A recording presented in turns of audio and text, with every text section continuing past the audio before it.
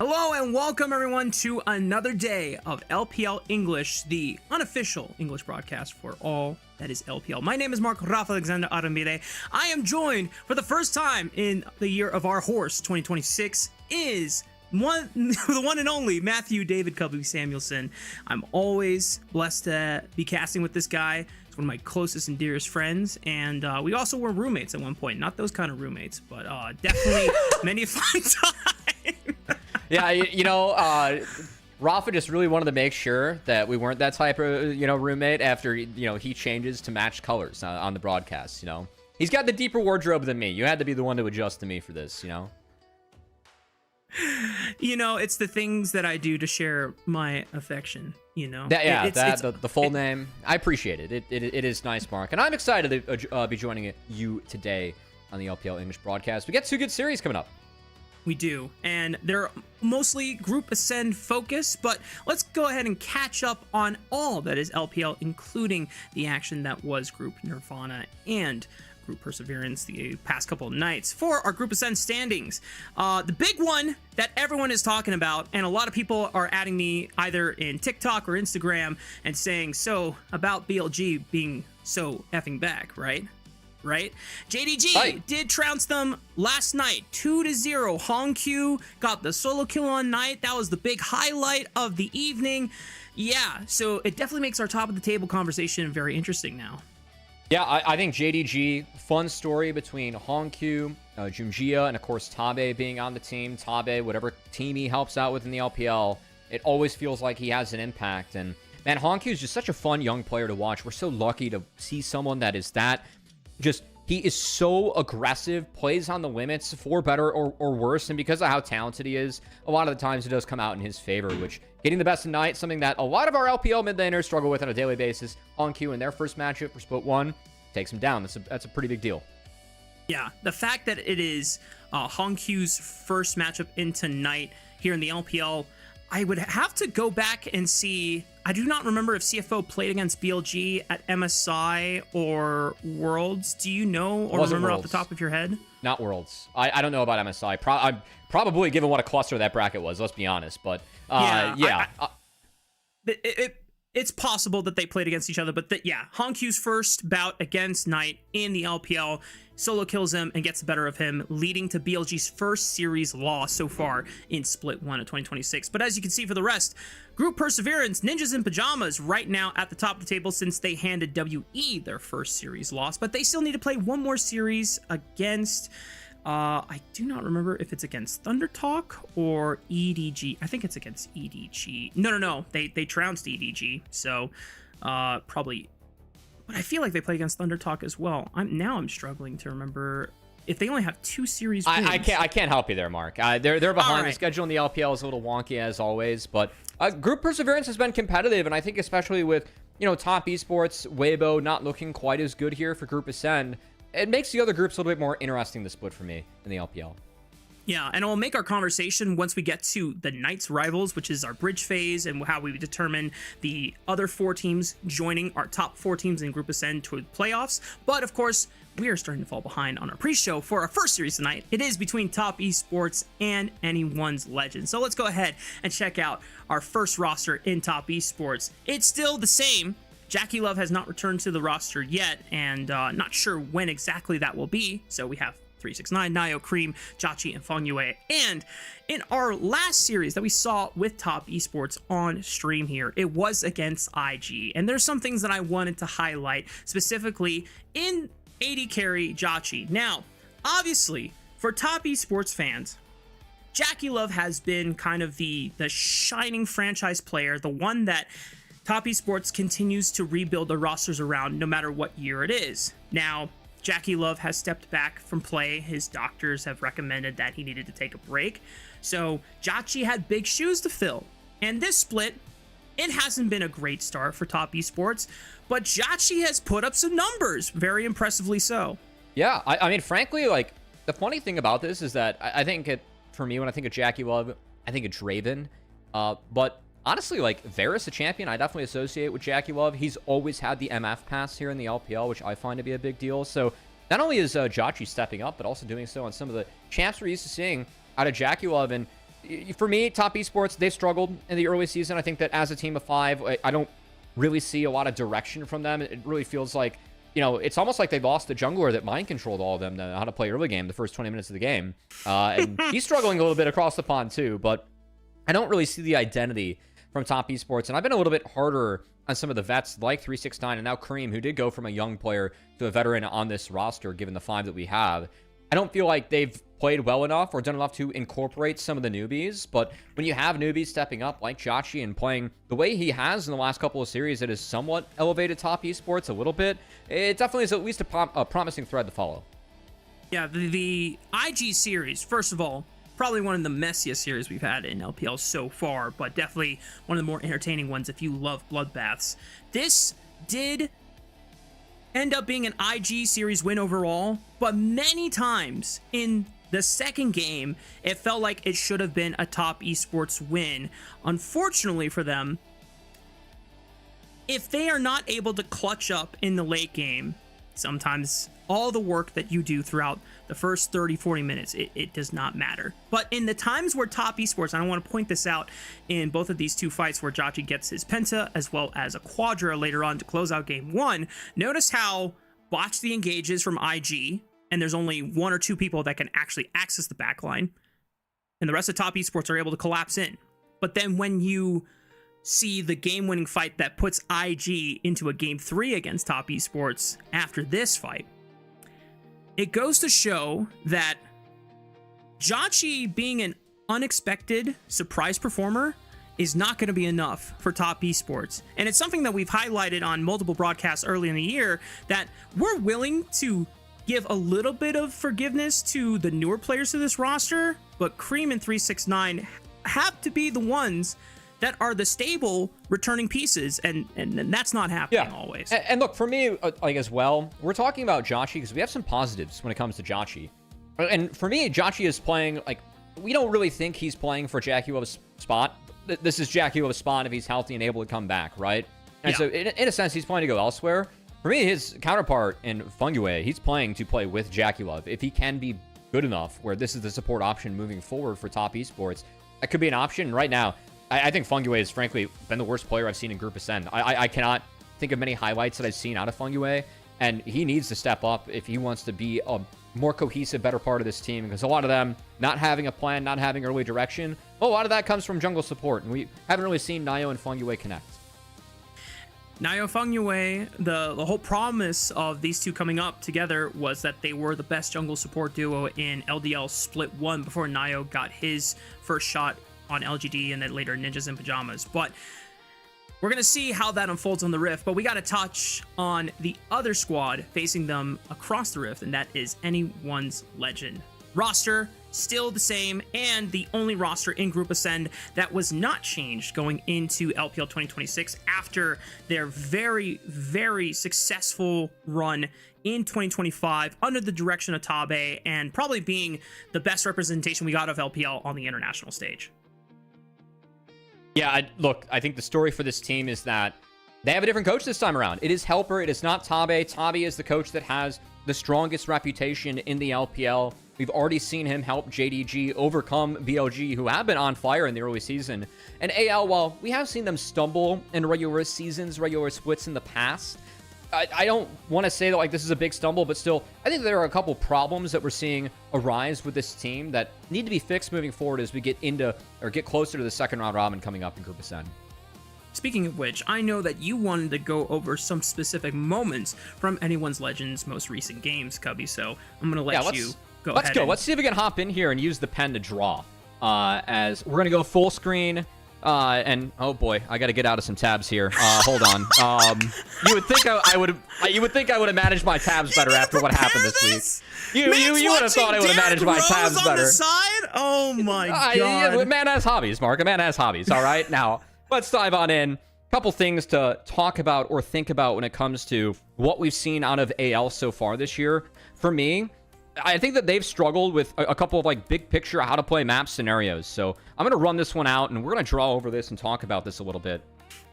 This game, I do want to just highlight for you guys, AL do have 3 grubs. So for me, this gives them a lot of pushing power if they want to use it moving forward. For me, that means that this invade is kind of wasted going into Shun. I really feel like Tarzan, like the play should be to try to collapse on the bot or just not get stuck, and you can try and push elsewhere. I mean, you can use this pressure to immediately exit and go attack the Herald too, since you have all this pushed in. You can use that to reset. Instead, what happens? I think they do the one thing you can't really do in the BLG's comp, and that's kind of get stuck, overcommit. On's going to have a huge engage for me, because Hope is really split. Hope autoing the ward also gave away his position. If he hides in the brush, at least it would have forced another ward out. He gets spotted, he gets nocturned. BLG are super split. Or they've managed to really split up AL on the exit. AL are not exiting together. I think this lost a lot of pressure for them. They're also not respecting a potential bin TP. So, like, we have the incohesiveness of, like, this is a play for me that's very much on BLG's timer. I look at all the champs they have. I think that opting into an invade with the champs that they have versus what we have over here for AL, I don't like. And then you have bin TPing first. You waste tools. You stall out. It allows BLG to set up for a perfect wombo, which is very well executed by On and Viper. Now, what else? That's one thing on the map. Next up, drafts. I did not like this draft from AL. Now, of course, we have a couple of first picks here. It was first pick for JDG. Renata's the last pick here. Just to clarify, I have no idea why Kalista Renata are on my screens. Thank you, Elgato. That's a nice shout out you get for free. I just don't think that Kalista Renata fits this draft or this comp at all. For me, Kalista, you're kind of going to struggle into MF Rakan in the first place. And then the champs that JDG and Tabe picks up in the Victor and the Zahan really, really force Kalista to have a tough fight. I think Zahan is such a good pick in this draft, just going up against what we see. Knockup's very good against Kalista. Zahan also gets a long fight, and one that makes it difficult for Kalista to thrive in those long fight scenarios where she can somewhat thrive. That on top of the poke and the ability to engage from a lot of screens away. I think this is a really tough draft for AL, and even though they had counterpick and they were on red side, they kind of draft themselves into a corner, so I didn't like that from them in this game. Last one here. This is one where, again, playing on timers is something that I really think that AL did a good job of. At times, they were also good at forcing off-tempo. Now, this is going to be an off-tempo scenario. We have JDG up 4k gold going into AL. AL are behind. It's okay to make a play that's off-tempo sometimes. You're going to catch the other team off guard. My issue is that you're going to see right now in base, Shanks, Flandre, and Tarzan all reset. Hope is not going to reset on this wave. And what ends up happening is that Hope is going to go from having 2 longswords and a Cole. He's going to get the component for LDR that helps you with the armor shred that I'm blanking on the name of live. Now, the issue I have with this is that I don't think it's very essential. You don't need a lot of armor pen yet heading in. And this is actually going to cause the play where they're going to... AL is going to try and make a play off tempo. So you're going to watch these side lanes get pushed in on both sides after they fix them. They're going to hold the wave here, which means that as Shanks collapses... and as Fondre is going to come in and collapse, they are going to be late to this play to actually make it. Or make it happen. And then when the play, pans out, every single summoner spell in this game is available to both teams. So that means that you're probably going to want to have a pretty sound engage scenario. Well, what happens? Their map is absolutely on fire because Talia and Cassante are still in the side lanes. They're committed to this. And instead of just taking the mid outer, I feel like this kind of a panic engage from Kael. Great reaction flash from Gala. This fight for me is over before it starts. Xiaosh is first on the TP. They're in a terrible spot already. We can play this one out, but this is where the gold lead is going to really come in and punish. I thought this was a very unintelligent force from AL. There are other ways to make forces off tempo, and this for me really killed the pace of the game. I think a lot of it was because Hope didn't reset with the team. That reset to get the item for me didn't mean nearly as much as having the waves in on time to actually force this and not force a play when the rest of your map's on fire. So for me, that's some of the issues that we've seen early on from AL. Definitely ones on to look out for today as they hopefully try and clean stuff up going into top esports, a team that has also struggled to play together as 5. So here's my larger looming question here, Matt.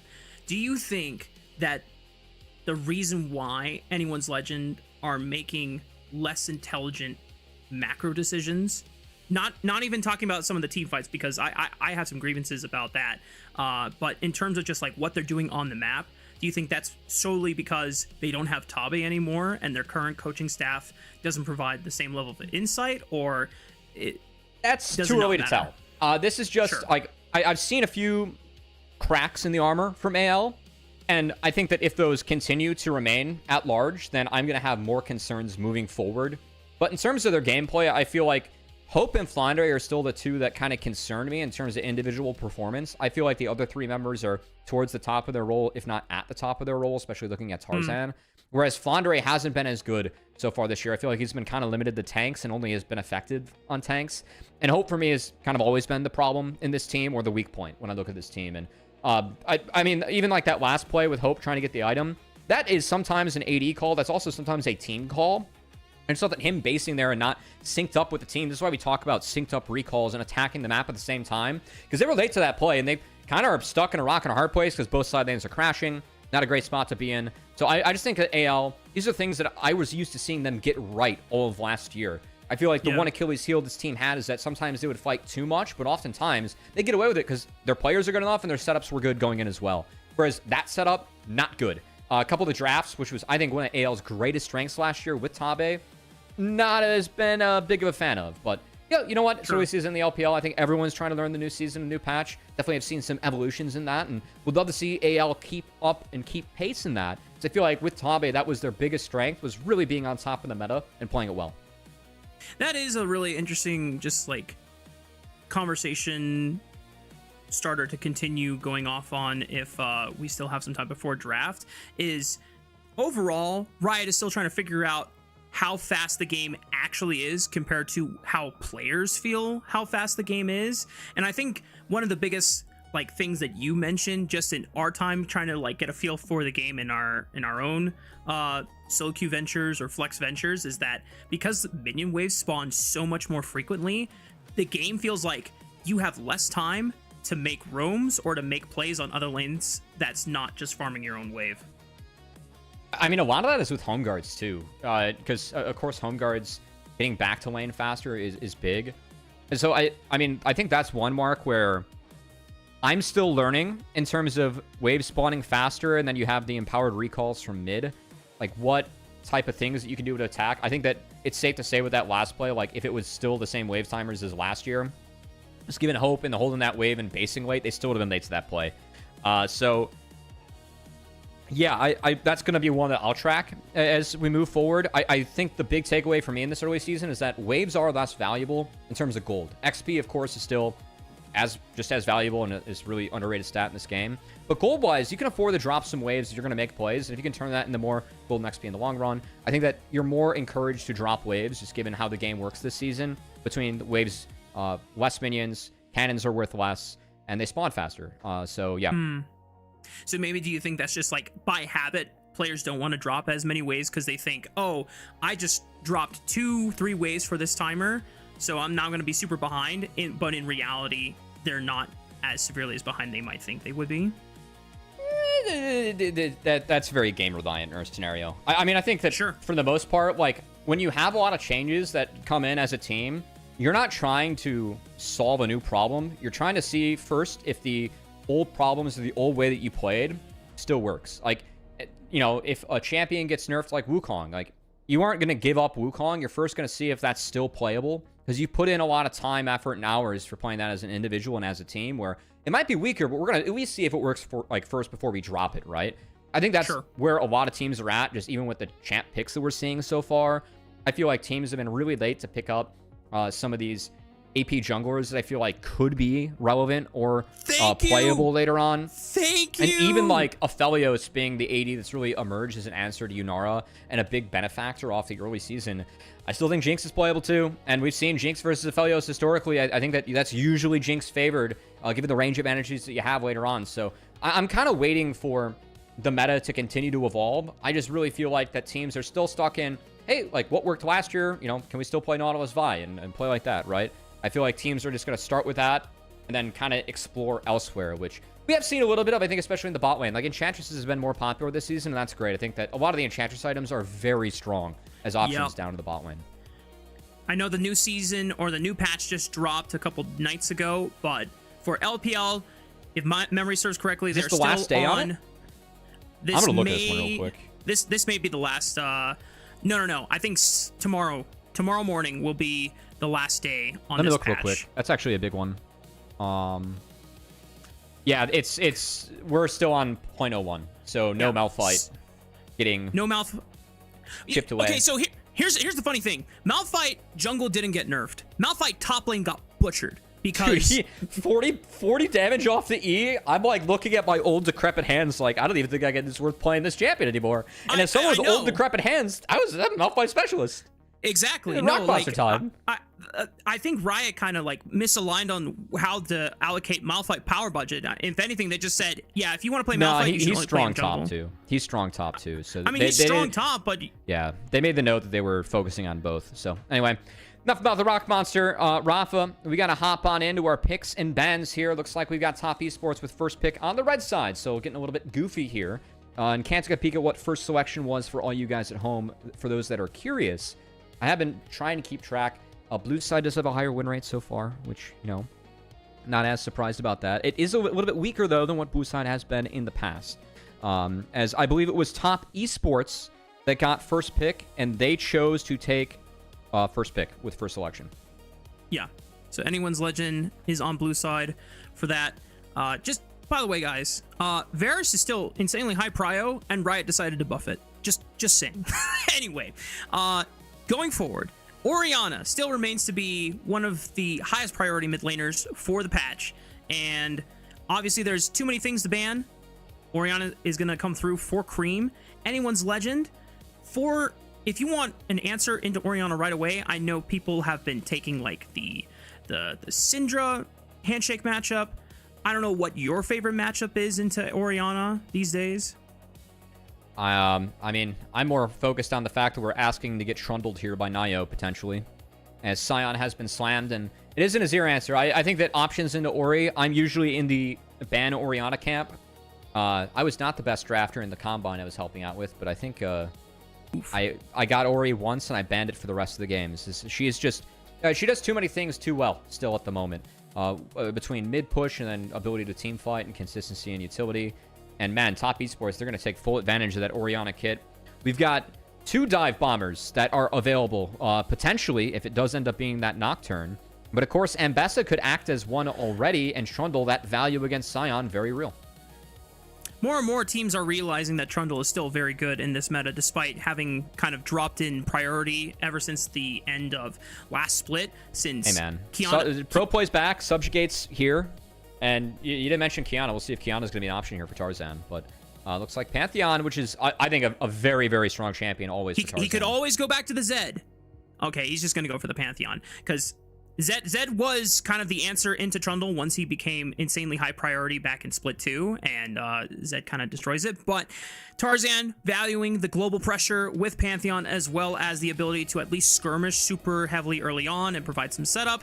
Now, ganking for Sion and Azir early, probably not for Sion, but if you are able to burn flash off of Orianna before level 6, that does set up an easy play for either the Pantheon or the Azir to make again. That's a good shout. I'd also like to see if AL can lock down a little bit more help in the front line for the Pantheon, as I think if Pantheon is allowed to operate and fight in the front line, he's a different champion than if it's difficult for him to.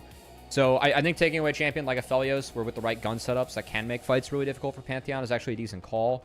But I'd really like to see them take something like, I mean, Alistar potentially for Kyle later on. I think that you're going to slam Yunara here, just given the Aphelios and the Kaisa bans are really setting up for this.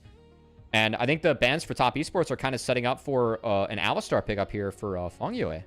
Yeah, they banned the Poppy, so it's kind of like a gamble. It's like either you get the Yunara or you get the Alistar. Which one do you think is more important for you? And the fact that Alistar doesn't really have a better counter outside of Poppy, there's some support matchups that you can try and just brute force either through power of range, which I know you said you wanted to advocate for more frontline to help with this Pantheon, but Lulu Yunara would give you push in this lane.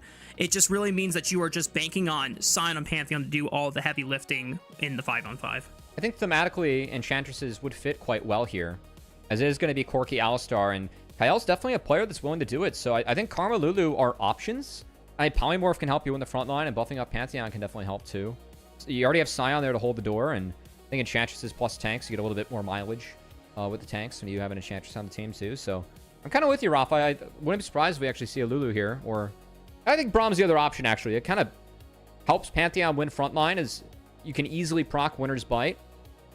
I just worry a little bit here about Engage for AL. I think it's kind of tricky for them to go in. Of course, you can have Pantheon over the top, but Braum isn't the best main engager.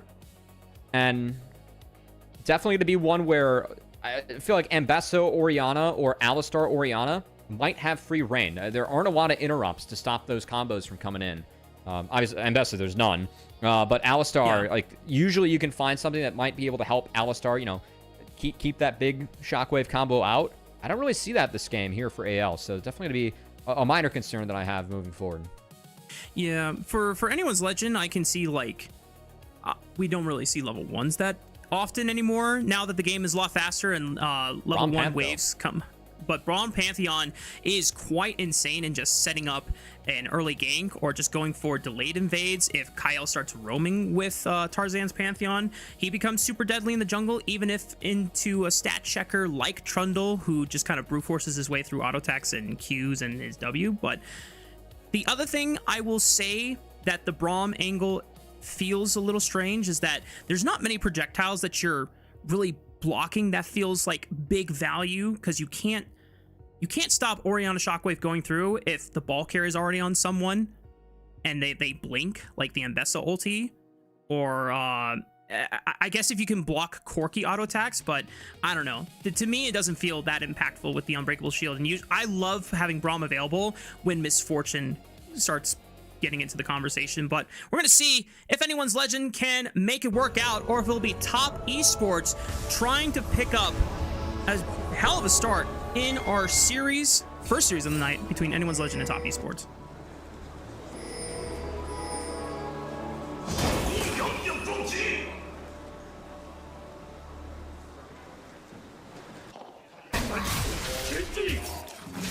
You know, we have less time for Gyos with start time than we have this time around, Rafa. We got to start hitting minions a little bit earlier, as we've TikToked the game a wee bit. I love that's how you refer to it. Quick check at the runes, though. Lethal tempos for both Yunara and Azir, so nothing out of the ordinary. Unsealed spellbooks for both of the supports as well, which kind of gives flashbacks to all the smites that would start coming out and having 4 smites at objective plays. All right, level 1 Braum value comes into play, forcing out an early heal from Fongyue's Alistar. And hope Kyle will start to at least gain a little bit of advantage in maintaining control of the wave. The dodge there at the back half by Kyle.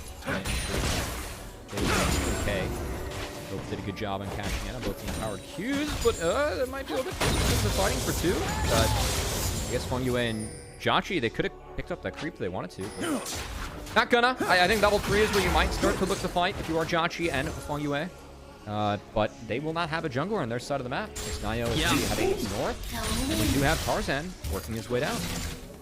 That's going to be the big thing to look at for Top Esports. Will their wave be in a position where they're going to be super unsafe and suspect to a gank from Tarzan's Pantheon, or are they just going to let Kyle and Hope push it in? They proc the full facial acid from going well. Yeah, go flash in for Hope. Whoa. Wait a minute, Jachi and Fongyue just win the 2v2 straight up.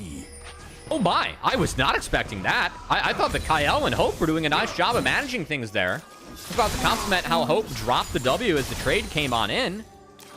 But I'm kind of waiting to see if there was a summoner spell difference in the bot lane here. Because this is kind of disastrous here for AL. I guess Barrier was used earlier by Hope. I didn't catch that one. So there was no Barrier, and that was AL overplaying their hand. Now Nio showing up on the top side. Flandre not in the greatest position. Thankfully, Soul Furnace Shield is enough to at least prevent forcing a flash out of him, but takes a lot of damage to 369 Mbessa, and Flandre gonna be forced to more than likely just take a recall and TP back to lane. Way too low to contest the wave. All right, so when it comes to Flandre in this early season, is Flandre floundering? We're going to have to see. You know, the gold diff was just too funny to not include early on, as negative 369 is a little bit... That's crazy. It is a little bit too perfect, but hey, for me, so far, Flandre, it has mostly been tank duty for him with Scion Rek'Sai. I think that Flandre, when he was at his best last year, he was doing a good job of not only playing the meta, but also the counter meta. I feel like he was really quick to adapt that Aurora top. He was quick to get back into Cassante. He was the most dominant Scion that we had, especially early on in the split.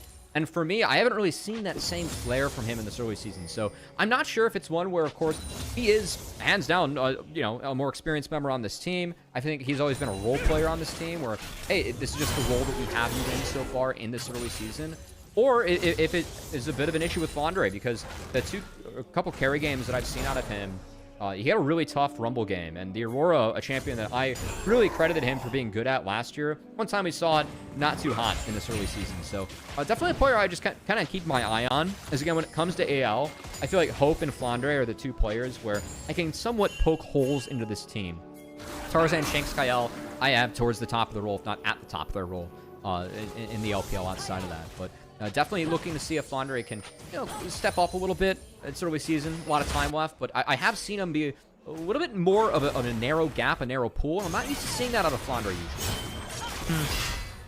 Especially for him single-handedly bringing back Rek'Sai top in the LPL, and I don't think there was any other LPL top laner that made good use of that champion outside of Flandre, especially when it came to the Split 3. And yeah. The Shy was until he played against T1, and then he did some egregious things. That was... Well... Yeah, that was too bad. You know, he really was playing well last year, and now it's just like... Okay, goodbye, The Shy. Split 3, regular season, The Shy was a movie. Playoffs... It was still fine, and then T1, oh man. He was an incredible Ornn. Like, the Shy was playing the tanks, and playing the tanks so damn well. It was actually really fun to watch. His Ornn was very good. So, anyway, getting back to this game.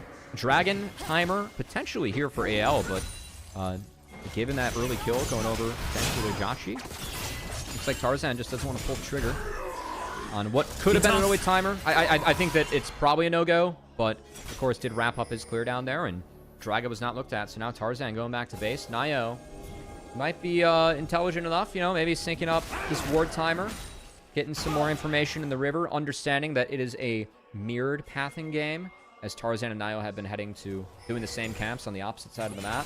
Understanding that Dragon might be doable.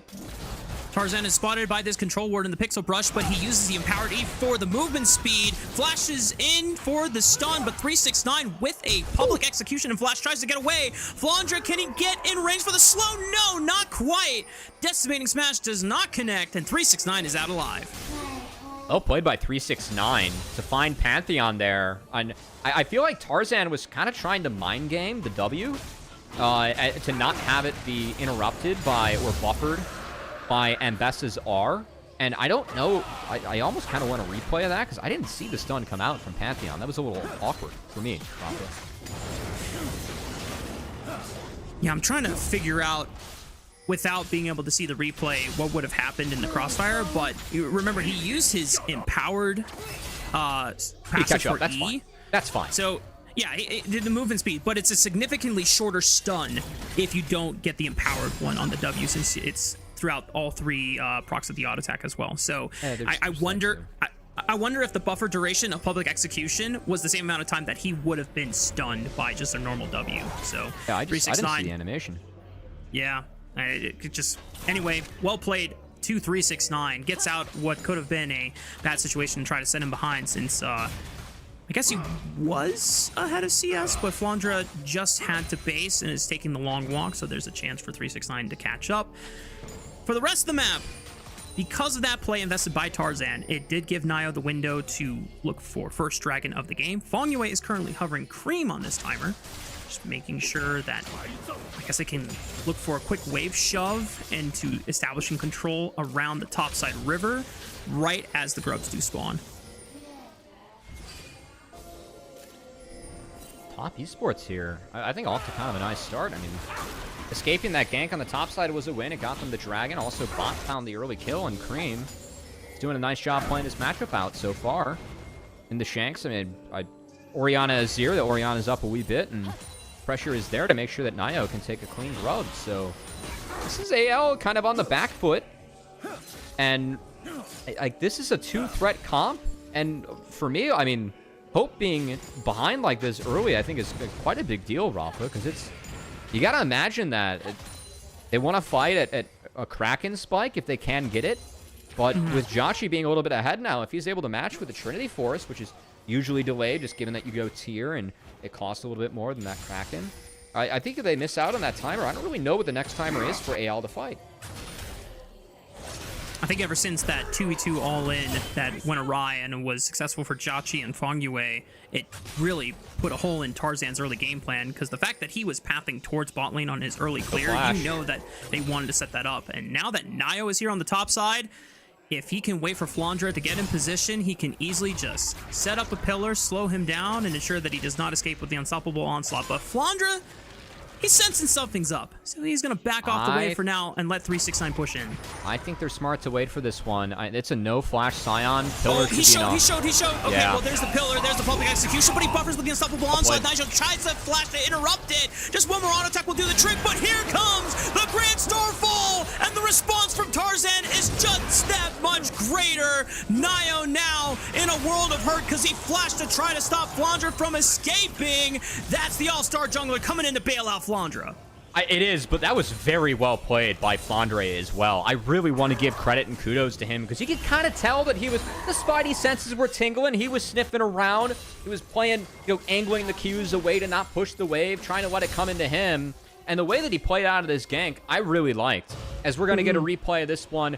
Again, for me, big one, you got to get around the pillar before he can press R. Does so, syncs up his R to match the public execution. That buffer comes out. Flash from Nio to try and stop him from getting too far into the turret. By this time, they could already see the Pantheon was incoming, and Tarzan was able to flip the play, but really well played by Flandre on the way in. I think that he played that perfectly on the stall. He went through the entire flowchart of what could happen, and he took every correct decision tree. Well done. Now, anyone's legend, that does give them a nice bit of a bounce back.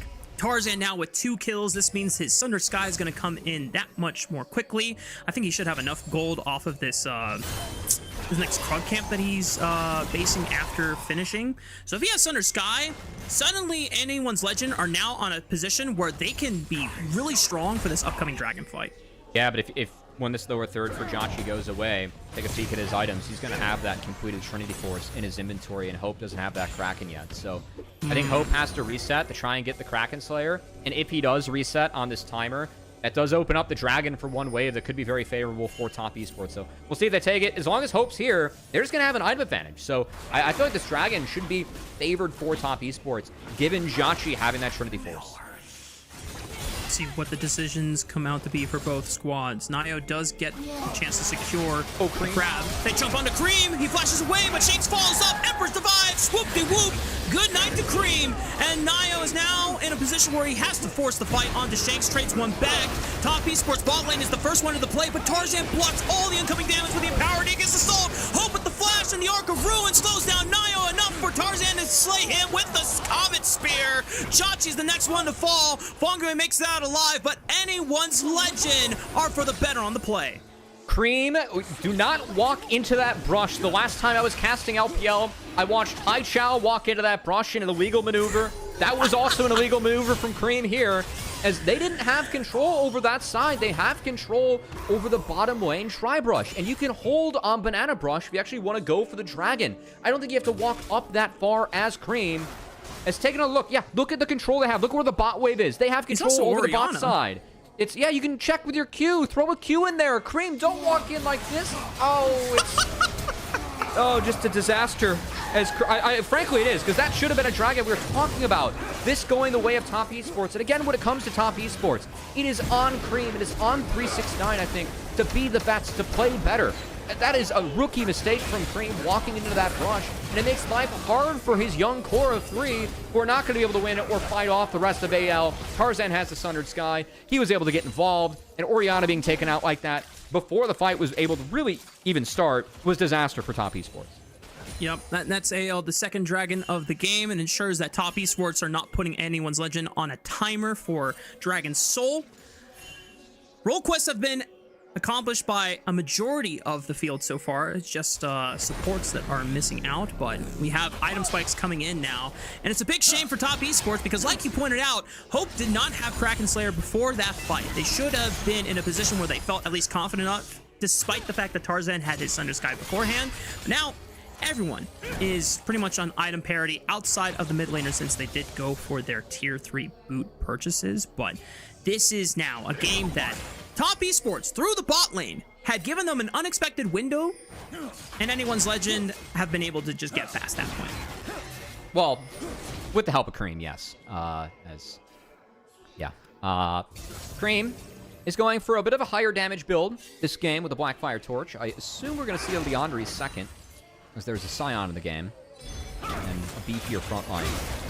But interesting, I mean, usually this is the angle where we see the Roa, especially as you don't have like a true traditional tank on the side of Top Esports. Of course, Subjugate, Trundle on the Scion's going to help out quite a bit, but interesting to see Cream going for more of a damage build this game. Now, do you prefer Blackfire Torch build for Orianna, or just the raw burst of Luden's Echo? Because I actually think Blackfire Torch is stronger than Luden's. Especially for Ori, it's really easy to be involved in combat as her. And as long as you're involved with combat, that item scales nicely with Ori. So. But Matt, Luden Echo Proc go boom. Yeah, go boom damage. It's a lot of boom boom. I almost thought that we were about to get another boom boom in that bottom side jungle, because that was one of the places that anyone's legend did get pretty much pwned by BLG in their previous series. Tarzan's close. He's ulting. Uh-oh, 369 forced to flash away, but here comes the unstoppable onslaught. Does not connect. 369 able to dodge it, but a flash for the mocking shout into the slow. But Fangwei comes in, pumps away Tarzan, and now Flandre might be in danger. He needs to wait for another soul for the shield. The pillar is there. Massive glacial fissure for the knockup from the back line. What's happening on bot side? Hope just beat Jotchi in a 1v1, and back to top lane now. Niall's on the run. Anyone's legend is winning out once again.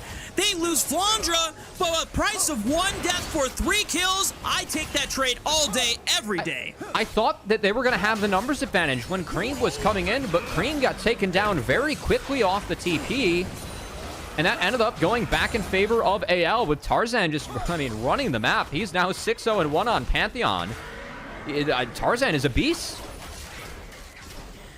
This is the Tarzan we have come to know and love, especially on this Anyone's Legend roster. And it's not like this isn't a form that Tarzan hasn't been in before, but when we saw Anyone's Legend first hit their peak in 2025, it was off of performances like this. Let's take a look back at the replay. Yeah, so Tarzan, we saw him walking up the river. I called out that he's casting the ult, which given how 369 is walking out, he's probably coming in. He's going to do his best to escape. I thought the Fangwei actually did a nice job of stalling here. The booting away Tarzan is smart. He might have been able to hold his Q to find both later on. But what happens with Cream as he lands? I thought the pillar canceled the Q. Oh, it's a great glacial fissure coming out. That's really well played by Kyle and Tarzan. They just focus right on Cream. They're not going to waste their time with the Ambassador, the Trundle. They're going to take down the damage target and Cream, remove him immediately. Hope's in trouble, still has Flash. He uses it, but he's getting flashed up by Nio as well, but he gets away! The peeling and the space provided by the rest of his team allows him to escape. He heals a little bit. Tarzan goes back. Then the shockwave misses on the Tarzan. He finally goes down, but at this point, it's just an anyone's Legends fight to win. Triple for Shanks. It's almost looking like a quadra, but Hope picks up the last kill, and this one is looking done and dusted. I think it's GG. It's 4K gold lead for AL, and no towers have fallen. They can really pressure these towers, get a lot more gold in their pockets, and I don't know what happened to kick off this fight from Top Esports. But, I mean, frankly, looking at a few sloppy fights coming out from Top kind of back to back to back here, Rafa. Oh my god, 369. 369. Oh no, Flandra. Well, we've hit that point in the matchup where the tank is strong enough to solo kill the split pushing carry top laner. This is not an ideal scenario for Top Esports. This probably is GG. Yeah, I mean, looking back, I really like how Tarzan path to target the Ambessa. I think that taking the Pantheon, that global presence, and just ensuring they can win that 2v2 top side was a big difference Fight continues. Oh boy, and the tempo taken advantage of by Tarzan with the Grand Starfall completely isolates Fong Yue. Nayo cannot get in to bail out his support. It is just anyone's Legend. What? Another 1v1? Okay, both kills going down. That's a nice shutdown for Jachi. Yeah, 760 gold in the pocket. I'll take that if you are Jachi. Yeah, I believe Hope did have barrier up. But how did this one emerge? Jachi! Oh, okay. I mean, I guess they have numbers. And then, yeah, this is where Niall got just stunned up by Tarzan, was mid-auto, wasn't able to peel off Hope. I don't know if I love this take, though, just because, like, I don't really see the angle, like, from the play kicking off where Top can win that outside of Tarzan's on Herald. What the hell is happening? As okay, well, the chaos continues. Yep. Welcome to LPL. If this is your first time watching, this is what happens in these games. It's just fighting all the time, every time. Flandra does not go down because he's way too tanky, but they did drop one in the crossfire. Like, watching these fights start with, like, Corki Valking in and catching Braum Q even, just, like, this is where with Top, like, I mean, it's so clear to me that, and to anyone that watched this team in years past, this was a team that was dictated by Kanavi. He was the one that was running the early game through him, right? So, when you get a player like that that leaves this team, you know, who is it on the shoulders of that at least try and provide some of that direction? Is it going to be the 3 relatively new players, or is it going to be the 2 remaining now veterans in 369 and Cream? It should be those 2. And I think that the plays we've seen 369 and Cream try so far in this game, they've fallen flat. And when the core 3 tries to make a play and it falls flat, I feel like it's less blame on them. Obviously, you know, given the variance, versus the guys that should have learned from Konami that have been on this team playing high-level games for the past 2-3 years. And we're just not seeing that from 369 and Cream so far this season. And it's been the focus of pretty much all of our discussions about Top Esports every time we come into a series for the day. As 369 in a world of trouble. Good shield on the repudiation, but just not enough to survive the dive. It does open up a window for Nayo to secure the 3rd dragon, overall 2nd dragon for Top Esports, but it still feels like a long shot to get back in this game and climb against the deficit of 5,000 gold. Yeah, this focus on the 369 has been very nice. Oh, no. From Tarzan this game. As, bounced off the pillar. Yep. Unlucky for Nayo. I don't know if he was spotted on a ward going for the invade, but he was trying to get some information to see if he could steal a camp or 2. Is down overall 2.1 thousand gold. Tarzan already has a full item advantage over him, working on what I believe is going to be a Death Stance or a GA. And there's no jungler here at 21 minutes, so anyone's Legend feel bold enough to just force his Baron. Andre's level 15, holding the door. And yeah, I don't know if they can get in. Shanks pumping against Cream there. He's already at half. And they can leave Sion. Hang on, they're not burning down this Baron fast enough, I believe. It's still at 5,000 HP. So, one of the things that we've learned about this season, Matt, is that Baron is incredibly harder to kill, even though it spawns earlier into the game, and it shreds you so hard. So, teams have got to be careful when pulling the trigger on it, as anyone's Legends show enough patience and restraint to not get blasted by it, but it does allow Top Esports get a tier 1 turn in the mid lane off of it. They were respectful of the potential Orianna combo coming in with the resistant shred as Baron shreds both armor and MR. This season's no longer just mostly MR. But yeah, they made the objectives tankier, the epic monsters, to encourage some more team play, and glad to see nice moments, I think, so far this season. I think overall, the season's been a hit. I'd say more positives than negatives for sure. And speeding up the game has been fun. I feel like, in a way, there's more opportunity for kills and also less opportunity to get punished. Just because home guards with Shanks. Good flash by Shanks to dodge the public execution, but oh boy, that could have been dicey. The fact that Fang Yue had pulled a Fnatic Death Rush onto the mid laner for Anyone's Legend almost was a nice way to at least look for a punish. There's still no dragon for another 2 minutes and 45 seconds, so Anyone's Legend just kind of piss chilling and seeing if they can reestablish vision control on the top side river. I just don't see a way in for them this game. Like, the best people that they can send in are Ambessa. I feel like that's the best ball carrier, and 369 has just been set miles behind by Tarzan and Flandre in the focus that they've had, which is, I think, why I like the focus that we had for AL this game. You can use Braum as a stabilizer versus Alistar in that bot lane, just as a neutralizer, and then really attacking top hard and using these Grand Starfalls to play around some of the Trundle timers, whether it's matching a Trundle gank, which we saw it be used very well early on by AL, or by finding a gank where they know Trundle's not there. It's been very, very nice from Tarzan on a pick that we always know Tarzan can perform quite well. For the most part, this split so far, Tarzan still has been in stellar form. There's been a couple games... It's LPL, it's Tarzan, and it's the jungle. Yeah. He's. I still feel like he's the strongest jungler we have in this league. It's been very fun to watch him play, as always.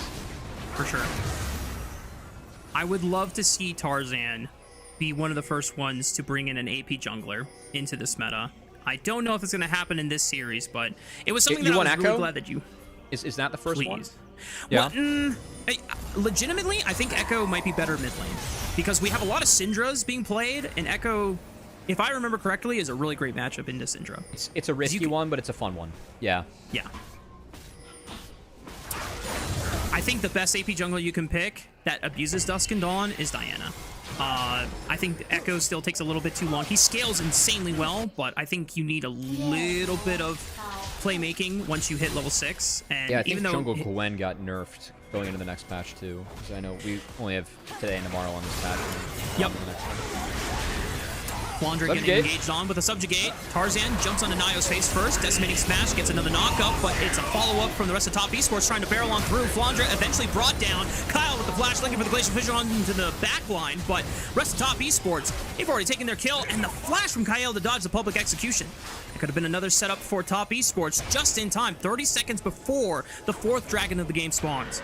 That's nice. Could be a sole point here for Top Esports. I do like that call. And a nice play from Feng Yue, who I know this hasn't been the best game for Top. I feel like Feng Yue has overall not been the problem. That was a good combo, good direction from them, as they were actually able to beat the 2v2 that has been crushing them for this game in Flandre and Tarzan. Remove the Scion. Now, Flandre does have TP up, and Top Esports do not look like they feel strong enough after using those tools to actually contest the objective.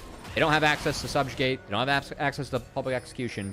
They don't have access to that Unbreakable Will. So I think that's going to be enough to just probably cede the Dragon to AL if they are able to recognize that Top are mostly on this top side so far. And yeah, I think Tarzan just figured that out now. Yeah, there's like a nice window where Top Esports just immediately beelining to the topside river. Anyone's Legend took their time to make sure that they could all move in at once so that they didn't get pounced upon by Top Esports waiting in the river for this dragon fight. But in the end, Anyone's Legend does pick up the dragon, and Top Esports in exchange will at least establish some vision control on this topside river for the Baron. I thought it was actually a nice sequence from Top. Like, even just sacking the dragon and being like, all right, we're going to get some control over this top side. We're going to give this up. Agreed. Used our tools. I think that was the right call and got them something. Now, can they hold on to that real estate? Probably not. AL is still a team that is able to throw their weight around in terms of gold. But hey, you know what? I mean, the scaling is decent for Top. If Ambessa can get a 3rd item, I think that could help a lot, because 369 being this far behind, I think, is still probably the biggest issue for Top Esports. But Trundle Subjugate, nice later on. Almost have a death cap coming in for Cream. And Jachi's at 3 items now with the BF sword in tow. So this isn't the worst spot right now for Top Esports if they can find a fight where they can maybe punish some of those summoner spells that were taken away. I think Tarzan's Flash is the furthest from coming back up, and I know that he has a GA in his Pantheon, but if they could find numbers anywhere in the control, I think that that's definitely a target they could look for. Jachi is relying on his Flash and his Valkyrie to reposition because he only has tier 1 boots. This guy is not that fast. So if he gets snagged by any semblance of CC, it might be cooked for him. There's no Mikhails, there's no cleanse either. And Kyle and Tarzan could just be looking very hungrily at this Corki, despite him being still quite strong enough to fight in this next setup for the Baron. Flanders just maintaining 369 on the bottom side, and it looks like any possibility of a skirmish fizzles out for now.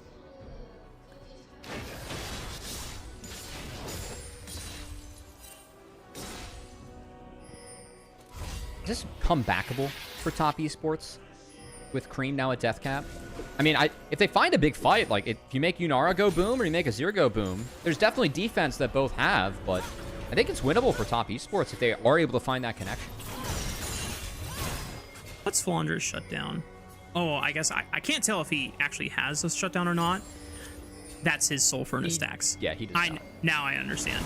I was like, why does that number look significantly different? Hang on, Glacial Fissure on to 3. It allows Kyle to escape and engage from Fong Yue. Took about almost half of his HP as punishment, but does make it out alive. Yeah, it's an ult for nothing, so that's a loss for AL, and going to give top esports that crab and more control over this top side. Dude, top esports just oh, it's so dangerous. Because if you get shredded and then Shanks and Hope just rip you apart, that's not ideal for top esports. I feel like you would just rather try and force anyone's legend to start the Baron so that you can capitalize on top of that. But I think getting 369 gold was the biggest win they could have gotten in that last sequence, and they did so successfully. So if you can just utilize the control that you've gotten over the top side to buy time for that Ambessa to hopefully catch back up where she can be relevant in this game. We've seen what level 20 Ambessas have done this season. It's been pretty gross what this champion can do if she's not completely out of the game, as AL has been successful at so far, really keeping 369 in this Ambessa down. Already level 16 now, max rank on that public execution. So this is quite the scary top laner to have to play against in this game, even if AL did a lot of damage to slow her down against the curve. It's still nearly a 4,000 gold advantage game for anyone's legend. The 5th dragon of the game is spawning in 1 minute and 20. Anyone's legend top esports effectively have one more play in the next 10 seconds before they have to start shifting their vision over to the dragon side.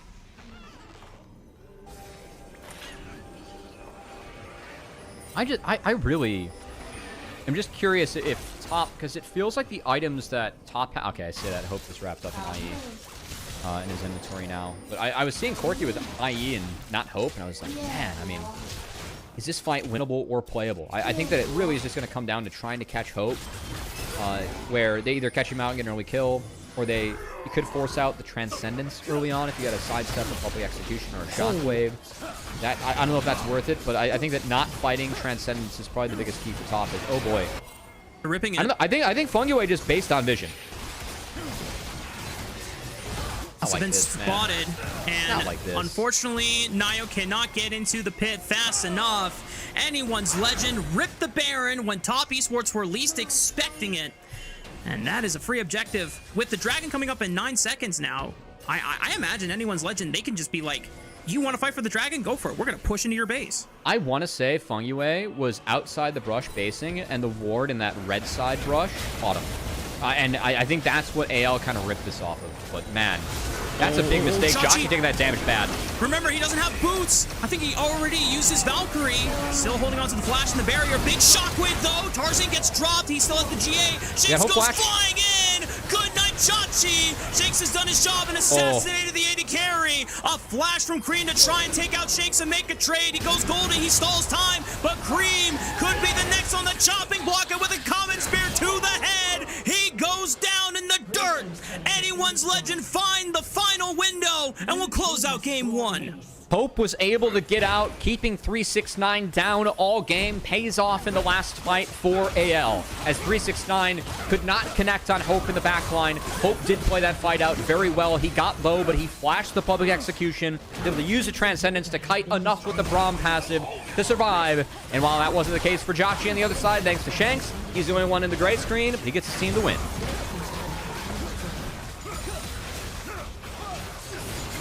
Definitely took a while in the mid-game for Anyone's Legend to close the game out off of what we felt like was a distinct advantage. But the Pandas finally get the job done in the end off of very, very successful timers in pretty much the last 2 minutes of the game here. Yeah, that game ended quickly off the Baron. And I think that for me, a couple moments around mid-waves, we see Jotchi eating damage or Velking in. I think playing a little bit higher variance than what I'd like to see out of my marksman at that point of the game. And it got punished at the end. I mean, him going down, I think losing half his health on mid-wave definitely enabled Shanks to get in that backline and take him down. Whereas, of course, 369 was really focused and kept behind all game. He was in the backline against Hope, but couldn't take down Hope, and that was the difference in the final fight. That and having a Baron buff, which was able to be snuck under the noses of Top Esports. They did not sniff that one out. That was a pretty big loss, too. Yeah. And it's a shame for Top Esports because you almost think, and you go back at this game, of all like the random times they overforced a fight or they lost out on a couple of kind of key micro mistakes, whether it's Cream face checking the line brush or Kyle and Tarzan. That's bigger than a micro mistake there. Yeah. Well, yeah, I'm trying to be nice, but yeah, that was egregious. And then the top lane play where it seemed like Top Esports had numbers, but it was credit to Kyle and Tarzan syncing up Braum passive with the full CC wombo of both Pantheon and Braum to ensure that that fight goes their way. It still took a while for Anyone's Legend to close out the fight, and there was some semblance of intelligent moves by Top Esports to at least keep themselves in the game. Had they not been in a state where they were down that much gold to begin with, who knows? Maybe they could have actually found a better fight later on. I mean, it was like 15 or 17 minutes in. It was a 4K gold lead for AL. They hadn't taken a single outer, and we're kind of looking at the game like, all right, this is probably over, right? I think the top do deserve some credit for fighting their way back in, but I think the big picture of direction, right? We were kind of nitpicking AL's direction as a team. Like, hey, we didn't like this draft. We didn't like this play, or we thought like this was a weird timer to take. We still see cracks like that throughout the game, but not really. Like, I think their direction was actually very sound in terms of focusing down 369 and keeping that Mbessa out of the game. That was a big difference maker for me in some of these fights later on, where Hope was able to run away with things. Whereas for Top Esports, I still don't know what the direction for that game was. I feel like, you know, trying to win the top 2v2, like once the Pantheon came in, was kind of hard to do. And they weren't able to focus down Shanks. We saw Jotchi get an early kill, but didn't do enough with it going up against Hope as they traded back and forth throughout the game a bit. And I just don't see, like, for Top, you know, were we able to set up like really clean Grubs, like really clean Drake? I mean, they were able to get those things early on. They still ended up falling behind because Mbessa was kept out of the game, and AL really ran away with that as they played out their comp rather soundly. It's interesting because you look at moments that Anyone's Legend probably had a game plan through bot lane, and that got fumbled early by Hope and Kyle. I don't know if it's mostly Hope's fault and if Kyle had no credit to blame, but mostly Jotchi and Fongyue getting the better of them. That probably stopped Tarzan from wanting to play through bot lane with the early advantage on the Corki.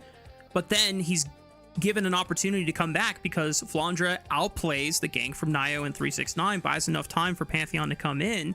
So with both of the junglers pathing to the lanes that they decided to path to in the opening rotation, that always, for me, gives me the indication of where these junglers want to leverage or which lane they want to leverage the most. And the fact that obviously Tarzan was given a window to come back in the game because of this punish, but I think both junglers were kind of hoping, okay, I'm going to path bot lane and we're going to get an advantage to bot. Oh, my bot lane died. Okay, well, I guess I can't really play around bot lane anymore. And for Nio, it's like, okay, I'm going to help this Investa. Oh, wait, Flandra got out. Oh, here's Tars. Okay, well, guys, I don't know what to do anymore. How do we play the game? Yeah, I mean, Flounder did play that gank out really well. I'm getting a chuckle out of Cream checking that brush again. I don't feel like Orianna was impactful enough until probably the final fight or the final 2 fights in this one. I mean, even this, like, I can't really blame top too much for losing out on this. I know I didn't love Jhachi Velking in there. It makes things a little bit too volatile for me, but Hope was so close to going down. I just don't think they win the play, even if they get Hope here in the back half, as another stinky shockwave there. Yeah, I think the Cream has really had a tough start to this year in Split, and I still really feel like that's a big story with Top Esports, because again, he's someone that needs to be more experienced on this team now, and I think that I'm just still seeing a lot of minor mistakes from him. And obviously, I mean, Nio and Kanavi, like, yeah, Cream is downgrading in jungle, like, no one's going to question that, but Cream is going from being a younger player on the team to one of the older voices, and for me, it just doesn't feel like he's done enough to stabilize the game or like be someone where you can really build off of. I'm still talking about Cream the way I was talking about him back in OMG. It's just like the allure and the promise of year 1 isn't there, and I just haven't seen this player evolve to really be one of those mid laners that like you can build a championship winning team off of for the LPL. And yeah, they won Split 1 last year, but this was still a team that I feel like they only went as far as Cream could take them. And yeah, that was an issue at many points of last year. Damn, the point got super solemn, and it reflected immediately in Cubby's room lighting right away. My roommate's going to bed, you know. He had to hit the all power off, and not me. It's late here in the LPL. Fair enough, fair enough. That's the brutal reality of competition, right? Whether it's esports or traditional sports, right? Like, if you have a star player like Kanavi on your roster, and you have players coming up who are the younger version, or not younger versions, but just like younger to them, and then are asked to step up in their place, it doesn't matter if your replacement for them is not as great as your prior player was. The burden falls to you whether you want it or not.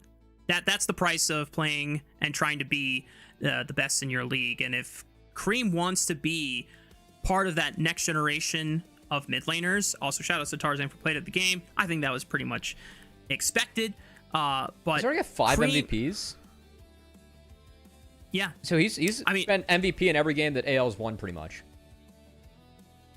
I believe so. Yeah, I think they won 2-1 in one of their series, or one of their losses. He's on track alongside Knight for most player of the game awards. Who could have possibly guessed that? I mean, listen, between Tarzan and Knight. Yep, the two players contesting best player in the league. That's crazy. But yeah, one of our possible candidates, best player of the league, did get solo killed by Hongq. So we'll see how many MVPs Hongq can wrap up for himself over the course of the 2026 season. But that is game number 1 wrapped up in the books, so you already know what time it is. But before we toss it over to break, we want to remind everyone that if you would like to support LPL English, consider becoming a Coffee member, because Coffee is the best way to support the LPL English project, since the vast majority of your contributions will go directly to the show. Because a lot of the initial payments go into upgrading the broadcast, but a huge bulk of it pays on-air talent and content creators. So subscribe to our Coffee, linked in the chat below, to unlock perks like early access to content and the ability to ask interview questions for our unique on-site interviews. More Top Esports and anyone's election. Wow, hang on. I know Alistar was in the last game, Rafa. I know. A little close. Cutting a little close there. More anyone's legend and Top Esports action coming your way after this break.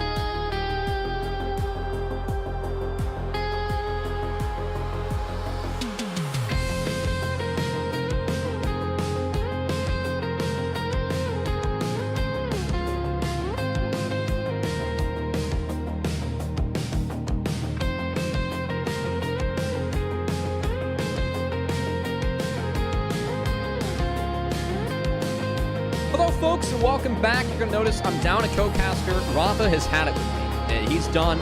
It's been enough between friendship, roommates, living out in LA together. The last game was just the end of it. So we'll see if he comes back or not, depending on, only his personal opinions about me. Definitely has nothing to do with the LPL broadcast or his router and where he's at right now. Don't even think about that kind of stuff. But we're going to dive into Game 2 of AL versus Top Esports. We got the draft coming up here. We don't have news on first selection yet. We'll get that once it pops up on the screen. But if you guys are just joining us and did miss Game 1, it was a very nice pog from Tarzan. The Pantheon was everywhere on the map. It was Sion versus Ambessa topside. They did a great job of shutting down 369's Ambessa. And the rest of Top Esports couldn't really get that engine revving, which has been an issue that they've had so far this year. So see if Top Esports can put together a better early game.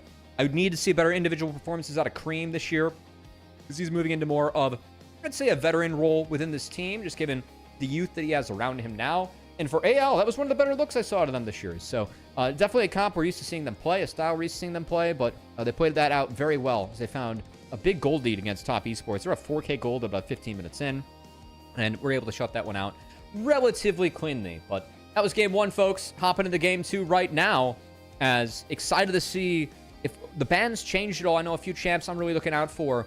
Nico has been very strong on this patch. Nico's going to be taken away. Also, no Melfight. We still are on 0.01 at home, as it does look like, given the Top Esports loss. I'm going to guess they selected first pick, and AL selected blue side. And folks, frankly, I think that this is a bit of the meta that I'm expecting to see. I think that you're either going to be picking first or counter pick, and then everyone else gets blue side. Blue side has advantages over red side, given plane, given skill shot accuracy. There are better resources and videos for that at home than I can explain right here on the cast, even though it may or may not be my job, as the Z access in the river in League of Legends can get a little bit funky, and one that you might want to look at home. But Jarvan has been a very dominant pick that we've had so far in this early season, if that ends up being first pick for Top Esports. Not going to be the case. It's going to be 369's Rumble emerging in the top side. So curious if we get a Cassante or an Aurora answer for Flandre. Rek'Sai still going to be on the table, but given the Rumble showing, would not be surprised to see a very early Cassante come out for AL. That's been a matchup that I feel like has been mostly Cassante-sided so far this early season.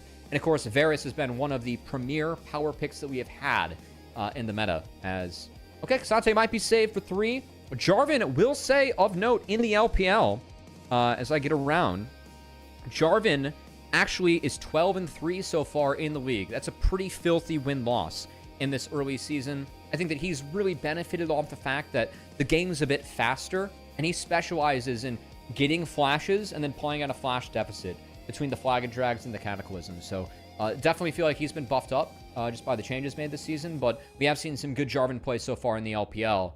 And MF, being played into it, definitely vulnerable to Cataclysms and Flag and Drags. So we'll see if that's something that Jachi can play around. All right, no Cassante, guys. We got Rise locked in for Shanks. So disparity in terms of the roles that we have showing. Assume that we're going to have a couple of top lane bans. I think Cassante and Aurora, both likely ban targets here for Top Esports. They try and protect that Rumble on the top side. Meanwhile, Orianna, Azir already out of the pool. That does kind of help Rise in the mid lane. We'll see what else they want to take away from Cream. As we'll say, Cream really does specialize in melee champions. I think Yone is a pretty valid ban there to help out with the Rise, especially with the magic damage showing from the Rumble. Curious what else, though, they want to take away is, usually against Rise, you want to play range, a little bit of poke. So interested to see if they want to take Victor away as well. Or they could, I guess, ban out some junglers. Always going to be an option, too. As Bard going to be taken away from Kyle, definitely a specialty pick for Kyle that we have. And yeah, that's going to be a jungle taken away. Going to be Vi. As no guaranteed cease and assist will be available to Nio. I think, when we do have Jarvan versus Xin Zhao, that's a matchup that we could see this game. Xin definitely has that brute force ability to stat check the Jarvan, but the ability for Jarvan to play around that terrain, the Flag and Drag, the Cataclysm, quite nice. So, curious if that ends up being the case that Nio wants to take. Of course, AL, they did have, it was Top Esports after the loss they got choice, so their first pick, AL chose blue side, so we have the flip-flop pick bans that you guys are going to get used to seeing likely throughout Split 1. We'll see this continues throughout the year 2. This might just be Leona for Kyle. Definitely could add some pressure to MF with that Solar Flare to answer those bullet times, and does provide a lot of stats early on. We'll say, though, the Merc Shred value for top esports quite high already between Leona and Rise showing, and even Varus with those chains of corruption as well. Get a little bit of value against the tenacity. I'm back! Wow, you changed your mind. Our friendship's not over, Rafa. Okay. Somehow, I don't know what happened. Router just crashed or something. Maybe it wasn't a fan of what Cream did on the I think that you know what happened. You just don't know how it crashed. Sure. Trying to get you back into the English and the casting ways here, Rafa. Thank you. You're abandoning me for draft, and you know I was not abandoning you for draft. I like you were trying to. Your thoughts on draft. No. What are your thoughts on draft? We have a Wukong now against the Jarvan. You got a Wombo Combo Comp from Top Esports, which, you know, whenever teams are struggling, you just got a bunch of champions that want to press all their ultimates together and then just hope for the best. Cream Akali going back to comfort. He's played one Akali game from my memory so far this split. It was not a win, and it did not look great. Night. He got turboed by Night. He got blasted. It was not a good look. Oh, please do this. Oh, my God. I think that this is like GG. This is GG. Why did you... If we're going to pick Akali, why did we not ban Galio instead of Cassante? I feel like Galio makes this game so easy now for AL. It is Cataclysm. It is heroic entrance from Galio. The lockdown's real. The only thing that I'll say is that Merctred's going to feel really good on the side of Top Esports this game. I think Merctred's get a lot of value here. And I think Wukong definitely can have a big impact on this game as a tank shredder. This front line, especially if it ends up being Poke Varus, if Wukong can play around that with his W, could open up some space, some angles here. But I really don't like the fact that they went Akali, gave over the Galio when you already have the Rumble matchup showing top. For me, this would have been worth banning both the Cassante and the Galio and leaving up the Bard, or I would consider taking the Galio away instead of the Cassante if you wanted to go Akali like this.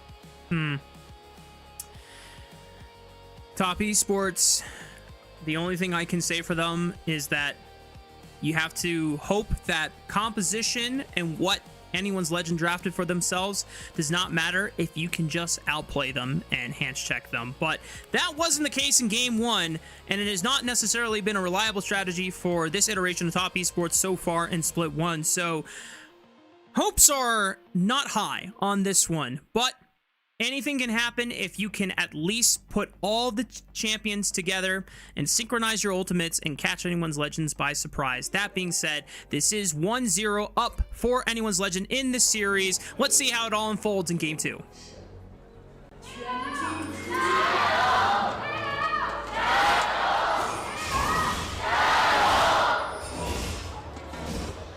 Gotta say, those hit nice after having done in game 1, Rafa. Yep. Yeah. Gyos are definitely one of my favorite parts about casting the LPL. The fandom always shows up strongly, especially for our more popular teams, which usually tends to be on Group Ascend. Ooh, cashback and elixirs for both of our ADs here. Definitely a little bit more standard this year, but nice to see them taking advantage of some of the new tech. Of course, speaking of new tech, only other thing we got to talk about, I think it's common for most fans at home now seeing a Rise with Ghost in the mid lane, but definitely seeing the Talia, the Rise, some of these champions that can abuse movement across the map, taking Ghost as an extra summoner spell. It really makes Rise powerful because your ability to hunt for those in Power of Rune Prisons in the fight just increased all that much more when you are able to take something like Ghost. So we'll see if Shanks can make the most of it. He is a fantastic Rise player, and I really feel like this map, it's going to be him and Tarzan. They are the ones that have the ability to control this map, given the picks they have. Oh boy, that's a big milestone here for 369. Hell yeah. Shout out to 369. Today is his 700th game in the LPL. That makes for the 11th most games played of any player still playing in the LPL so far. So shout out to him ever since he came onto the scene in 2019. And one of the best we have in the region. Definitely been a fan favorite. I think outside of just, you know, the 3s, the 6s, and the 9s, or whatever you're running. Nice. 369 going to be on the Rumble this time around. We'll say, you know, something else that I know I teased in game 1. Flandre now, 7-1 on Cyan and Rek'Sai, 0-3 on the rest. Galio technically falls outside of that, but still is a tank. So really, this, I'd say, narrower identity for Flandre continuing in this early year Definitely something where, I mean, again, when it comes to Fundraise champion pool, I think he's always had a little bit of flair to it. Yeah. But for me, a lot of the success of AL, like, between the different splits they had last year, some of it for me was pending on, you know, what Fundraise champion pool was and how effective it was as well. So see if that can continue to be effective. He's definitely a good Galio player. Wait a minute. Really good follow-up. Flash Hope. Nicely done. Even after the flash, you cannot dodge an auto attack, Jacci. And first blood comes up huge for Kyle and Hope. I'm waiting for this to drop because I thought I saw an MF playing against Leona, Varus, Ryze, Galio. Okay, we do have Cleanse. That's good, but I mean, I don't really know what to say there, Rafa. There's a lack of barrier, and you're opting into fighting Varus, Leona this early. That's not a great strategy. Oh my god, that was too easy for Tarzan and Flandra. I mean, 369 does manage to flash the knockup, but he flashed in range of an empowered auto attack from Galio. Well, much like last game, Rafa, we have both side lanes going sideways early on in one way, shape, or form. Last game, it was Jacci getting the best of Hope. This time around, let's see. I mean, oh, well timed. That's a really nice. Oh, it's just a late cleanse. You know, I hate to say it, Rafa, but I feel like Jackie was a little bit faster on the cleanse trigger. Probably. Yeah. I think what was nice, though, and I'm definitely down to just hype up, is that the communication between Hope and Kyle was really in sync, waiting to start revving up the arrow as Kyle probably calmed. I have Q coming up in a couple seconds, and then once the Q comes up for Kyle, Hope is already like at max channel for the arrow. That replay was actually really reassuring for myself as a caster, because I was stuttering seeing if Jacci was taking barrier or cleanse, and it just turns out the cleanse was so late that I don't feel bad anymore. Okay, that goes sideways. Dive in. Good night. Wow. Yep. Two-man knock-up, easy peasy, lemon squeezy. Bong Yue, of course, is not going to go down in that trade, so it doesn't need to burn any summer spells, but because Jacci has no sums, and it's super easy. And now, this is a very much bona fide anyone's legend early game. Credit to Tarzan on the Jarvan of being able to impact both top lane and bot lane. But, of course, Hope and Kyle were able to open the doors for him so that it's just easy to shut it down.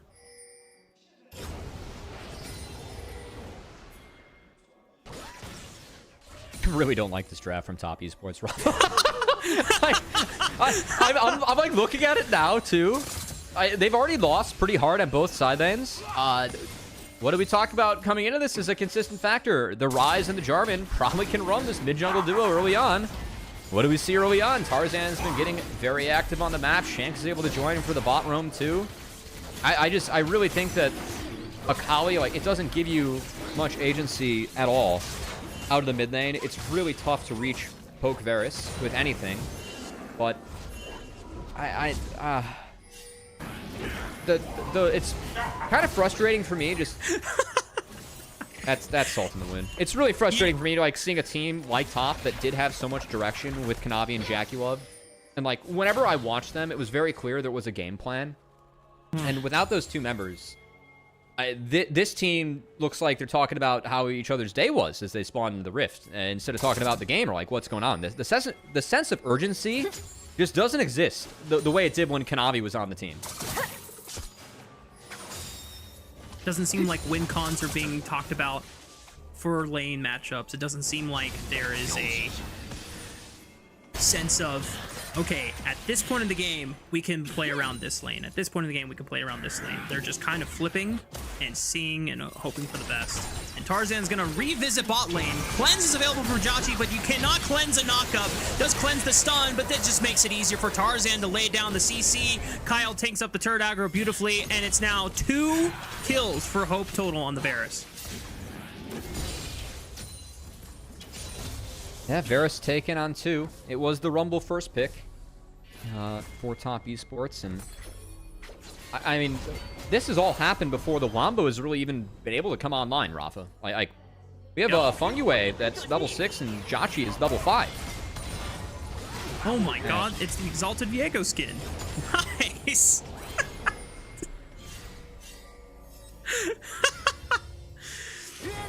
LPL broadcast recognizing that this game is already looking pretty toast for Top Esports, so you might as well get your marketing in.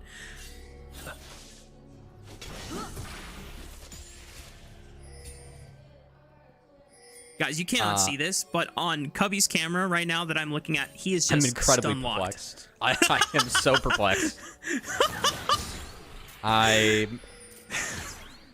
The staff Discord right now is discussing, guys, was that a Huya ad or is that an LPL ad? And I'm pretty sure it was an LPL ad. Well, Tarzan's going to contest Nio on this grub pit. Nio does secure one with the smite, but the Cyclone does buy some time. Tarzan deciding whether he wants to flash out of the pit or not. Equalizer comes through, and Tarzan ends up going down swinging. Wait a minute. Can Cream pop off here? Realm Warp is used to reposition Shanks out of danger. Flanger didn't go through. What? How'd that happen? All right, we're Cream's back. about to get a triple kill right here. The game's Top back. Esports. Woo. They might be back in the game. All that needed to happen was for Tarzan to throw an EQ into the fog and to see what happens. And you know what? It didn't come up AL's way as that fogged up Jarvan. This was Nio able to get the best of the duel between the fighters in the pit. And the lockdown that comes in afterwards, I mean, this is the fight that Top Esports wants. It's the one that they drafted for. It's the early game Wombo. And they walk right into it. AL does.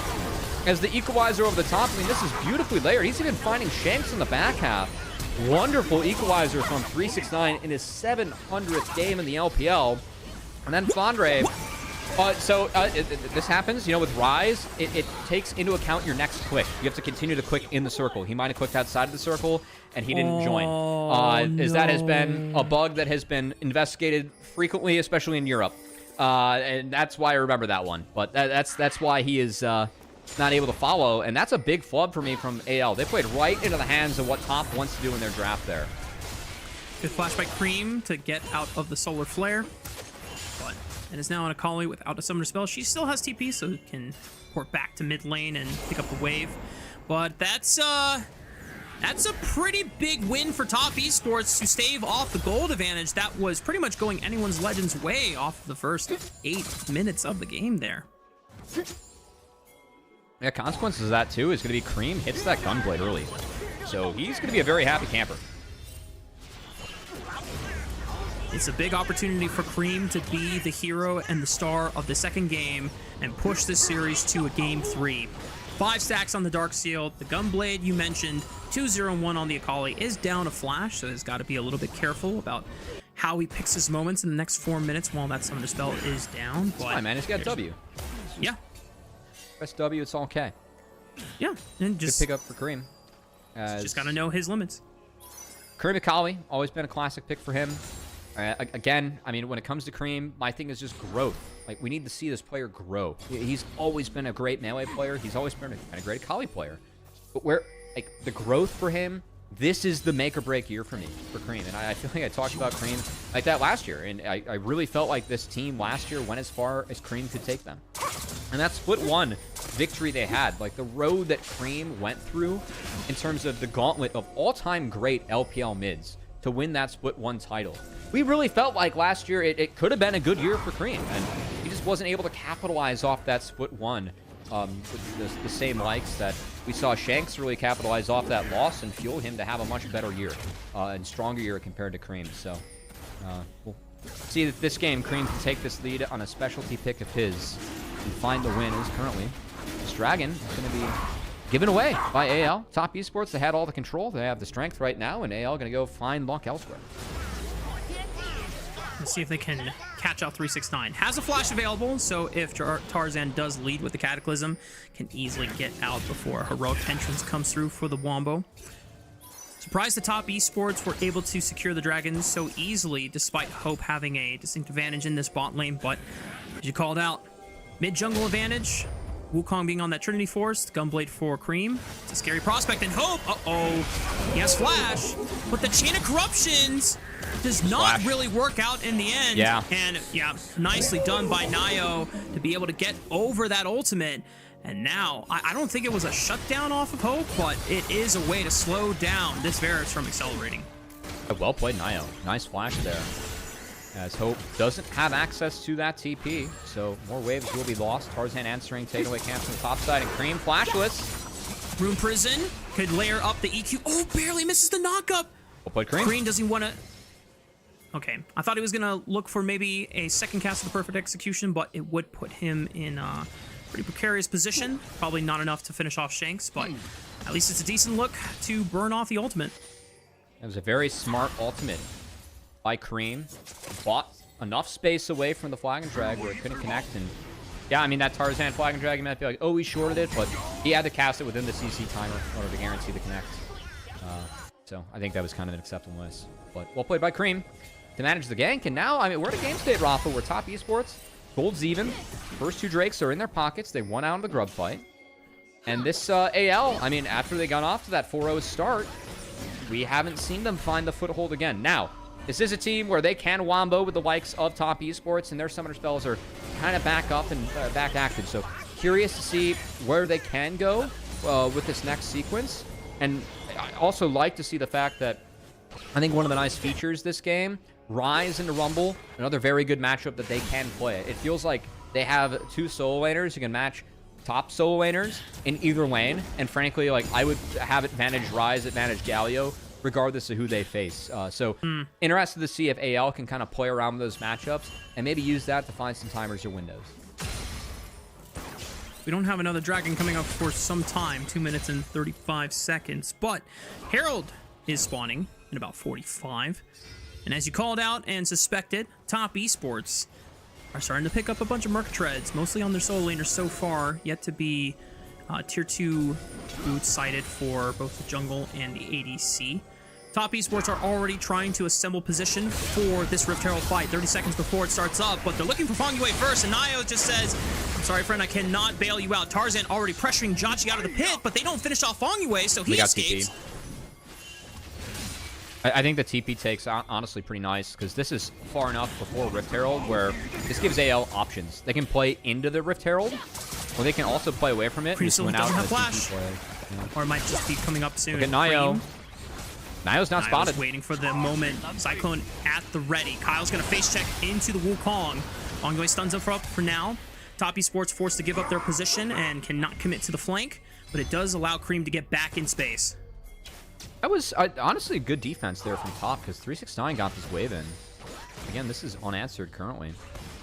So that early TP that was used, I thought AL might be able to play away from it. Instead, they kind of play off into the top side. They don't find any win on the engage. They don't really get a health bar win either, which I think is a big deal. Because at the moment, 369 is jailing the Rise. The only person that they chunked out... Yeah, they only chunked out Fong Yue, but everyone else is pretty healthy to look for the play. It does force out TP from Flandra. Nio, Jink brings it to 3K. They're looking for 369 on the left side. Nio's forced out of the pit. The bullet, what? He still secured the Rift Herald over the wall. That's crazy. Top esports now looking for the re-engage equalizer. Forces anyone's legend to split up. Tarzan flashing after Cream, trying to finish off the Akali in the back line. Fong Yue, can he stop him from getting on top of Cream? He backs away for now. 369 steps up, turns on the Jets. Jachi getting assassinated on the right side from Shanks' Rise. But the rest of top esports are starting to corral. They want to be able to fight through their way on the front line, but Shanks collapsing in forces top esports to retreat. 369 getting slowed now, and the rest of anyone's legend can finally run him down with arrows in the back. Anyone's legend. It was a weird fight. They're going to continue the play. The taunt does not connect, but it sets up Hope to find a triple. Can he get more? The turret aggro's ramping up, so anyone's legend dropping for now.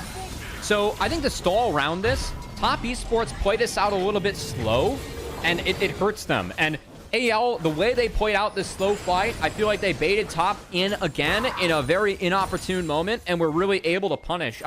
I need a replay, because like so many things happen so chaotically in this. And first off, great steal from Nio. Like, yeah, the Rift Herald's here, but this engage, where top is already positioned, I kind of hate. They're way too split up for what needs to happen, and Kyle picking that part of the fight was very good. Because now look at what happens with Jachi.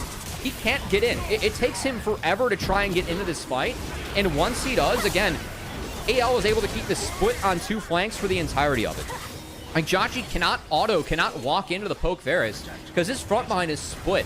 And Kyle's initial engage was really good, because it made sure that the Rumble, the Rel, like, couldn't be the front line that Jachi needed. And yeah, I mean, Top Esports just, they got baited in too far again here. They split up, and this fight was all AL. But I really feel like the engage from Kyle picking the top side punished a poor setup for top, because they had MF only in a position to ult the objective.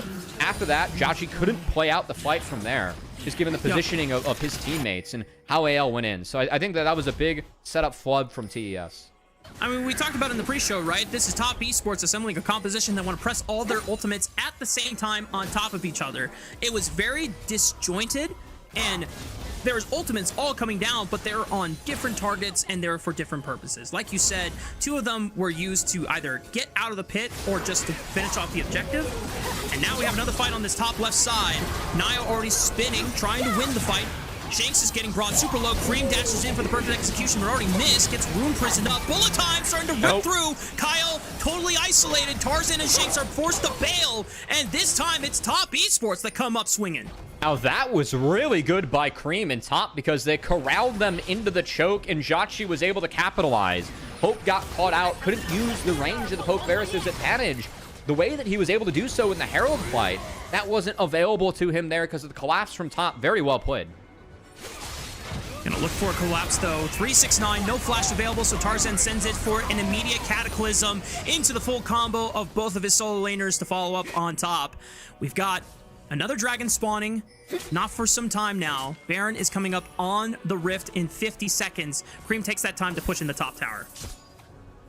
Nice find from Cream. I like this turn from Nio. It looks like he was stuck, but again, picking one side of the fight. Powerful early here. And then the way that Hope positions, he doesn't want to walk into Wukong or walk down, but he kind of has to get away from Jotchi. So it ends up being a bit of indecision from AL, a great corral from Top Esports, and they find a nice win for themselves. And good terrain for the fight. Like, you can see how the terrain of that fight being so busy really benefited and helped Top layer all those circles that they have available to them. Yeah, the mountain map with that extra little wall in the middle, it just made it so difficult for Hope to actually walk out of the little bit of collapse as easily as he would like. Top Esports currently ahead in the game though. 2.2 thousand gold, 2 dragons to their name.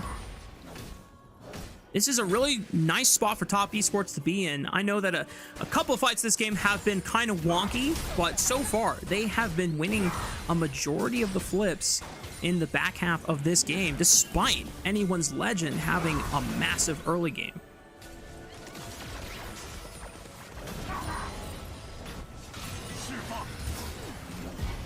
Nice invade here from Top. I don't know if AL can match this one, as the strength at Top still very real right now. And I don't really know exactly when AL kind of gets into this game or slingshots back in, because this is MF where, you know, if we're going to get max items coming in, you're probably going to have bias towards the MF later on if she's able to auto. Wukong scales very nicely, and Nio is already at 2 items. I mean, he is huge in this game. And the Rumble Galio matchup, it ends up, like, if it goes to late, Rumble is good later on. He's the one that does the damage, isn't just the tank, and I think that he kind of gets his way back into this matchup later on now. Doesn't have the Conquer, but still. I'd interested to see, like, I think that AL has to really try and pick some of their spots here to fight, and I'm wondering when that timer is for them.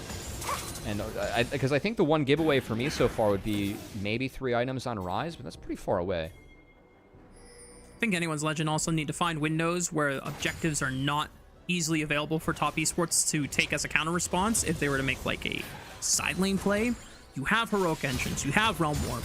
Jarvan can get around the map pretty darn fast once he has enough CDR under his belt. I think that's the only way that you can try and pick small advantages in the game if you are anyone's legend.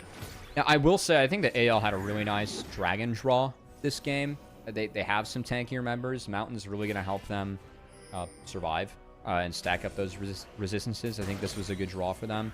Giving away these dragons would be quite dangerous, though, because they're rocking with a tank Galio, a Poke Varus, and a Rise. So I think it's very important that they're able to secure these next couple of dragons just to make sure that those resistances are in their hands and not in the opponent's hands, where I do think that Mountain's pretty effective into the comp that AL has. So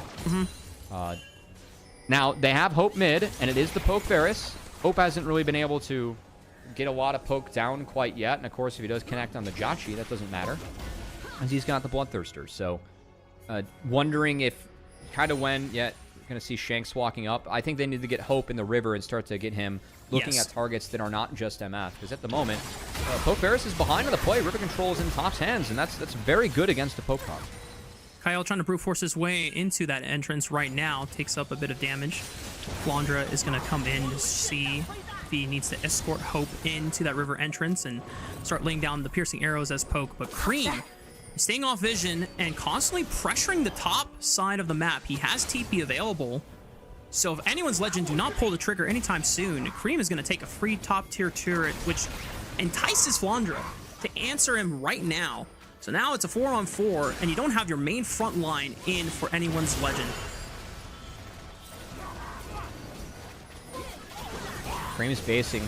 Wonder where he's going to TP to on his way back. Is Flandre going to join the team now? I don't love... Top Esports just gave away a lot of space there with Cream arriving late. I think that Cream is going to have to go all the way around now to find a flank. Flashback to Storm looking in. Equalizer right over the top, but Hope is out of the death zone there. Third Dragon goes over to Top Esports, but here's the heroic entrance in the Cataclysm. Cream looking for the backline right now. Kyle getting brought insanely low. Hope is being bought space, but Nio flashes in, tries to give him a couple more bonk sticks, and the rest of anyone's Legend are just going to sacrifice Hope to the win. They're going to look for the next play onto Jachi instead, but Tarzan too low, can't sustain with the Sundered Sky procs, and Shanks just cannot supply the damage to follow up on the play. Top Esports win big in the Dragon River. Get the Dragon too, as I think this really swings the game in Top's advantage now.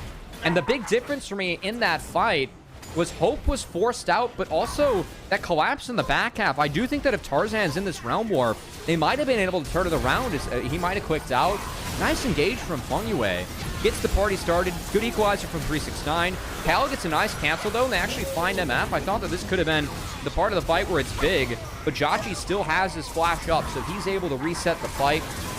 After this, Nio gets Hope, but look at the Realm Warp cast by Shanks and Tarzan trying to get there, and Cream just gets out, but barely anything. I really thought that if Tarzan was able to get out, it's a maybe, and I don't know how he didn't hop in that Realm Warp, sincerely. I know that I was talking about the clicks with the last one, Flandre. Tarzan looked like he was smack dab in the middle of that Realm Warp to me, and didn't end up following along the train. So I think that re-engage might have been there for AL if Tarzan was in that Realm Warp, but given that he was not, yeah, convincing fight in Top's favor in this game, fully in their control. If I had a nickel for every time I saw a Realm Warp not be successfully taken, I'd have 2 nickels, which it's not a lot, but it is strange that anyone's Legend has fallen victim to it now twice. Uh-oh, another combo. Jachi rips, and Kyle is trying to get away from now. Tarzan immediately turns on to Cream, but the perfect execution gets out of the Cataclysm, deletes Kyle, and Shanks is the next one to fall, and Cream is A-okay to walk out of the fight. Top Esports still rocking with all 5, and they're going to try their luck at this Baron. I really think that when AL looks at this game again, they're going to want to look at that grub fight and how they threw this one away. Because they had this game snowballing in their favor with a lot of momentum. I think that once Top got that foothold, I mean, Top played this one out well. Cream, good comeback game this time around, and Nio's had a really solid game, Rob, right? This has been a really good look for Nio. He has managed to stay alive in every near-death encounter this game so far. That's the Baron secured for Top Esports, and a 7,000 gold advantage. Same terrain that AL lost a fight around earlier. If they just get... Oh, Shanks actually got caught up just barely in that bullet time. Another good engage from Feng Yue, who also, I think, has had one of his better days so far today, Rafa. It's been a struggle for Feng Yue so far in Group Ascend, but I didn't think he was the problem in Game 1, and a couple of these roll engages have been very nice, straightforward, and sound for Top Esports in Game 2. We're going to catch out Kyle, and he's going to fall. Oh, no. The roll more from Shanks. Not in time to try and bail out his support, but I don't know if Shanks could have done much to save him anyway. It looked like Kyle was just in no man's land, going up that far, trying to look for vision control. But I can understand the sentiment. It's a minute and 30 away from what could be Mountain Soul for Top Esports. And if they don't get vision now, it's going to be way too hard once Top Esports are able to push in all these side lanes and have full control of this bottom side jungle.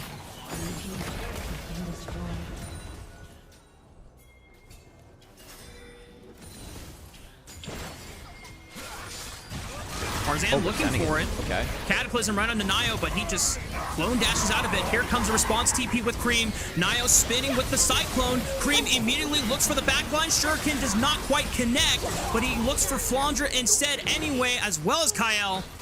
And both of the frontline members for Anyone's Legend are gone. Top Esports going to take this opportunity to push in, open up the base. Not sure if they're going to try to go for the game end, but they have a free window to look at the Mountain Soul if they want to afterwards. But look at this, Matt.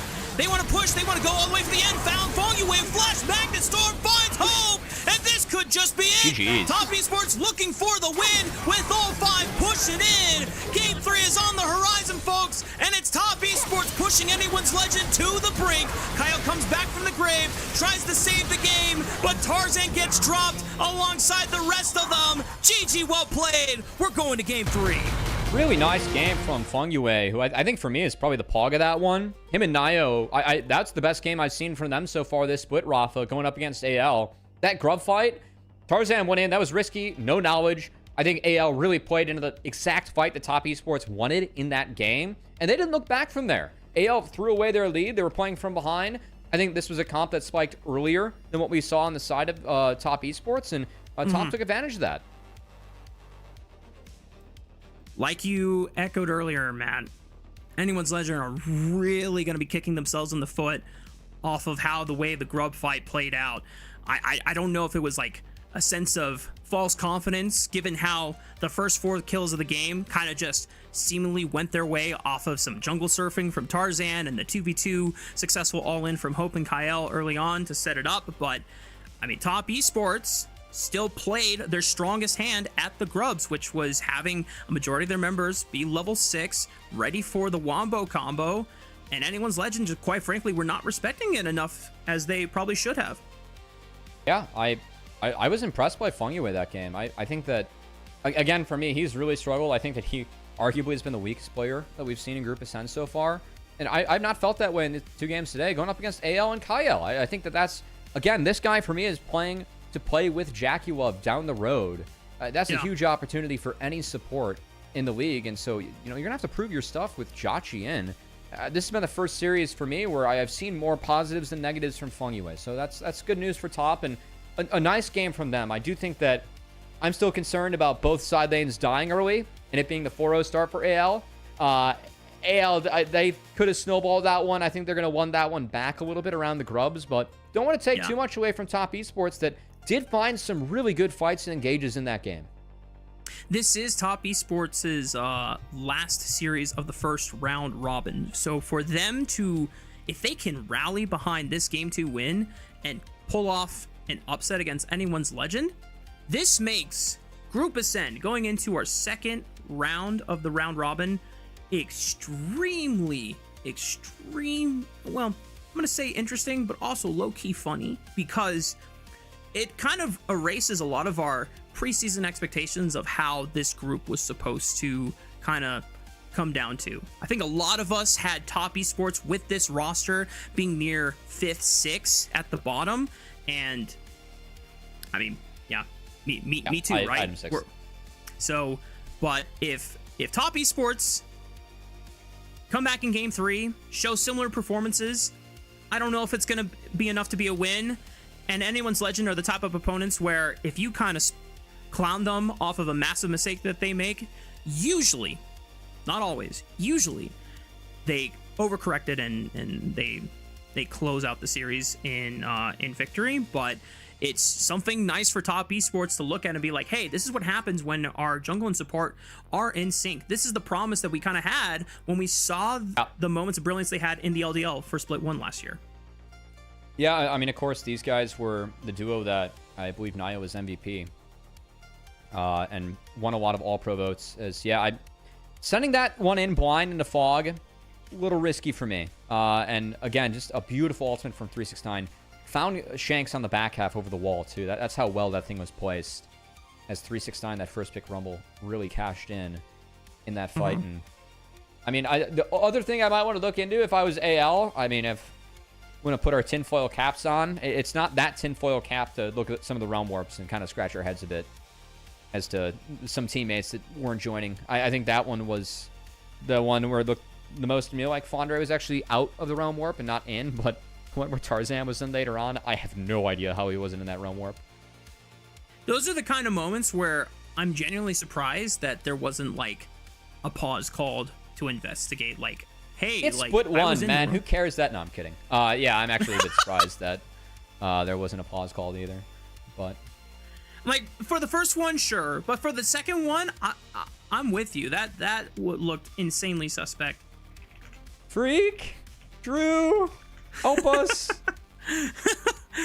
Freak, Riot. Help us. Shout out to Freak. I do want to praise Riot and the balance team. I know this season was a lot of risks and different direction, and as a purist of the game that's been a fan since season 2, I do miss lane swaps. But I think that the solution with quests that they've actually put out to really help curb potential lane swaps was quite good, unique, intuitive. And I think that the reception from players has been pretty good so far in the season. It's been, for me, I think the speed of the game and feeling like I can throw my weight a little bit, or throw more of my weight around as an individual more in fights, has been nice. I know home guard consequences, like early kills, it is weird how it feels like kills can be impactful, but also they aren't given home guards. But I think that means that Riot did a nice job with the balance. Yeah, I don't know how Tarzan wasn't in that one. Do you think that Riot's did a nice job? Yeah. Something was up with the Realm Warp interactions this game, but you know what? Sometimes that's just how the cookie crumbles. You know, this fight that AL tried, Rafa, I didn't talk at all before this because I really thought that we'd have a quiet part of the game, and AL decided to send it and lose in peace. Like, we talked enough. We want to get to game 3 and see what's up, guys. Yeah. Get me out. Yeah. There have been times where something has gone disastrously wrong for anyone's legend, and the way that Tarzan proceeds to play out the rest of the game, it almost looks like he's just ready to just go to the next game. You know what? You got to get shutdowns if you want to come back on League of Legends. He's not wrong about that. That fight was bad, though. You're not finding any shutdowns in that fight. Yeah, it was not the fun. I have very funny memories of the game where Kyle butchered an Alistar combo in the river, and it just looked like Tarzan was tilted off the face of the earth for the rest of the game. But Nio does end up picking up player of the game. I think it's kind of hard to argue against a deathless Wukong, and especially when it's a jungler getting the better of Tarzan. That kind of swings the narrative that way. But I think it's deserved that Feng Yue does get a shout out for honorable mention. Tarzan did give a nice gift to Grubs that made the game easier for Nio. I thought Feng Yue was the one that had some more impactful plays, but pound for pound, Nio probably had a better game. He had a nice game. And hey, the fact that we're talking about both of the LDL players from BLG that did win a split last year and find their way onto this top esports squad, did so together. As MVPs, they're winning end of the year accolades in terms of all pro votes too. It is nice to see young players be successful. And while top esports have had some struggles in this early season so far, very successful game. The best one we've seen so far from Nio and Feng Yue, in my opinion. Absolutely. And because of that, we're going to go to a game 3. So when we come after this break, when we're, oh my gosh. Oh, the games today are catching me by surprise. After this break, we'll be back with game 3 of the series.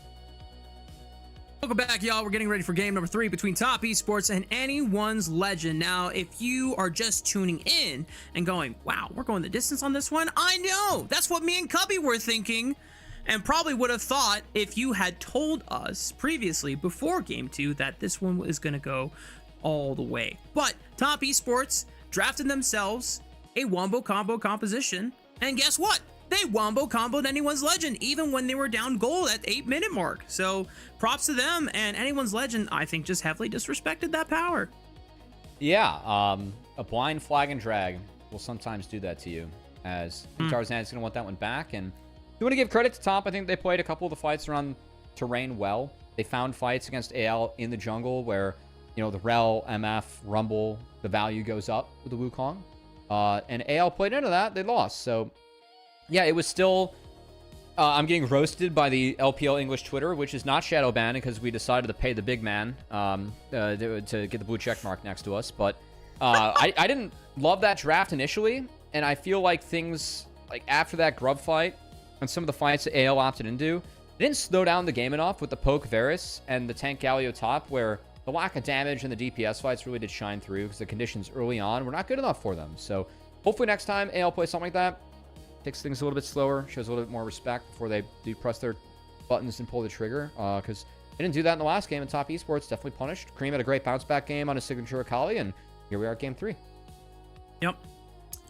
Definitely left a lot to be answered for after the game 1 Orianna performance, but like you said, redemption game off of the signature Akali. So going into game 3, now that I'm counting my head, 20 champions have been eliminated from contention going into game 3, since it is fearless. So this opens up the pool a bit for not only I think the pool that gets the most interesting is probably jungle and top lane, because for the most part, all the tanks that are in meta are now gone.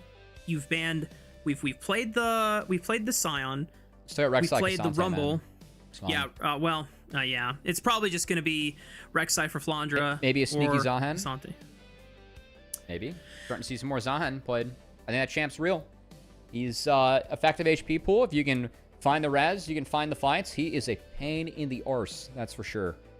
With his the bonus range you get compared to most melees and that knockup, he's a rather difficult champion to face. Actually, fun fact with him, I got to play him early. I was part of the team that did some of the that is true influencer kits. So we get footage of new champs to content creators that can kind of use it to promote the new champs. So I got early access to Zahan. I was the one piloting him for a few of those clips, and yeah, he was. We were kind of arguing like whether or not we thought he was OP in the room, and then they were changing some of the numbers on him throughout. And we got to like one day, and it's like, oh, his Q heals on minions, and we're like, oh, this guy's OP, because you had to force him on a lane, or like because his late game is good. I think that laning is still where he's weaker, but man, between Grasp and some of the matchups I've seen him in, it feels like you can get out of lane pretty consistently, and then you are a monster in the team fights. You can play him out.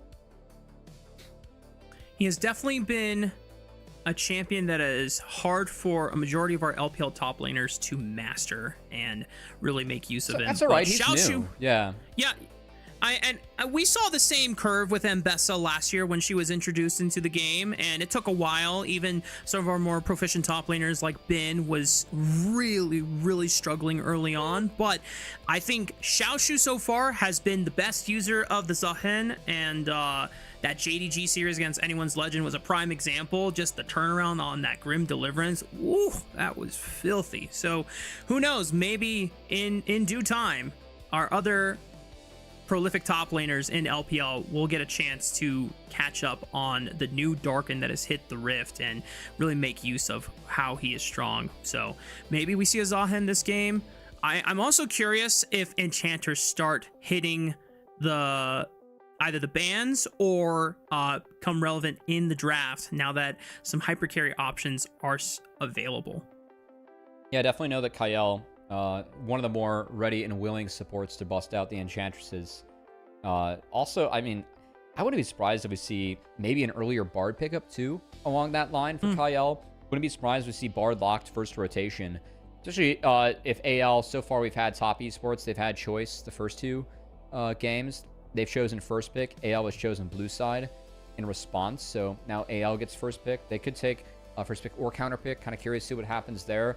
If they do go for counter pick, I could see something like Bard on 3 being a very viable strat for them. Want to do something like that. Well, here we go, Matt. Into draft we go. And it's going to be... Looks like AL won a counter pick. Multiple wait, no, bans. AL won a first pick. They won a first pick. So Yep. AL first pick, TES blue side. AL, of course, given the loss, had first choice, so they took first pick. They banned Silas, which prompted a Malphite ban. What are you looking at here, Rob? Yep. Win now. You looked at the jungle bans. Malphite and Jace have always been banned on the table, but the early Vi ban signified that that is the next best skirmisher, and that is available. No Pantheon, no Jarvan, no Wukong either. So now Tarzan gets his hands on the best remaining skirmisher in the game. Aphelios being locked in, kind of preemptively answering the fact that Yunara was already drafted in game 1. Renekton taken for 369, but Flandre Gnar could be a solid response. I think this is Gnar or Cassandra. Now, we haven't seen Flandre on Gnar yet this year, but we've seen a lot of Gnar into Renekton, and Renekton has not been a very successful champion so far in this early season. Quick swap. Now, that's interesting because this is technically flexible, and the only Aurora played by AL so far was played by Flandre. So, I'm curious to see if he actually ends up wanting to take this one into the Renekton, or if they just lock down the Gnar here. I'm keeping my eyes on Bard. Bard has been denied in the second round of bans the first 2 games on the side of Top Esports, but will not be the case. Right, Said to be a blind Cassio. Whoa. Oh, the hand is revealed now for anyone's Legend solo laners. I thought they would try to use that power of the flexibility of the Aurora to try and keep Top Esports guessing on who was going to be playing into the Aurora and try to bait out an early mid lane pick. Top Esports trying to decide what they want for Cream. This would be a pretty decent answer into the Cassiopeia to play long range, but I think the CC from the Scatter of the Week is what Top Esports are hoping for in being able to reset fights. Yeah, it does the same thing. I think Syndra is a little bit stronger right now. I thought Hui was viable too, and a pick that Cream historically has actually played pretty well. But will be the Syndra, so this is quite bursty. You're looking at potential scatters into Aphelios R's, depending on the gun that you have. That could be a very bursty combo up against AL that, at the moment, Xin Zhao and Cassio can play decent defense. Xin Zhao, of course, has a Crescent Guard. Cassio does get quite tanky with her build, which I will be interested to see what Shanks does go for in the early season, because I feel like you have options that don't require Roa plus Seraphs. I think that build at times can be too slow for Cassio. So curious to see what Shanks ends up doing in that mid lane, as we just see Thresh taken away as the Aphelios pairing, and then no Jinx for Hope, which I did mention that in being played in the Aphelios previously, but also specifically with Hope. That is probably his best. And he plays Jinx with this team very well. That was a champ they really leaned on in some late. We'll see what ends up being Hope's answer now that multiple AD carry options are gone. A good snipe for the Kiana, as even though she's not necessarily the same class of champion as Xin and Vi, powerful assassin that can skirmish pretty darn well, and she clears the jungle relatively fast, being able to hit that relatively cheap spike on Profane Hydra and Axiom Arc. Top Esports are contemplating of blinding their support to give Nio a counter pick option. We'll seen a couple games in Not Jungle. It's worth noting over in the LCK. But Aphelios not pretty stock standard. Oh, pairing. like recently? Like this season, like this patch, yeah. My Not Jungle's finally hitting the rift. Oh my goodness. I don't think that's the case this game, but we will see. I think that it could be an option, just one that Why did no one tell me Nautilus Jungle was being played globally? Because no one wants to play it with you, Mark. It's a free loss if we do. Screw you, dude. My Nautilus Jungle was cooking, man. It's probably you bot. Guys fed. It's probably bot now, given that we have the Rakan. Nautilus has the positive matchup there. If you go for something bold like the Viego, I would be a happy camper. Is there enough burst damage on this Top Esports roster set up for the resets with the Unleashed power? The answer in Top Esports eyes is correct. Wow. So off of quite a impressive performance from Nio in the face of Tarzan in game 2. They are giving him the keys to the kingdom and saying, Nio, we trust you. Go big, king. Let's see how well you can ruin Tarzan. Top's comp, very early game bias. If this goes late, Cassio gets too tanky to kill. Xin Zhao gets tough to kill with the Crescent Guard. Even Aurora, Rakan can be slippery. I think Sivir is controllable in this game. When it comes to Sivir, a lot of the times, like talk about this champion, how much or how easy is it for Sivir to be able to auto attack?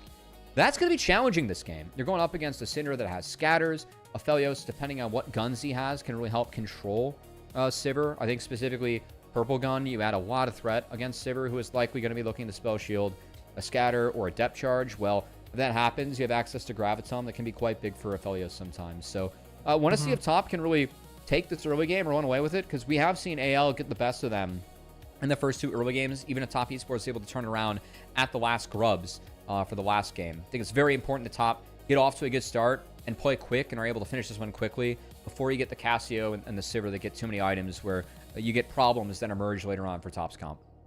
I mean, even with the scaling option from Anyone's Legend, it seems like when Anyone's Legend do not have control of the mid game, these past 2 games, it has been a bit questionable, even when they were ahead, to close out the game in a succinct manner. So Top Esports, even though going the full distance, are feeling a lot of momentum on their side. Let's see how it all unfolds in game 3.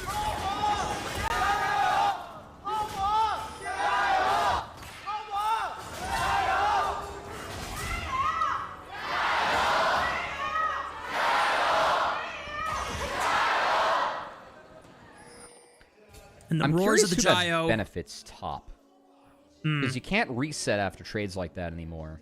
And it's D-Shield Croc versus Aurora, who is burning both pots. That could be good for Croc. Could be good for 369 up there on the top lane. Early Ignite onto Hope just to make sure that he doesn't capitalize on the setup from Kael and take an extra chunk out of Feng Yue's health bar. Nice presence of mind to just make sure that the all-in on the level 1 is not as devastating as it could be. It's a good point that you made, though, about top lane. We'll see if later on the Renekton for 369 is able to sustain back up to full, or if Flandra will have control of this wave until a proper reset happens. Ooh, we do have Shanks taking the Ghost in this game on the Cassio. So you don't have the move spell, movement like Summoner or Alt that we see Talia Rise have, right? Where you can have an impact globally. So we'll be down TP in that map control later on, but Cassio can really abuse Ghost. Again, a bit of a range-gated champion. Really helps you cheat your way out of ganks sometimes, too. So interested to see how much you can pick up here. I mean, this is good product placement, given what Nio has. And Nio has a red buff. If he finds Tarzan here, this could be a positive trade for Viego. Tarzan does spot him. And the Nio botched a bit. Yeah. Yep. W does go wide. Tarzan's going to at least respect the presence of Nio here. But this could be a smite fight. Yep. Watch for 600. 800, he dashes in. Tarzan wins the flip, and now Nio's in a world of trouble. Nio, even if he flashes away, I don't think he gets out alive. The flash back in? No way, they win it! Oh my goodness, Nio, with the help of Kreen, turn the 2v1, and that's first blood for the Viego. Now 2v2 all in. Feng Yue flashes over the grand entrance. Kyle is about to get dropped by Chachi, but not before Hope is able to take a bite out of Feng Yue's health bar. Chachi with purple and blue guns isn't enough to overturn the fight. Hope with the barrier, looks for one more boomerang play, barely misses, but one more on attack gets the job done. I mean, sadly for Nio and Top Esports, the fact that Hope has 2 kills bot is far more dire than what was a pretty sweet outplay from Nio in the top side. Flashing into that brush to break the vision. I see Tarzan has the sweeper now. I don't think he had a ward up because he used the trinket ward in that red buff brush, which Nio would have seen. So that's a pretty calculated and very sweet play coming out of Nio there. I was sweating a little bit for Hope. Didn't know when the dredge line was coming back off cooldown, but look at the fight again. So Tarzan wins this. Nice combo with the Wind Becomes Lightning, but you can see the wards dropped in that brush. Nio's I believe he spotted Tarzan's ward down. Yeah, I saw both be spotted, so he knows that there's no ward here where Tarzan can just fire it in. And they chained up the stuns really nicely. That's good communication and a nice 2v2 coming out of Cream and Nio. Now, on the flip side, you can see Graviton being used here. Spell Shield goes sideways, and they get a great trade on the Kyle. I think Fungyue's might want that flashback, because I think that if I'm him, I probably want to flash into the blush immediately instead of off to the side. Big difference just being that as this evolves, Hope was able to brute force with the barrier, with the lethal tempo, and just beat the Aphelios in the all-in. So, bit of a... It was a sweet outplay on the top side for Nio, but again, doesn't really matter when you're going up against a Sivir that has 2 early kills on the bot side. That's pretty concerning for top.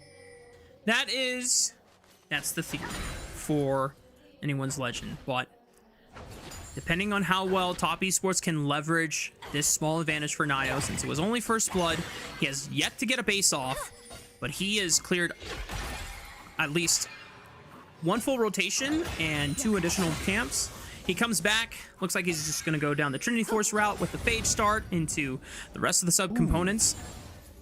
So this will make him a little bit more durable, but less overall damage. If you're a fan of Electro, one of the more prolific Viego streamers, he's definitely a big fan of the all-in solo queue build, but Nio being a little bit more safe.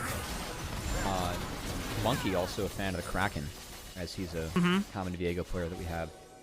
Do want to highlight, I missed this in the replay, Jauchi went Ghost. So no access to barrier might have been the difference in that 2v2.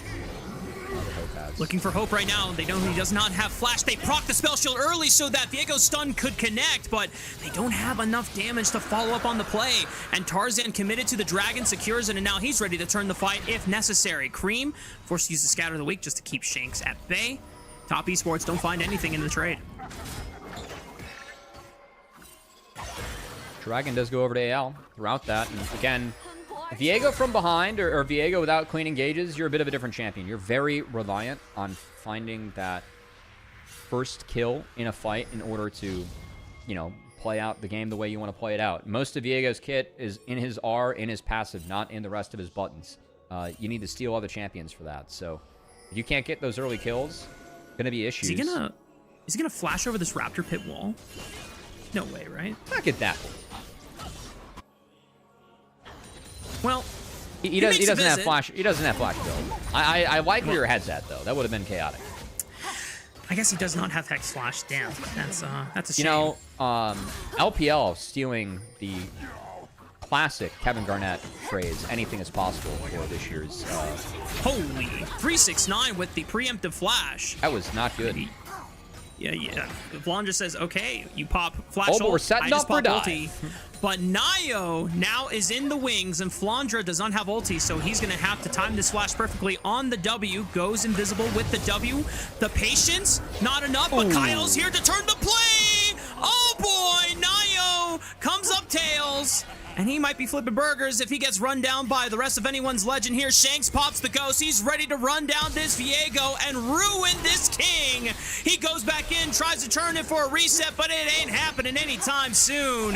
The snake sinks her fangs into Viego. That is really, really good recognition from Kyle, who walked to respond and now can TP back to lane or can TP back to the grubs that are about to spawn. As Tarzan's making his way up there, and I mean, Nio is kind of out of the game now. After it feels like the first play hit, the second play was nothing, and that third play was a giant loss, as Tarzan is almost level 7. Nio will hit 6 off of these Krugs, but no chance that he can actually contest the grubs, as his team just doesn't have the tools to do so. Kyle gets to stay on this side of the map. He's matching Fungyue. Everything's A-okay here for AL, and yeah, I could see what 369 was thinking with the ult into the chunk, but I think that when the Cole the Meek misses, it kind of runs out of gas after that. I feel like a big chunk missing into Flandre. And Flandre did play out that sequence rather well with the Aurora top. Fungyue is here early just so that they have a chance to get some information down on anyone's legend before the grubs are started. It buys enough time for Nio to at least hit level 6, but like you called out, Tarzan, level 7. An advantage over this Viego. 369 is the first one to collapse in, but everyone else from anyone's legend is giving space for now. Do you think AL missed out on their window a little bit? Tarzan did go for the full clear, so now ults are back up, tools are back up, whereas if they went for the grubs right on spawn, that minute makes a big difference. It would have meant no 6 for Fengyue, and it would have meant a big double advantage for Tarzan while he was up there, but he was staying committed to clearing bot to top. So they're going to drop the grubs. I don't think that grubs are... They're going to focus on the dragon. I think that given the timers that we have now, I'd be a little bit surprised if top does contest this dragon coming up. I'm okay with that trade for AL if I get the first 2 dragons for the 3 grubs. I don't think that the comp for top can punish with 3 grubs a lot unless they're winning fights into taking those turrets, right? So it's like I don't really see Renekton and Syndra getting a ton of side lane time, you know? Yeah, you don't have the most adept split pushers in your solo lanes right here. And Jauchi is not a super long-range marksman that can hit towers safely from afar. Nice. As Anyone's Legend going to take this time off the reset to, once again, be the first ones to start clearing out their camps. I was expecting there to be a chance for either jungle or support from Anyone's Legend to try and aggressively invade, get some vision control down. I think the farthest ward I see on my minimap is just in that river entrance, so at least the pocket from where top esports will be entering near mid-side will be seen, but there's still about 20 seconds before the dragon spawns, and Tarzan is making sure that he is maximizing his gold. I wonder if he can get Sundered Sky off of this Raptor camp. Likely. I gotta say, it would be late to the dragon. This is the first time I've seen Cassio in the new season, and it's really messing with my head that she has Merc Treads right now. Unironically, that really changes this matchup for Cassio into the Syndra, because this is a classic counter, but you want Merc Treads going into Syndra. It decreases the scatter time, and if you don't have Merc Treads, it's very easy for a Syndra to chain the QW. Like there, you can see Shanks was able to step out of that Q coming in after the scatter. And the move speed buffs that he gets, like the percentage scaling, it's quite significant. I think that's why he won Ghost probably too.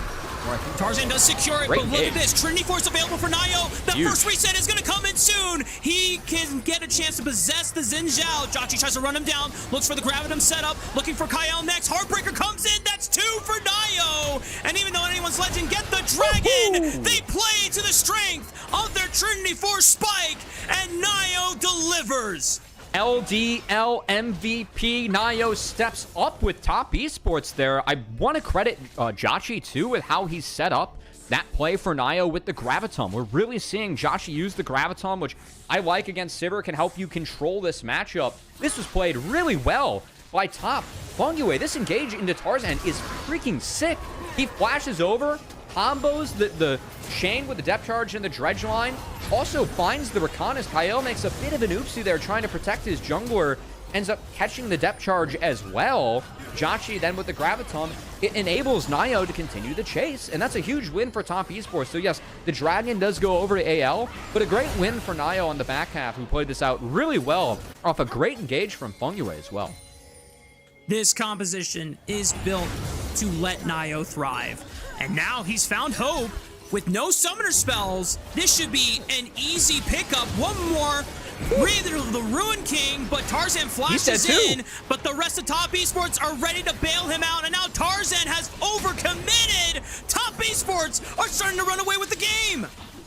That was a risky one from Tarzan. I didn't exactly see how that play initially was set up, but going in to save your AD there, I mean, Tarzan gave away his life trying to save Hope, and that lead that Hope had where he was up with the 2 early kills, it's gone completely to the wayside. That's another kill, by the way. Kyle is probably going to go down. Jauchi. Ooh, okay. Lock comes in. Shield. Yeah, Jauchi was not able to chase. Had red-white. Do not fight tag was up. Uses that to melt the turret. And top esports, 3K gold lead here. Rafa looking for the upset. It still comes back to how the dragon fight erupted. You could see that even though Anyone's Legend were the first ones to set up the play, top esports still believing in that Trinity Force spike that Nio was able to pick up for himself, speeding through the last couple of camps before that objective did spawn. This is now setting him up almost 2,000 gold ahead of Tarzan's curve. Anything is possible, baby. Yep, anything is possible. And boy, oh boy, this evolution for top esports could not have come at a better time as we are closing out our first round robin for Group Ascend. I mean, Jachi and Nio have big leads here. And I think those leads are important as this game goes on. Who am I going to favor? This game goes probably post 30. I'm going to favor AL still. The Cassio, the Sivir, the move speed that they can put onto Shanks' Cassio. I'm really interested to see how fast this Cassio ends up going with a passive later on. Between Sivir ult, between Ghost, between Merc Treads and the new passive in this season, it could be pretty extreme for Shanks. And interested if like he can hit critical mass on move speed where, you know, scatters, where dredge lines don't really become his concern. I'm quite curious about that. I haven't seen a lot of Cassio in this season. Yeah. I'm going to divert your attention a bit. I don't know what your philosophy is on when you have, like, a carry jungler and they're ahead of the curve. If you would rather see them build more damage, like Nio's going with the collector second item, or if you would rather see them build defensively so that they can protect this lead. Damage. You need resets. It's collector time. Fair enough. Fair enough. Yeah, get the dopamine. Yeah. Make sure you can at least try and connect. As AL, I mean, there's not really much on the map for AL to do right now. They're completely sacking this Rift Herald. So Tarzan makes his way down here, and they do push out the Renekton a little bit. 369 in his 701st game in his LPL career. On his classic Renekton. His job's to hold the line this game, Rafa, and he's going to be behind a little bit, but I still think he can do so. A little bit of pocket sand in my eye. I'm not sure what the dredge line was, or maybe it was something that wasn't aware of, but it's all good. Top Esports pushing in through the top tier 1 turret. Anyone's Legend do get a chance to at least break a turret on the bottom side of the map here. Does make things even more difficult for Anyone's Legend. They are still down 3,000 gold. Nio will not get a chance to yoink this big chicken nugget away from Tarzan. I think if I'm AL, getting evolved Seraphs on Cassio and getting 3 items on Sivir are probably my 2 really big moments. I will say that giving away Soul Point to AL with a Cassio Sivir comp, I find to be quite dangerous. Nio, you're gonna have the Heartbreak, but he still gets charmed by the quickness, forced to flash away, and it's a big disengage that comes out from Top Esports. But now that is a Viego without flash, so the next time he goes in for a play and Heartbreaker does not connect, it better be a reset or it's a one-way trip back to the fountain. Yeah, I don't like that last sequence for Top. I think that giving away that dragon was a big oopsie. Because, again, this is Sivir Cassio. They can scale forever. Like, I was about to talk about how AL sitting on 2 dragons is great, because they might be able to drop some dragons and find gold elsewhere and use that to kind of, you know, close the gap, give up a couple of those. You just gave away a free Infernal Drake. Would have been huge for your team for, I think, negligible pressure in the top side and the turret that could have fallen later on. So I know the Rift was late. I feel like Top need to go back and look at that one and reprioritize that we have to be to this dragon on time. Because now at any point you're going to give Sivir Cassio a potential Infernal Soul. That's not good. And you're going to delay your own ramping up of the dragons, which Top could have done given the strength that we think they have on the map right now, given the lead they have and the champs that are available to them.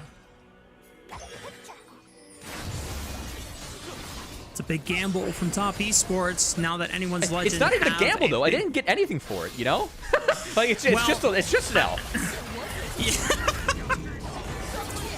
Anyone's Legend now have a solid win condition to play for in the next 4 minutes. Meanwhile, 369 in the 1v2 was trying to engage on the Flandra.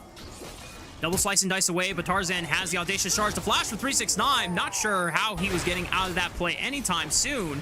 Rest of Top Esports, at least cross-map, looking for the tier 1 turret, but I'm scratching my head on that one. I mean, 369 did a nice job of buying time. Probably doesn't have to flash. So I think that's a fair criticism, but his team did win across the map. So yes, he goes down, but they get the bot out of turret for themselves, and Flandre is not going to get too much up here. Keep in mind, AL don't have any grubs. And Cream's to answer. So, I think that's still okay. And a nice trade. Oh, we're running it again.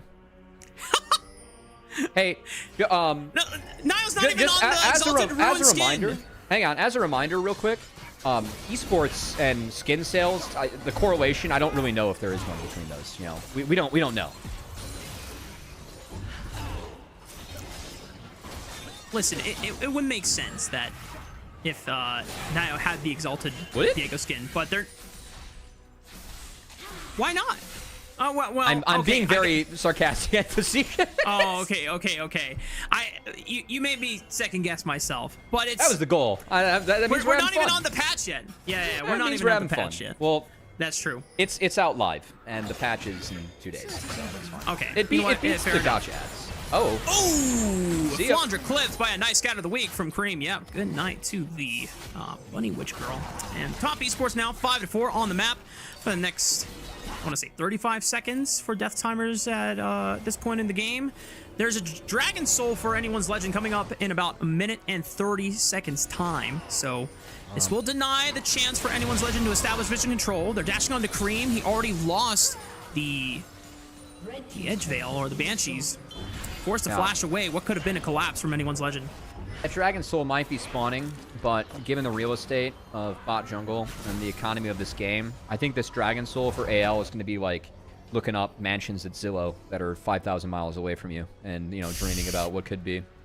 I don't think this Dragon's going to them. I think Top's going to do everything in their power to make sure they can knock this one down. But hey, that said, AL, that top outer turret's standing for them. They can go up, trade that, try and get at least something for themselves when they give away this dragon. But I don't think they should take this dragon at all. Do you remember we used to do that for fun when we were living together in LA? We would just kind of look at the property prices around us and be like, how expensive are some of the houses around here? Or the Palisades and whatnot. There's a lot of things that I could get started on about the inability to afford a home out here in USA, let alone LA, where you know, you can buy a square that's at risk of landslides for like 800K minimum. And you know what? That property is going to go up in value throughout your entire life. It's probably going to be a good investment, you know, unless it goes underwater. But that's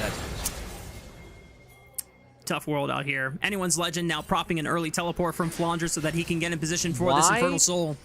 Why did Top put so much time and resources into the top side when this Soul is spawning and they're the stronger team? That is a bit perplexing to me. They're late on this, and AL is going to be able to hit it. 369 forced a TP, even though he wasn't even that far away. He just needs to be here for the play. Dredge line goes wide. Good use of miasma from Shanks to keep space right now. A lot of ultimates being exchanged at the moment. Quickness to hold the line. All three members get charmed. The first reset does not go through. Nio cannot get into the pit. And it's looking like anyone's legends fight to run. Nio forced to bail. Nobody drops from anyone's legend. I see the facepalm from Cubby in my monitor. And you know just exactly how this fight went down.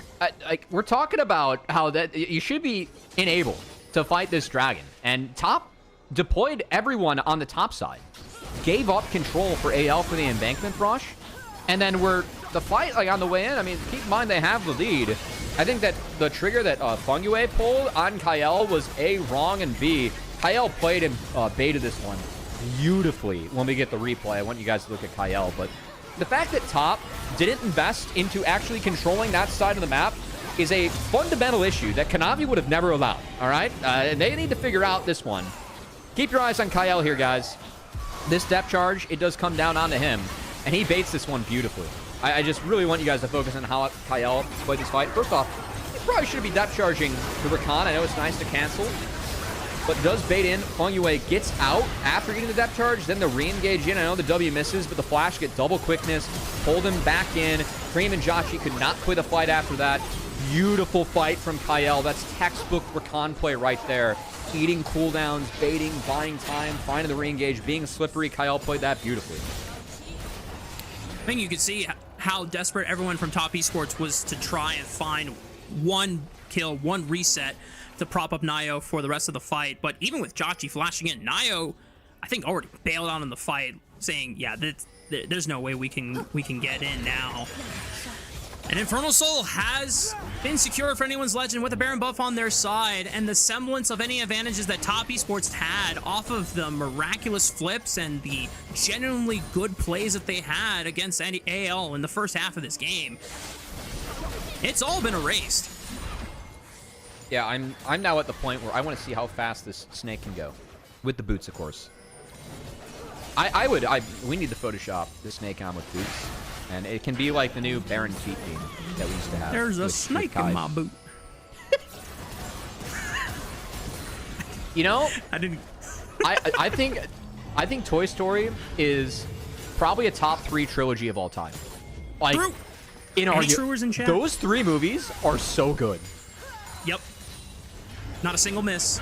No, well, now- and that's Toy Story 4. I'm with Quentin. I stopped that doesn't watching count. after That doesn't 3. count. That doesn't count. Stop watching. Anyway, Flandre going to lead the charge alongside Kyle with the quickness. First one is the target on to Fong Yue, and poor Cream is forced to flash away. Tarzan picks up 2 in an instant, and the rest of Top Esports, this reset composition, the fantasy for Nio is starting to crumble, just like his late wife, and unfortunately for anyone's, or Top Esports, oh, man, that was a little dark.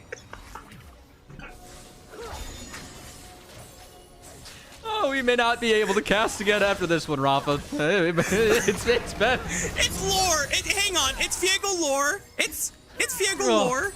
It is. You're gonna ruin the Ruin King just like that again? They ruined themselves, man. I don't know what else to say. Shield Bow is coming up soon, but I don't know if it's gonna turn this game around. Oh, great. I mean, Fong Yue tried to catch the engage from Kyle, but Chachi burned his sums in the last fight. Being down sums as a Felio is a tough task, especially when you're behind. We're going to reset on the map, and we might get an Elder spawn before a Baron spawn for this one, Rafa. That's... feel like Smolder's mom's entering the rift now. For anyone's legend, it's a pretty massive gold advantage at this point. They've done incredible amount of work sieging into structures. They haven't broken open the base yet. So, and here's the thing with Viego compositions. Very, very similar to the slogan for any LPL. Anything is possible. I legitimately think that if you just find one reset fight, it's always winnable with Viego compositions. I know that things look dire and it's quite hard to do, but if Top Esports somehow pull a miracle, it would not be the most surprising thing in the world.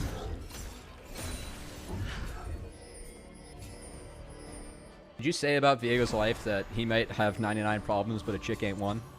I didn't push it. Hey, when the admins go back and review this cast, I didn't push it. We have a minute to Elder. We have a minute to Elder. Let's hop on in. We're gonna see if we can get any sort of control on this bot side. I don't think Syndra can get in here, and I think the Top we need to get a Esports... control on the cast. It's partially my fault too, but oh boy, let's lock in. We'll lock it in.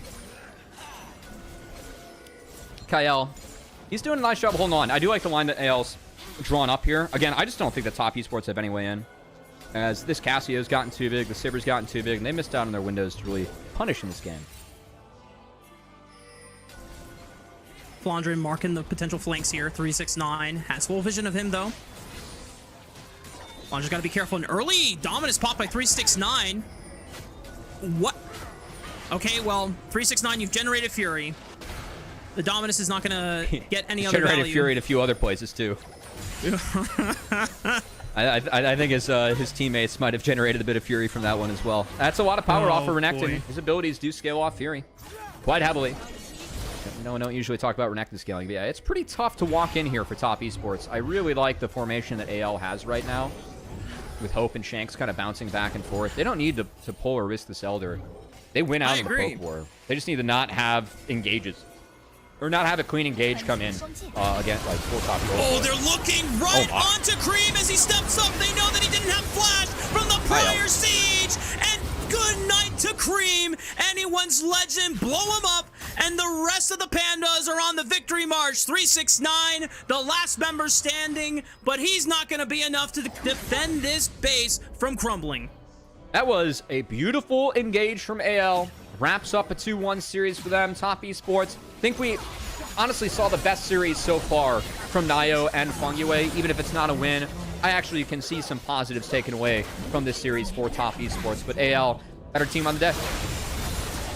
369, one last Hail Mary just to try and clear the wave, but Anyone's Legend are going to push on anyway. Fongyue back from the grave, gets sent back to it just as quickly. The Nexus turrets fall, and Anyone's Legend will take the series 2-1 against Top Esports. You know what? Coming into the day, we thought it was going to be a 2-0 for AL. And I do think the top, again, showed a couple moments that were better than what we've seen out of them so far this split. I know they dropped to 1-4, but we had this team power ranked at the bottom of Group Ascend, and we were really frustrated, like, frankly, with the lack of direction that we saw from this team.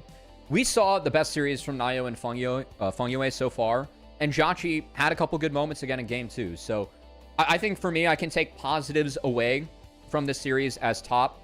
And for AL, frankly, I thought Kael had a brilliant Game 3. I really like the draft they had in Game 3, and frankly, the drafts throughout the majority of the day for AL.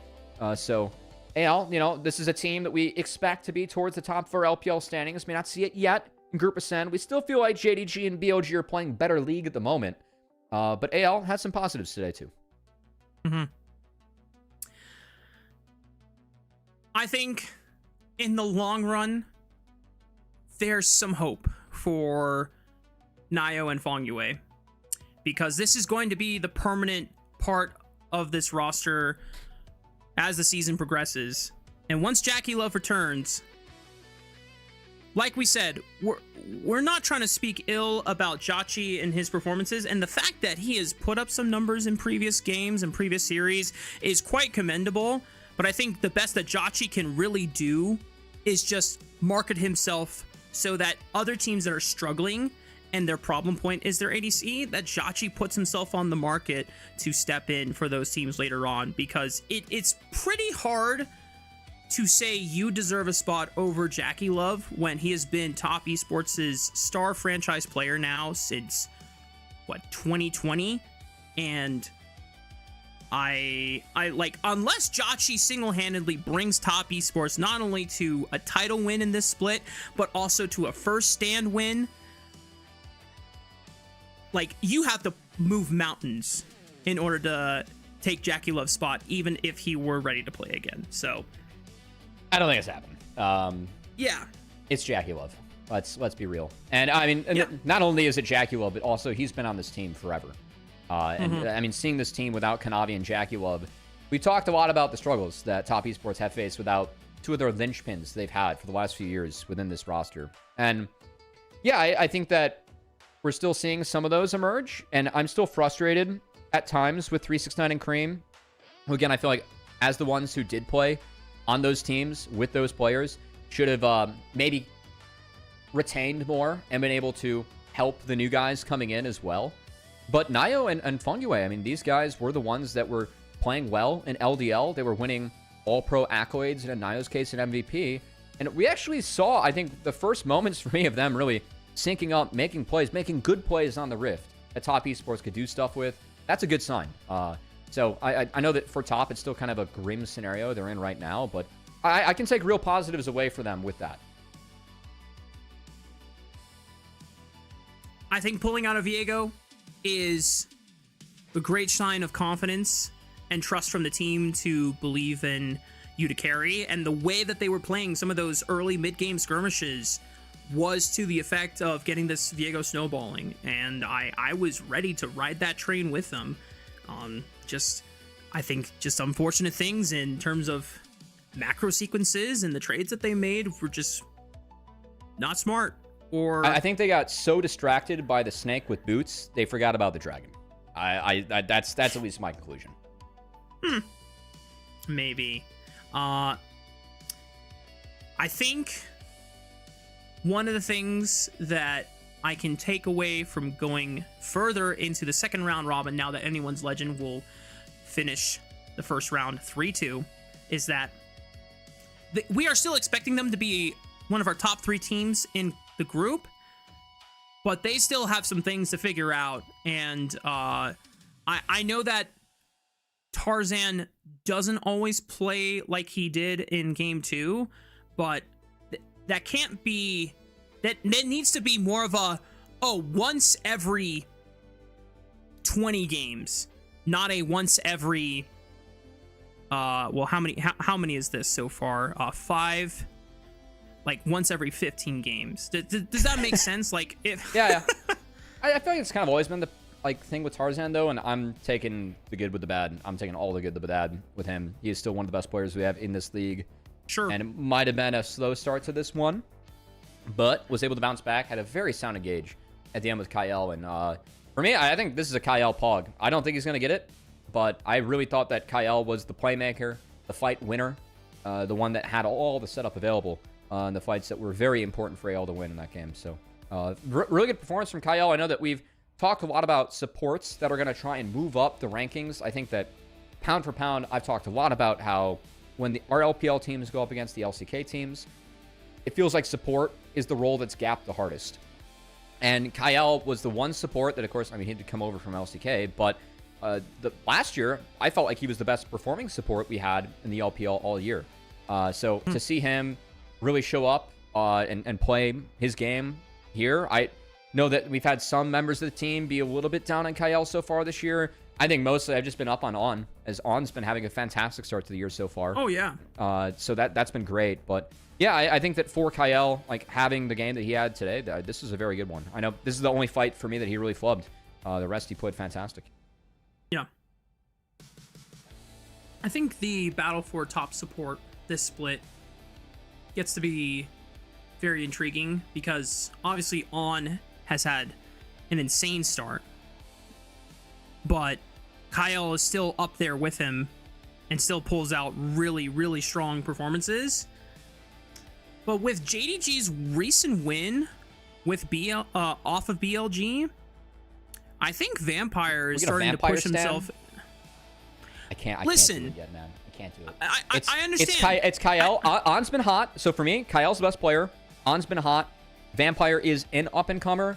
I still am on the Jouet over Vampire train, but Vampire's been off to a really good start so far this year too with JDG. Yeah, that's fine. Yeah. I've been watching more of the comms. Jouet's not been as good JDG. as I was hoping so far. Yeah. Yeah, I've been watching more of the comms videos with JDG on their YouTube channel, and Vampire is extremely vocal, and that's always a plus for me.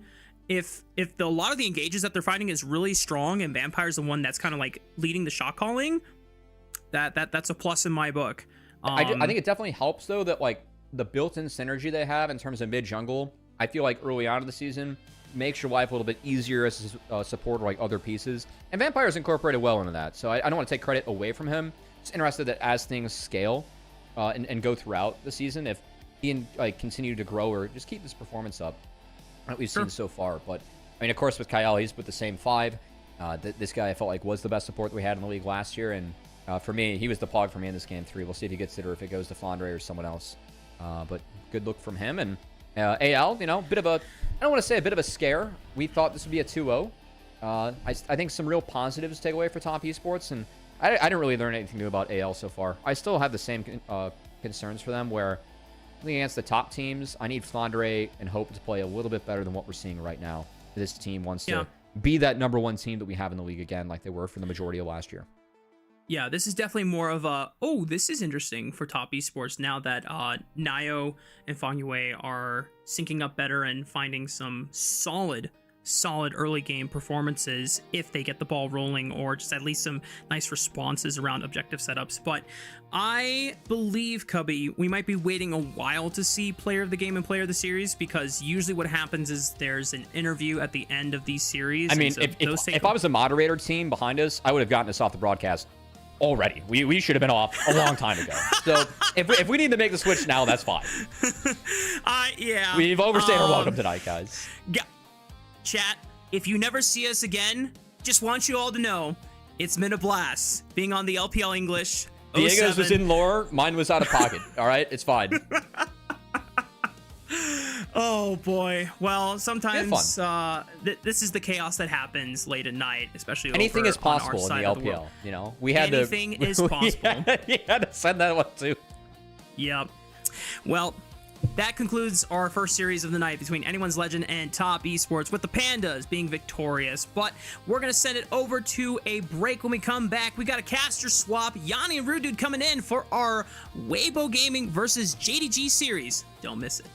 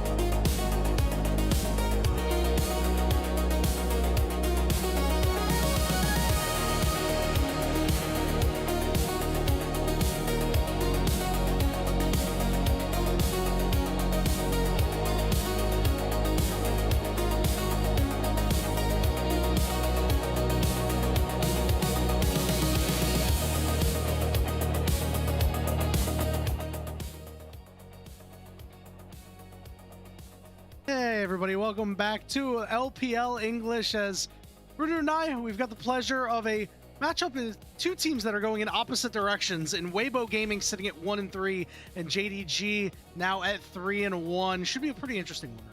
Yeah, it should be. I mean, especially after JDG yesterday managed to take down our undefeated supposed titans of the LPL so far for 2026. They 2-0'd BLG yesterday, and I don't think that was particularly on anybody's bingo card, but they managed it. They find themselves now in a position where we're starting to think, what is their capabilities, what actually is their ceiling. Coming into the year, it was, okay, this team probably going to be top 4. Now after a series win up against BLG, you have to start remonitoring those expectations and thinking, could it go even higher?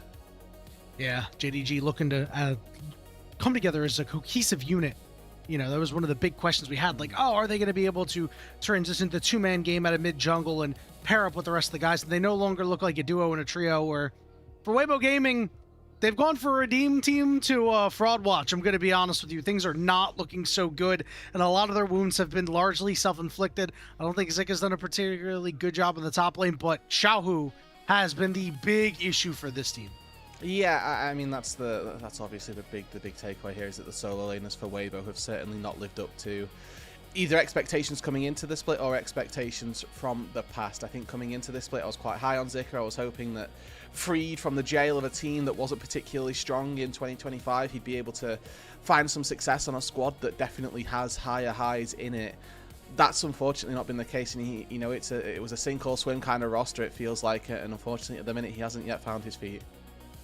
And you mentioned a bit of a stronger roster, so let's go ahead and take a look at this Weibo Gaming roster, because it is certainly a team that we expected to do well from top to bottom. It's Zika, it's JJ, it's Xiaohu, and the bottom lane of Elk and Erha.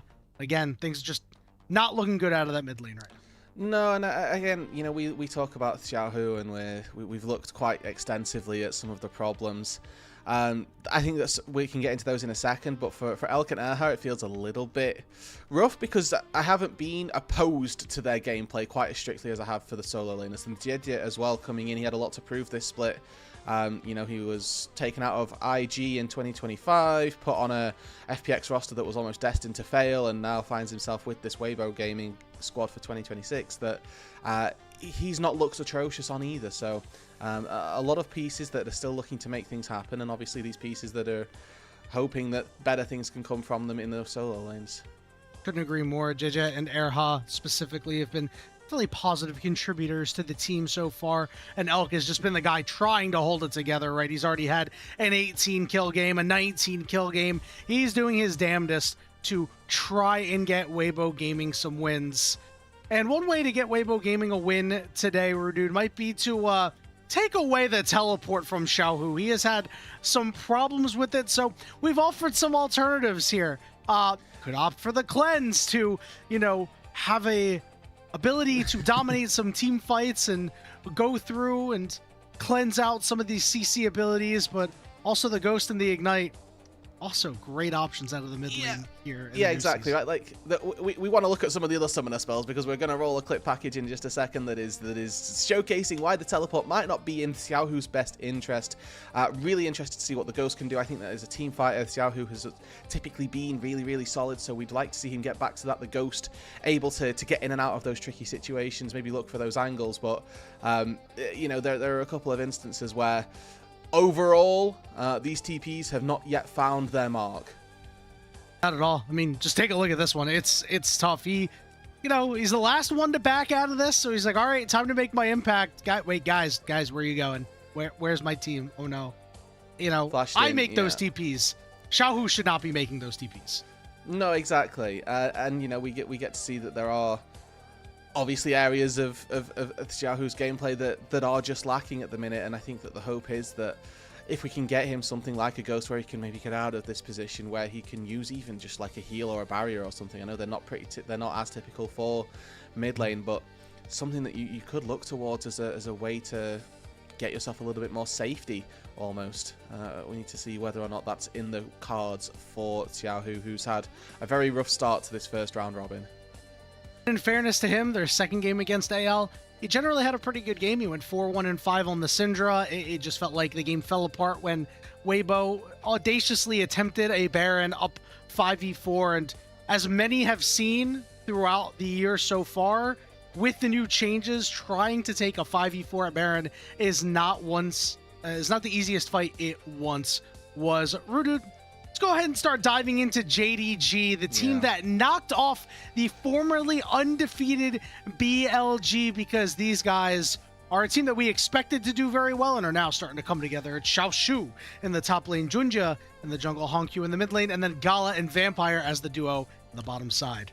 Yeah, and you look at this set of players and you're thinking, okay, we've got a lot of star power coming in, and they've so far lived up to that. I think that if they come out of this round robin with a loss to Invictus Gaming being the only thing on their record, then odds are they'll probably be quite happy with that. And I think that overall, I would be too, right? This is a team, again, that we were saying probably wants to contend for top 4, is maybe asking the questions of, are they top 2? And looking explicitly, I think that top lane in particular is an area that I want to focus on for this game, especially since Zika has been struggling a little bit. Xiaohu has had a very, very good story coming into 2026. He was the only piece of JDG that they kept and that they've retained moving into 2026 off the back of a pretty all-star roster that got picked apart by various different areas of the world, and now leaving just Xiaoshu behind in a roster that's got these 2 LCP imports, that's had a lot of different pieces coming into this, with Vampire, a rising support in that bot lane, and then Gala obviously being this massive part. Xiaoshu has been that retaining, that leftover player who could have very easily just been left to the wayside and not really had an opportunity to do very much. But I think that so far he's actually shown very, very promising traits and very promising attributes moving into this season. The last of the JDG, and for a guy like Xiaoshu going into 2025, he was on this RNG team that we thought maybe, this team could do something great, and they quickly found themselves in Nirvana, and then they quickly found themselves out of the LPL. And he was the one who got picked up during that time that they got eliminated to JDG. And initially we're like, okay, well, this guy's got a really good Renekton, but what else does he have? And he's really reached deeper into that bag and has been able to pull out many different picks, most notably that Zahen that he's been so good on so far. Yeah, I do think he had a pretty decent performance on the Ambessa as well in this game that we're rolling, but especially in the series versus BLG, he was actually very put behind. He definitely the focus of BLG's attention, and I think that makes sense when they've got Bin on their roster, right? A player who has actually come back into his own almost to start out this 2026 season. But his impacts through these team fights actually not to be snubbed at, and definitely being able to weather that storm of, okay, well, I've definitely struggled early on. I was a large focus, a large attention. He came out of the majority of these early games 0-2, 0-3, 0-4 down. Since those early games happened, he found purchase in those team fights wasn't just cannon fodder, and very rarely actually getting picked out in those 1v1s on sides. It's so rare when you have a player that on their champions can really put in work and be the hard carry, but on other picks, they can do the dirty work that you need to do. They can go down 0-3, 0-2, as you said, and bounce back and be a good part of the team that is making relevant plays later on. It's hard to come back from that gameplay-wise, and it's hard to come back from that mentally, man, when you're seeing your team make all these plays in the bottom lane, and you're like, guys, I'm getting 3-man dove again. You gotta have a lot of trust in your teammates, but you also gotta be able to support them too. And he has done much of that. You can see, I don't know what I saw there at Xiaohu, perhaps a little bit of smelling salt to get the day going for him. Hey, man, maybe to each their own. I don't know. Yeah, I guess. I don't know what that was, but maybe it'll bring back the Xiaohu of old. Yeah, and that's what is really needed here. Obviously, I think that the expectations for this series could be relatively cut and dry, with JDG on a bit of a heater, especially taking down BLG, with Weibo struggling in multiple sets that they probably shouldn't do. For my money, the way that this group Ascend has been working, if you're losing games even to top esports, if you're losing series to IG, I tend to think of you as not quite at full capacity. And obviously, I say that as JDG lost a series to Invictus Gaming, as Weibo have lost several series, right? Looking at their record, a loss to top esports in a series, actually beating IG in that series as well. That there are benefits of this Weibo Gaming roster that just haven't been consistent, and you know, moving into 26, we need to think whether or not they can begin to be consistent. Obviously, we get 3 splits now, so the big glory road at the end, that World's Triumph, is still on the cards for these guys, but they need to start trying to make these things seep into consistency. It's really difficult too, because this Weibo team last year was a team that we expected to, you know, be a mover and shaker throughout the year. They also went to no internationals, right? And it was Breathe, Tien, Xiaohu, Light, and Crisp. You know, that's a star-studded lineup, and it just didn't get there, right? So they're trying to right their wrongs of a disappointing 2025, and so far has not gotten off on the right foot. Twisted their ankle out of the gate, but that's okay, because it is still out of the gate. There are still opportunities for you to bring it back. If this team can come together, then maybe they can do some great things this year, Rudude, as we are into the draft. Yeah, so Malphite and Jace taken off the board. First pick for Weibo Gaming on the red side this time round. We'll see what it is that they're going to look for. I think that second bans now, as we have to sort of change our nomenclature, we can't call it red side, it's second pick here. Those bans have been relatively determined for a good portion now of this first split. Jason Oriana seem to be those necessary takeaways, and then as you move into the next series or the next set of games, you start to think, okay, well, maybe we'll let one open, maybe we'll try and go for an Akali matchup to try and counter the Oriana, for example. But Jace does seem to be that stock standard absolute ban, and good to see that we got the Nico taken off the board as well. We have seen great things from Vampire on that Nico already. I know that it's Weibo or JDG banning it, but you can't really be letting that through at all. And the first pick Jarvan here for JDG, looking to get this action nice and early. I don't like this pick first taken, just because it opens up now for Gala, for Honkyu to recognize, okay, I need to play something with mobility. And Honkyu has actually been very proficient on things like the Ziggs, and with the Zia still open as well, no reason that he can't go for that. Plenty of mobility-based marksmen to pick out as well. We could even go for a Thresher Felios if we're feeling that way emboldened, and the Lantern can be a way out of the Cataclysm. And not only that, but Thresh plays pretty well into Jarvan.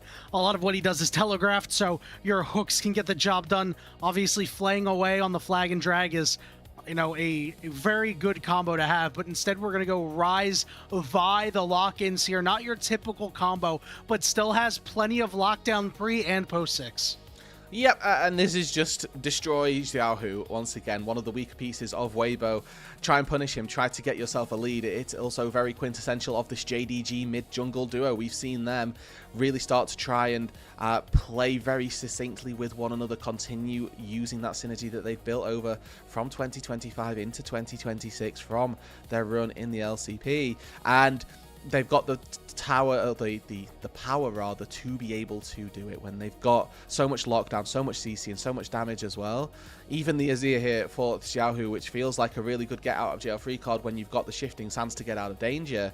If there's enough CC coming down and you can't buffer that shift away, you're going to struggle.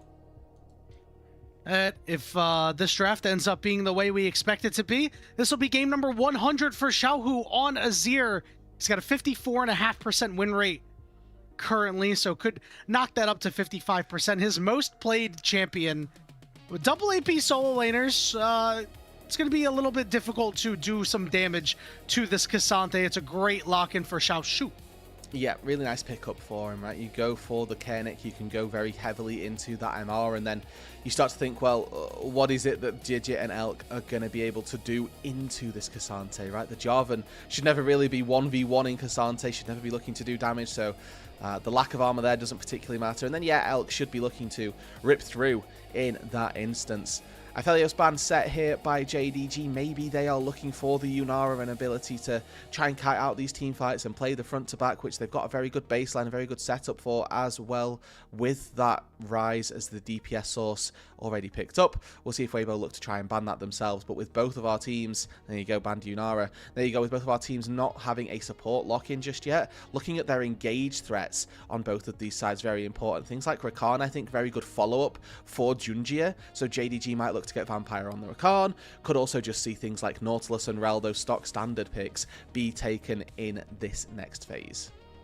Nautilus is definitely one of the better picks for Vampire, and I do wonder if JDG are going to go with a little bit more of a Smash Mouth bot lane and something that's got a lot of early power to it to complement your Vi hitting level 6, right? Because if you go double scaling carries on the side of JDG, it's going to be hard having to contend with the long range of this Azir as the game goes on. That Kai'Sa getting taken off the table. Everybody knows you never hand Kai'Sa over to LPL AD carries.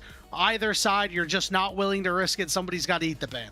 Yeah, I think this might be looking at an Ezreal maybe for Gala then with the Kai'Sa ban if they don't want to leave the Ezreal open to being 1v1'd. The Kai'Sa are a pretty good answer to an Ezreal, but we'll see what it is that Gala looks to take here. The Rakan ban away from Vampire. Again, I love this ban for Weibo. Just that synergy between the Vi and the Rakan. Very, very solid. Before Weibo, obviously, they've got to try and answer their AD pick and then look for something in their support role. So far, they are missing that follow-up. I feel like JJ going to be largely on his own on this job, and if he tries to go diving, so try and find something that can pair up with you. You don't want to ever have one lone dive buddy. Typically, you're looking for a few more. But with that MF locked in, this does mean that things like Braum could have a large amount of prio if you look to take that and just answer bullet timing immediately. Not only that, a Braum pick would definitely help out Zika and JJ a bit. We'll see what Weibo wants to take on the other side, if they want to match this aggression or if they themselves want to opt into two big scalers. I figured that this was going to be our bottom lane matchup. We were going to see either one of these two champions come through. We'll see what the move is. The Jhin pick coming in, and it hasn't had a lot of success, but I think it fits well into this Weibo comp. Yeah, I agree. It's 3 carries on the top side, and that for me mandates you or allows you to take the Jhin rather. Doesn't mandate it, but it means that you can take it. Jhin, not one of these super high DPS marksmen, has a lot of utility, does have a lot of damage as you move later on. I don't want to discredit the power that Elk will have as we move later on into the game, but he's not DPS focused. Very bursty in the fact that he takes so long to wind up between each of those auto attacks. So we'll see what Elk can contribute to this, whether he wants to sit in the backline, try and stay safe in the threat of Junjie and Hongqiu. My concern for this, though, as we round out the composition for JDG with a Leona, is on Weibo's side. I'm concerned how they're going to get through this Cassante. We highlighted that this is double MR solo lanes, that we need to see something from Elk that can try and get through a tank, and Jhin is just the worst possible answer to something trying to get through a tank. So if Xiaoshu here has a heater, manages to find success versus the Rumble, I definitely think that he could have a pop-off performance, start trying to take team fights by storm.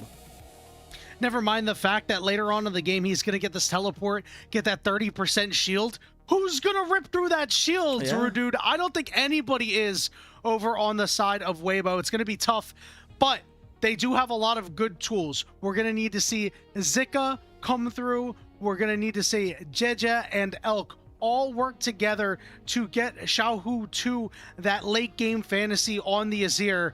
The only problem is that Vi is going to have direct point and click lockdown for him, which might be a little bit difficult to escape. Yeah, point and click typically a pretty good tool when trying to lock down these immobile carries. Now, if you're looking at who I think in champion-wise is the biggest threat, I take down this Azir before I take down the Jhin every day of the week. But if I'm looking at the players on the board, I'm definitely not putting too much stock on how well Xiaohu will be looking. Now, obviously, this is his Azir. This is his most played champion, career-wide, 100th game of Azir, as you highlighted at the top, Yanni. So there's plenty of goodwill being bought with this pick for Xiaohu. Now, whether or not he can look to reignite some of that former glory on this pick, we will wait and see. I mean, to tie back to the top of our show, we were hoping for a different summoner spell. I do fear that Azir doesn't pilot with Ghost too well, nor Ignite, maybe Cleanse when we see Rune Prism being picked up. But, you know, maybe something a little bit more safety-oriented could be the move here, or you might just end up going for that TP.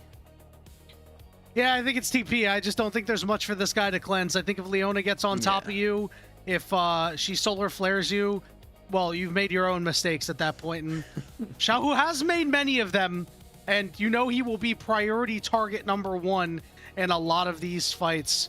Dude, what does Weibo Gaming need to do in order to win this game? They need to, honestly, I don't mind their composition as if they can get to the super late game. I do really like Jhin. I think that eventually you do have damage. I really like Azir later on.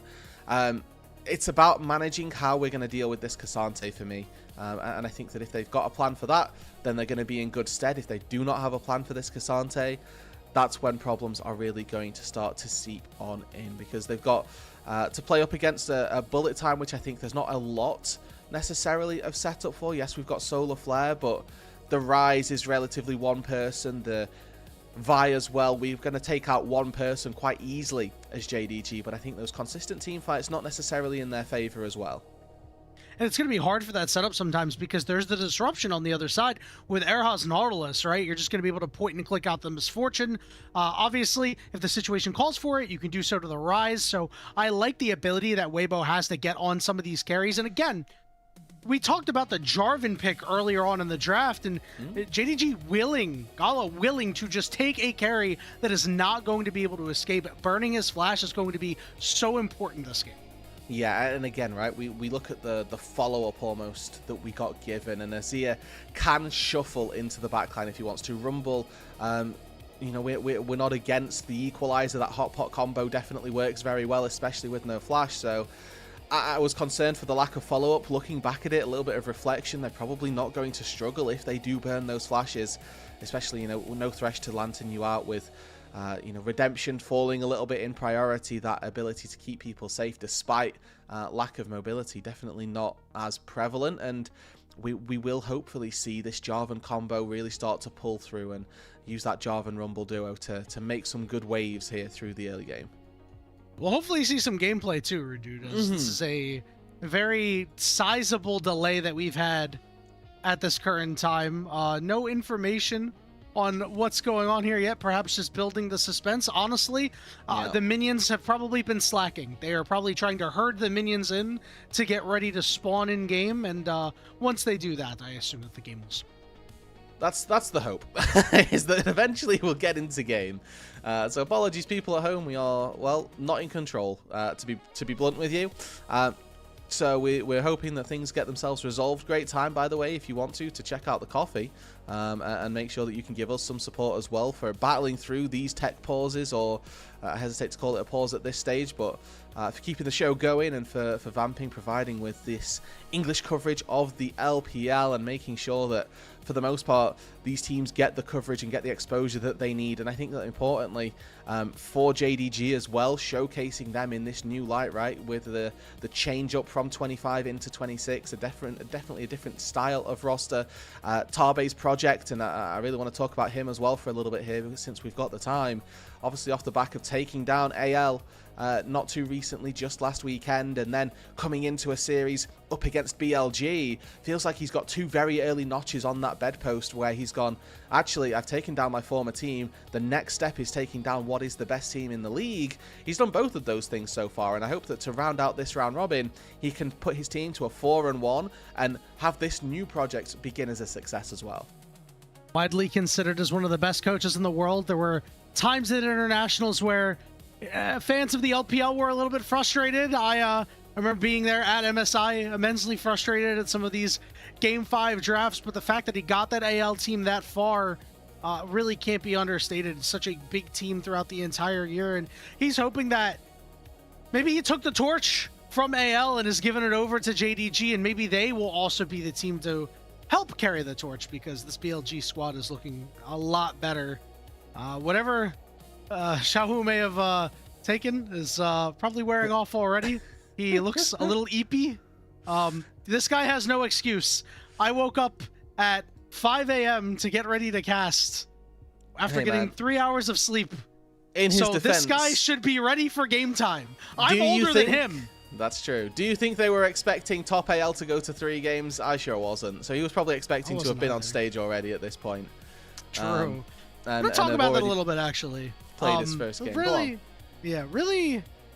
I mean, you know, good for top esports, especially with the hand that they've been dealt so far.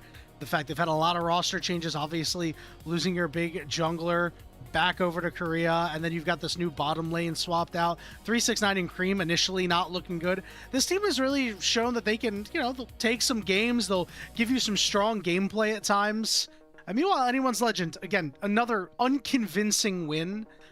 Starting to have some fear for this team, even though it's just a run back from 2025. Yeah, I mean, like you say, right? There's a A good amount here of hope, I would say, across both of these rosters. So for Weibo, obviously this first round robin hasn't quite gone the way that they would have liked it to. For JDG, significantly better. But most parts of roster building come from what you theorize the composition of players to look like at the end, and there's always going to be this slight expectation for GMs to think, well, to start off with, it's probably not going to go that well, it's not going to be that easy just immediately in terms of successes, but we kind of hope that with both of these teams starting to find their feet, that they'll return back to, for JDG, their international glory, I think, and for Weibo, some more of their domestic successes. And it's so hard sometimes to, make changes to a roster. I mean, like, you take a look at both of these rosters. There is only one holdover on each side. And, well, you can count Erha as well. 1.5, we'll call it, because he was on and off. But there's so much pressure to have immediate success whenever you make large sweeping changes with the kind of caliber of players that we have on both sides here. And, while things have gone well for JDG, I think if they lost to BLG, maybe we're singing a different tune. This Weibo Gaming roster, I do hope they are given the time to kind of develop throughout the year, but I do want to see them be a bit more of earlier players rather than like, oh, this team will ramp up in Split 2 and Split 3. Yeah, and I mean, I think that it's very valid that we talk about JDG now with that different tune, right? Where we start to think actually just because, or rather exclusively because you 2-0'd BLG, we actually get to start singing your praises a little bit more than we might have done previously, because that is no mean feat. They were 4-0. They were probably expecting to end the first round robin 5-0 with not too many hiccups on the resume, and they find themselves getting 0-2'd very quickly. Yeah, I'll say those games were actually very close, and BLG still...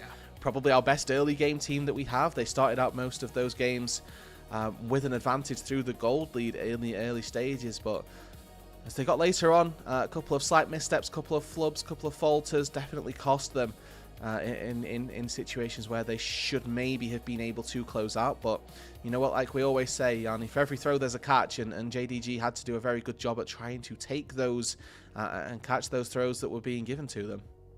It certainly should have been a 3-game series after that game, too. This man is TikTok dancing. More playing, less TikTok dancing. Oh, this is great. I love stuff like that. Just imagine if he was able to see that from just where he's sitting. Just be so embarrassed to kick off again. Oh, it's like, oh no! I knew I shouldn't have done the TikTok dances. My demons have come back to find me. So, we do need to shout out Vampire for his work in the BLG series specifically. Fine. This guy put in a ton of work and was a big reason why they won that second game, because this game was just not looking good for JDG, but they displayed a lot of resilience, and him especially had some really nice engages later on in a game that looked like it was unwinnable. Yeah, now a product of that is that he had the most OP support in the game, but a product of that is equally the fact that he's looking for those angles. And I think that, one thing to get those really OP picks, it's another to make them look OP. And Vampire, he hit 2 for 2 on that, so he got his hands on the Nico, was also able to make the Nico look like a disgusting champion that she is. That's kind of what you want to see from when you get your hands on these picks, right? We talk so frequently about the power of Nico and why Jace is never getting let through, but if we let them through in a game and it looks like a pick that we could be leaving open, for lack of better terminology, then why on earth are we banning it in the first place? But when you get to see Vampire in game 2 like that, just absolutely popping off on the Nico, yeah, there was one death where he just get caught by Chain of Corruption and pretty much died, but the majority of the rest of the fights were actually him popping off. And again, Vampire, one of these players who I love his story. 2024, we were talking about him as just one of the unequivocally weakest players in the LPL. 2025 had a little bit of a redemption arc, wasn't doing too badly on a WE roster, paired up with Monkey, and had a pretty good narrative pushing himself forward as one of these top supports. Potentially in the league even, got a couple of nods for a third All-Pro voting. And then we look at how well he's been able to develop moving into this JDG roster. I'm not convinced, I'm not sold on his placement here just yet. Definitely feels like there are games where he's one of the weaker members on this team, but equally, like we saw from the BLG series yesterday, feels like there are games where he's one of the stronger players too. It's been him and Xiaoshu making a lot of the calls based on the mic checks that we've heard so far. And no longer do we need to await. It's time to activate JDG versus Weibo game.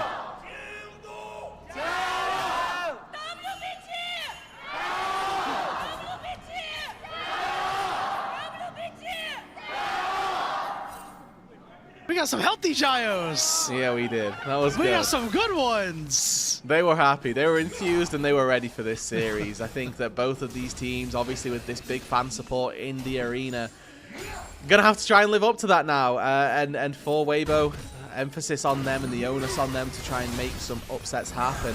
Good buffer there on the hook from Vampire, getting the Zenith Blade through just before the hook connects, so we can effectively neutralize it and actually get a little bit of a trade back onto Elk. But again, we haven't seen these comps in quite a while. Anyway, had a pretty healthy pause moving into the start of this game. To take a look across the board, definitely excited for JDG the later this game goes, in the sense that they're going to have the Cassante, but fearful for them as well, because they're going to have to try to play up against a very solid team fighting composition with teams and with champions that don't have the mobility to get out of a Cataclysm. So without the flash, they're going to be very susceptible. No doubt. JJ, we're looking to him on the Weibo Gaming side to get things done, be a big people mover. We've seen so many players here in the LPL so far that have had great games on Jarvan. A couple of slower ones, but especially in this one, you have to be making your impact before this Vi hits level 6. Yeah, and I think you have so much more control over gank setup. As the Jarvan versus the Vi, yes, at level 6 your ganks become even better, but even before that you have a knockup, you have a boatload of damage, so none of these things are particularly bad, as we're getting the engaged heal burn on the bot side now, and Erha not willing to exchange those summoner spells. So good advantage picked up early on by Weibo. Nice little ward from the bot side of Weibo Gaming, going to spot out Junjia, and they're going to be fine, and potentially a 3v3 for this bot side. But we look at the mid lane, JDG, they've got Honky with that prio. He can move. Vampire gets rooted. Good flash away from the Zenith Blade. They're just trying to patiently wait, but Elk's been pushed off. Doesn't look like we'll see much of a re-engage here, but still jockeying for position over this crab. Already seeing a teleport come in from Xiaohu in the mid lane as Hongqiu had to back. So getting that priority means that you're able to grab that crab. Remember, we do have a summoner spell difference in the mid lane with this Rise going Ghost. So a useful teleport early out of Xiaohu, and he didn't die for it. No, he didn't, and that's that's a win. Again, Xiaohu's TPs have been a little bit suspect so far in 2026, so we'll hope that he can remedy some of those moving into this series in particular. As we think about what this game looks like for, in particular, this top side, again, one of the players that I wanted to highlight coming into the series was Xiaoshu here on this Cassante in game number 1. Has a really good chance to make some waves in this first game. It's probably going to be the linchpin of these team fights for JDG, as the majority of their solo laners are going to be doing all of that carrying in this game. Gala with a bullet time maybe can work well, but we're looking at Hongqiu for consistent DPS. We're looking at Xiaoshu to be this menace that can never die.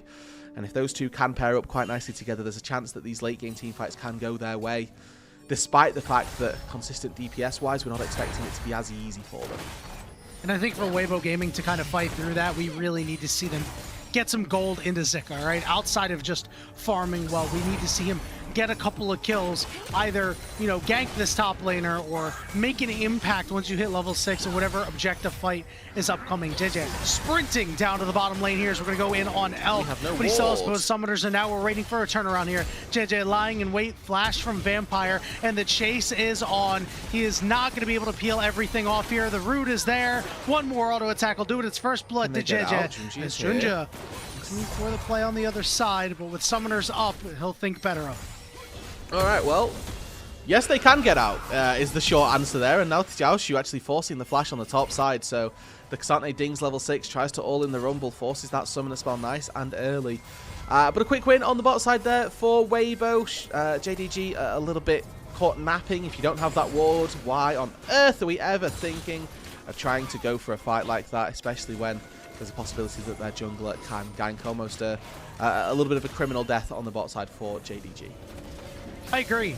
You have to at least wait till your jungler's level 6, right? Because you have all this early pressure, sure, but now you've given up so much of it. You are allowing this Jarvan to set the pace in this game, and that's a champion that if you let him do that, there's a chance that you're down so much so early that the game becomes really difficult to play out.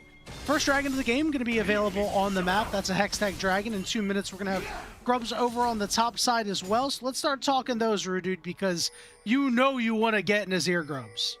Yeah, so let's take a look at those summoner spells that we were talking about for JDG. How many of them have been burned on the level 6 marker for JJ, for Zika? Oh, it's none, actually. So this big fight on the top side, if the grubs go their way, not going to be as easy for Weibo unless they start to try and rotate up some of their bot side where there is that slight advantage seeping in. Good engage though, returned by this bot side, and Vampire finds a really good fight onto Elk. Really nice stuff. Got that cleanse out. Now, Gala is starting to get close to 6. We're going to re-engage on Gala. He's going to burn his barrier, but now we're going after Erha. This is problematic. Erha does not have the summoners. He will stand tall for the moment. The health bar is getting real low. Yeah, we're battling with death down here, which honestly I'm okay with seeing. Definitely a nice change of pace where we're battling and trying to make sure that both of our sides are in trouble. And here we go. The curtain call. We're going to target out Vampire first. He's low and forced away. Are we going to wait or are we going to look for Gali? He's sitting in the alcove. Last shot coming through. Oh no! And Gala flashed into it. Disaster strikes and Vampire knows that his goose is cooked. A double kill on the bottom lane for Elk. And we were talking in the pre-show, the solo lanes have been the problem for Weibo, but Elk and Erha have been doing what they can in terms of making sure that they are two people that can have a massive engage and a massive presence in this game. They've done so well, and without finding these early kills, and off the back of the fact that he bought plated steel caps as his first back as well, that just goes to show what a great pick that is. And it's so difficult too because Gala saw the opportunity that Elk was alone, and he's in a position where if he starts bullet timing, well, Erha's just going to hook him out of it, and you're still done. So it's just really a horrific misplay out of the bottom lane of JDG, further setting them behind. And getting Elk to that closer and closer to the point where maybe he'll be able to take down this Cassandra eventually. Eventually, and that is the important takeaway, right? Is that at some stage soon, or in the near future, Xiaoshu will descend from that top lane, and whether he descends with any armor or not, the Jhin not going to be the most capable at taking out the Cassandra. Good vision highlight here by the observers, making sure that, well, if Junjie does make his way down onto the spot side, he's going to be spotted. Nice to see as well, one of the small things that you can do as Jhin, you actually get a lot of safety from ganks if you use the captive audiences, the little traps there, as almost vision, right? As they slow the approach, and you want to typically put them on pathing areas that a jungler will take but that minions won't. So through bushes, for example, on entrances to lanes, does a very good job at actually making sure that you are a little bit safer from ganks. Dragon going to be started up by Weibo Gaming. Meanwhile, up on the top side, Junjia is going to take out these grubs. I kind of like that move, Rude, dude. I think you're going to need the extra power of the Dragons this game. Let's take a look at this replay. This was just so well done by Elk. Yeah, and Erha as well. Just threatening the whole time. But yeah, this fourth shot landing, we've cinematicked it. Oh, no. I think, honestly, the observers have done Gala a favor there because people don't get to see how bad the flash was. I'm going to be honest. It was pretty tough. They caught that man in 4K. Now we might have a catch on the bottom side here as the siege is on this turret with JJ walking up on Vision. Vampire said, hey, you know what? I'm going to try to do what I can to soften this wave up a little bit. And he's going to get it as well. Shots. Yeah, less turret shots toward the minions mean that maybe you could save a little bit of damage on those turrets if they stuck all the way around.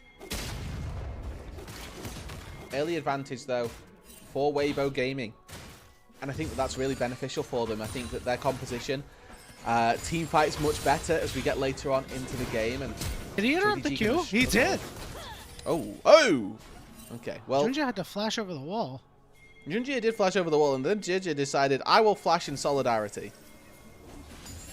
Yeah, not the greatest flash out of the Weibo Gaming jungler, but that's all right. No worse for wear, all things considered. 3-0 kill lead, 1,000 gold lead to Xiaohu is going to be able to scoop him up, and the play is made onto Hongq. Well played from the Weibo mid support duo. And they are rolling through JDG in this early game, now looking to overextend maybe a little bit. Yeah, and there's a Cataclysm, and Jinja's got no flash to get out, so he gives his life over. Junja gets his first. Yeah, fully channeled bullet time there. Not quite enough to take JDG from 100 to 0. Don't think that will last as a trend as we move later on into the game. But with that, JDG find a little bit of something back. It's a kill for Junjia, which is maybe one of the weaker areas of the map we'd like to get it to. Probably like 4th best in terms of where we want that kill to go.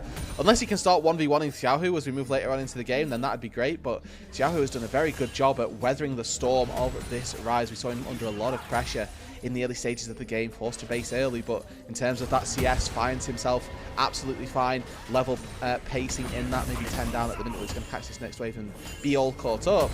And then with that extra kill as well, based on the setup from Vampire and himself, he's actually finds himself ahead. And, you know, we were talking about who's going to be able to cut through the Cassante at late game. Azir will be able to do that. He has the lethal tempo in his back pocket as well, so he's going to be able to eventually start cutting through that big front line. And with enough time, maybe Weibo can find these team fights that are just going to go their way.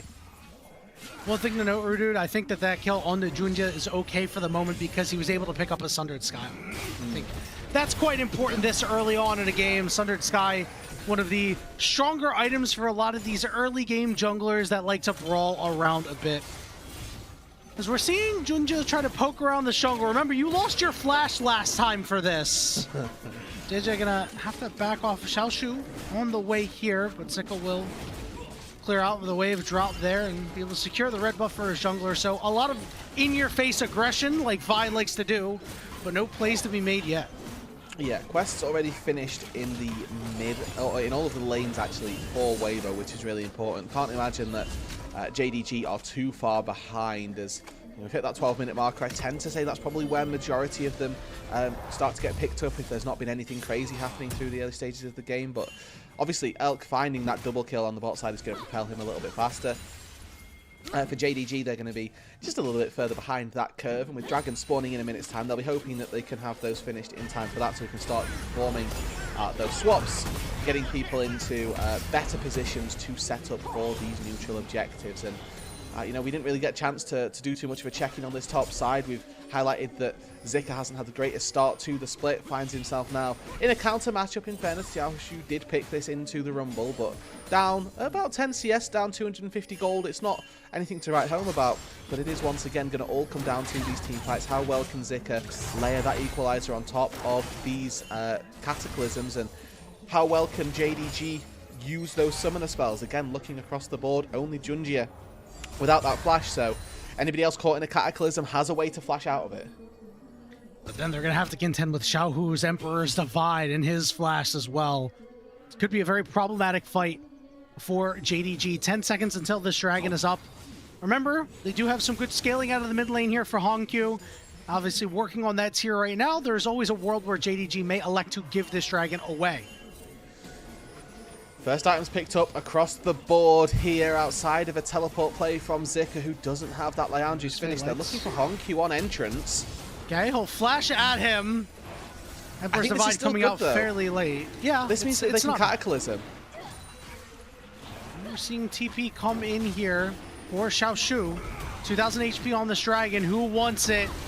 JJ standing around and is able to secure it with a smite steal, and now the fight's gonna break out. Xiaoshu soaking up a lot of that damage that we were talking about, and there's a good equalizer. It means that nobody can really get out. There's that bullet time, but it's not touching Elk.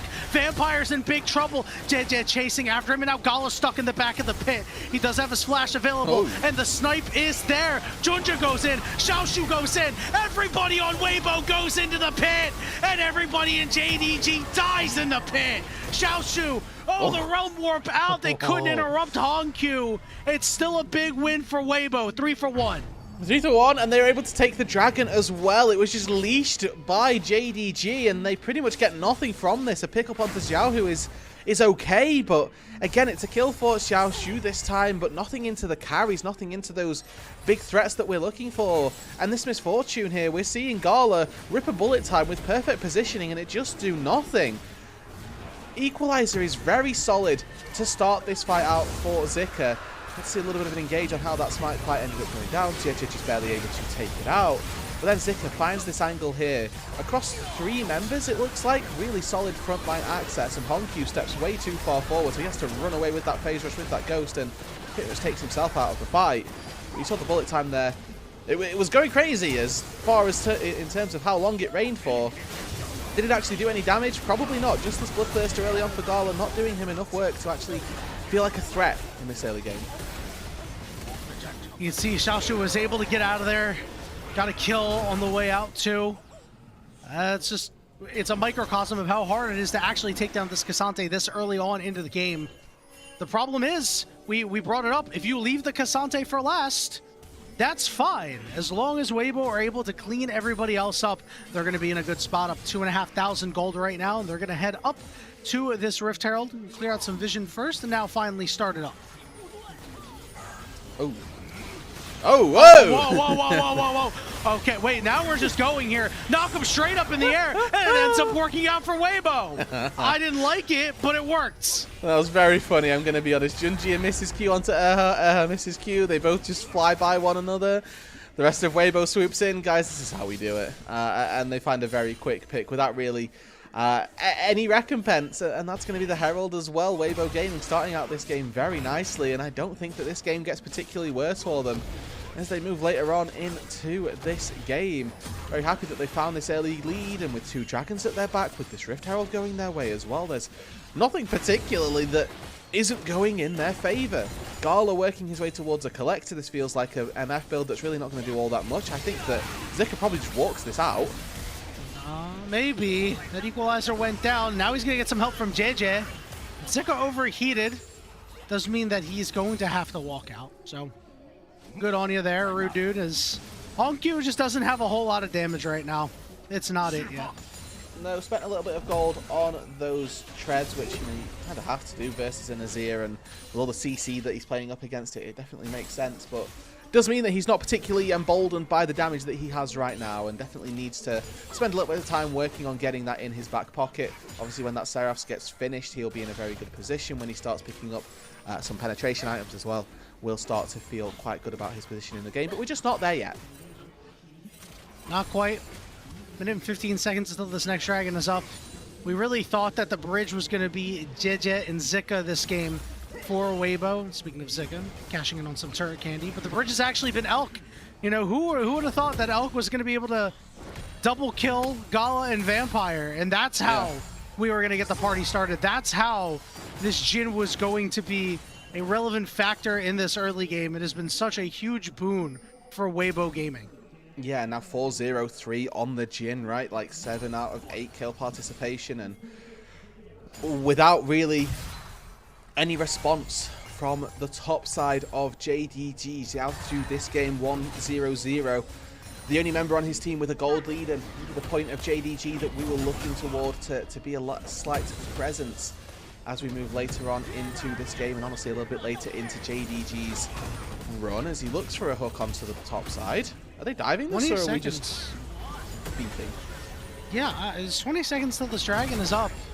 So, I mean, JDG is going to be really late to it if they want to fight it. That's going to be Weibo Gaming's sole point. Yeah, I don't know that they do want to fight it. I'll be honest. Yeah, I guess not. I think that they know that they're going to lose out. Zika weak side kinging up on this top lane. Now he does have that TP, so has an ability to get out if he so desires. But tier 1 turret falls on the bot side. He defends his tier 1 turret in the top lane, and Dragon's going to fall. I don't think that Elk's really in too much trouble in this mid lane. He's even able to find a really nice little pickup on the back side of this. So, I mean, so far for Weibo, looks good. They didn't take the Dragon on spawn, which is given an opportunity now for JDG to make their way down, which I do think is a bit of an oversight, but we'll see if they can make anything else come from this. And it's so hard for JDG to kind of play this out, right? Obviously, you've got the late game power of the Rise. but this is a composition with this Leona Misfortune Vi that wants to fight early, and any potential fight that you're afraid to take because you're so far behind, it just goes to show that this is a really rough game for them, and it has not worked out to this point. It looks like we might get some fighting anyway. Yeah, no Archangels finished for JDG's mid lane. I think Hongq going to struggle without that shield in these fights. Importantly, though, flashes available across the board, so that Cataclysm Hot Pot combo not going to be too great. Looks like Weibo feeling like the team that don't want to fight for this, but TP comes in maybe a little late here. Xiaoshu still has this big shield. I don't think we're going to see a steal here, and we won't, but are we going to get a fight? Xiaohu wants to get it. Big knockups, bullet time over the top. It's big damage. Xiaohu trying to keep everybody away. Desperately trying to run, but a fall. JJ goes in and goes out. There's this curtain call. Just trying to keep JDG away for the moment. JDG get the dragon and get a kill. And it's another big blunder by Xiaohu. His woes for the first split of this LPL continue. Giving a little bit of life back to JDG there, as I think Weibo's setup for that was just all misguided, was not particularly well thought out, and they're going to look to try and extend that into, at the very least, a little bit of gold for Hongq down on this bot side, as they're able to find a quick turret plating for him, which is going to be really useful, again, pushing that Rise to the point where he's actually going to be the late-game DPS threat that this composition of JDG is going to need. So they get in late, they sacrifice so much, they could have been here a minute earlier, but look at Xiaohu's E here. He E's forward and then wastes his Q as well in the face of a Cassante Q3. His flash doesn't get him out to safety, he gets knocked back in by the Cassante W, and again, this is just a really bad fight from the Azir. Was in such a good position to just be able to DPS over the wall or just walk around the corner a little bit. Didn't need to E forward like that, wasted his safety, and yeah, really big blunder there. The three-man game we've been talking about at JDG, Xiaoshu, Gala, and Vampire, really coming up huge in that fight. I feel like this is much ado about nothing, but we'll see, as they are doing some serious damage to Xiaoshu here. He's forced to all out. He doesn't have any assistance coming from any friends, but he's saying maybe I could just do this myself. Good damage coming in onto JJ, but the last knockup is there, and Zika gets the kill. I mean, it wasted a little bit of time, but what is actually being gained on the other side of the map? JDG, once again, a little bit slow to respond to what they're going for, but as this wave crashes in on the top side, it looks like they've made their bed and made their peace with the fact that they're going to find this top tier 1 turret, but nobody's responding on this bot side to Zika, who's now got a lot of alone time with a tier 2 turret down on that bot side. No TPs available to get down there and stop him from taking some hard-earned cash, and he finds himself one plating just off the rip nice and quickly. So this Rumble found himself in a little bit of trouble through the early stages of the game, but gets himself a little kill there, a little bit of extra gold, and he's going to be in a very good position again come these team fights. Looking at those flashes, though, we've got 23 minutes on the board, so Baron something to consider.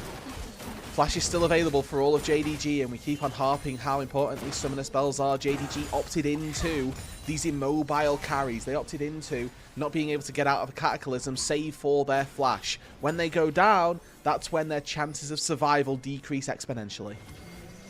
And on the other side, Weibo Gaming, some critical flashes down. Looking at Xiaohu and Elk. Elk without cleanse also. So if JDG's timing that, they've got a lot of snap engages. They could always go after him if they want. 2 minutes until this next dragon is up. JDG have bought themselves a bit of time with that dragon take. More time for Xiaoshu to try to get to unkillable mode. More time for Hongq to get to that late game rise that everybody raves about. Yeah, and even when they get there, I don't know that it's fully enough to take out what is such a good team fighting composition of Weibo Gaming, but JDG have proved themselves as a good team very recently, taking out BLG. Maybe they'll be able to find a little bit more magic. In terms of their power points from the early parts of this season, we were very high on how well Hongq had entered the league, but outside of some solid laning, we haven't really seen him extend that too much further through the rest of this game. Does, with the Rod of Ages pickup, have a level advantage over Xiaohu, so in that side lane might be able to make something work. And importantly as well, always like to keep track of our top laners in terms of their experiences. They get to go up to level 20 now, so those XP leads do actually begin to mean a little bit more. If they can get that pacing out ahead of the enemy marksman, it makes their lives incredibly difficult, and Gala in particular trying to rip through any top laner on this MF, going to struggle until that IE is finished. I'm gonna look for Vampire here, and then we're gonna be able to take him out. It's Elk picking up kill number 5. Just a missed position there. We're flashing after Gala. Equalizer's on his head. The curtain call is curtains for Gala. 2 kills for Weibo Gaming, and they're pinging the Baron. Yeah, I asked for a little bit of magic. Unfortunately, not on the cards for them, as now Weibo Gaming are going to be able to take this Baron without too much consequence. Yes, Junjia has got his life and does have a smite charge ready. We're trying to get into this pit through Nautilus, through an Azir wall. Should not be possible. Even taking these cones down as well. Let's see how well can Junjia make his way in. Honkyu could realm warp him in, but that is a one-way trip if I ever saw one. Urha's kiting back. They have some damage here. Realm warp coming in, and it's just a little bit too late.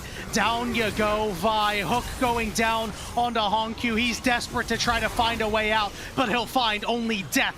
A double kill for Elk, the former BLG 80 carry. Many have doubted, is he that good? He is that guy.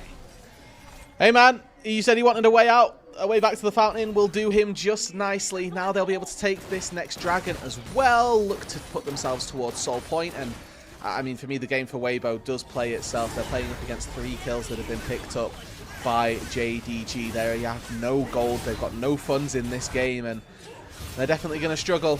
Vampire here. His jungler's basing on the top side of the river. Just no real point to try to take this fight, as the reinforcements were just there. Gala can never look to commit in the face of JDG, who's still got Flag and Drag and ulti combo. They burned the flash off of the Misfortune as well, so the second she even steps up on their screen, it's just JDG jump in, find the Cataclysm, Equalizer over the top, and that 3-level advantage for Zika as well is going to feel all too good. I think from here the game is now infinitely more difficult for JDG, and for Weibo in particular. It's so easy. Safe teleport by Xiaohu into the mid lane to get this shove going on. As the siege is here, some turret candy to be cashed in on. God, the dopamine hit when you hit a fully candied up turret is real good. Here's Junjia on the side, looking for Elk. He's forced to flash away, but the peel is there. Ooh. Junjia goes down. I mean, you have to go for those Hail Marys, but it's just so difficult at this stage to really think that you can get anything from these spots, as maybe Zika a little bit too far forward. No engage from Vampire there means that he's able to escape, but they're just laying waste to all the structures, all the turrets, and Weibo Gaming, not necessarily a victory march just yet, but feeling pretty confident, pretty happy with where they are.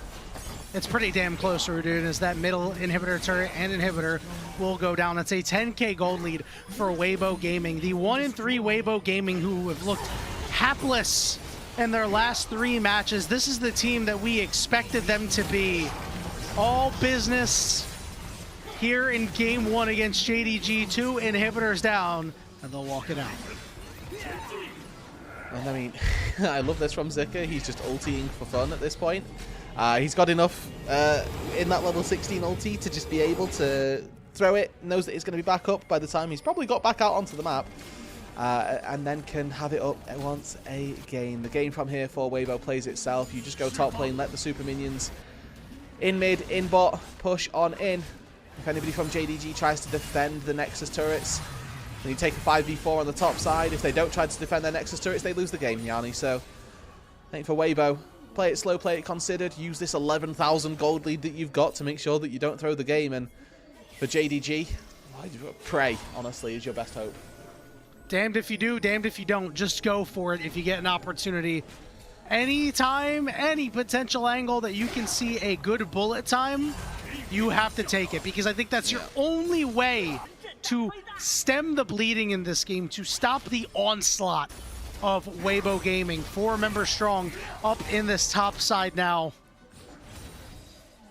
Good thing for JDG is that they've been able to push out this bot wave very far using Honkyu. Now he's going to have to base before this 3rd inhibitor falls, but I think that's going to, cost him a little bit of time here. He tried to recall in the face of some minions, which has then stopped his recall. He's now decided to push another wave because the push back from the rest of his squad is actually just about enough. So Weibo Gaming going to play this one measured. I think they could have probably been a little bit more cutthroat and got a little bit more for the jugular. Instead, they decide, well, we'll make sure that this game's not lost off of a bad play here, but I think it would have taken them quite a lot to lose out on this game. A better scaling composition in terms of their team fighter. 11,000 gold lead at this stage. I don't quite know what they could have done to throw this, but then again, you know, we don't want to jinx those things either. No doubt. I'm with you on that one, but you know, when you're 1-3 and you're up so far ahead and you know that you've got a good scaling advantage here, you'd be like, all right, you know what, let's pump the brakes a little bit. Let's wait for this next round of objectives, wait for JDG to try to contest, and we get a quick pick, and then we can probably end the game from there. Yeah, I mean, I do feel like this is stemming from their lack of confidence from their 1-3 record. I'll be honest. I think that, you know, teams of a better caliber would have closed this game. We would be talking about who the MVP was and who we're looking at for player of the game, but maybe something to just consider for Weibo and, you know, for the coaching staff to just look at this and go, guys, what on earth are we doing? Why did we not just end through top on that first Baron? And maybe they'll have a good answer, maybe they won't. I mean, there isn't particularly one that's there. GA on JJ, so he's probably fine. Okay, interrupted the knock up there. JJ is going to go down. There's an ultimate on the backside. There's that bullet time, forcing Elk away. JJ back up. Now we're realm warping in. Here we JDG go. say, hey, this is our chance, but they're immediately denied by Xiaohu. Weibo Gaming gonna pick off a couple more members here. Well done by the maligned Weibo mid laner, slamming the door shut on JDG. Game 1 to Weibo.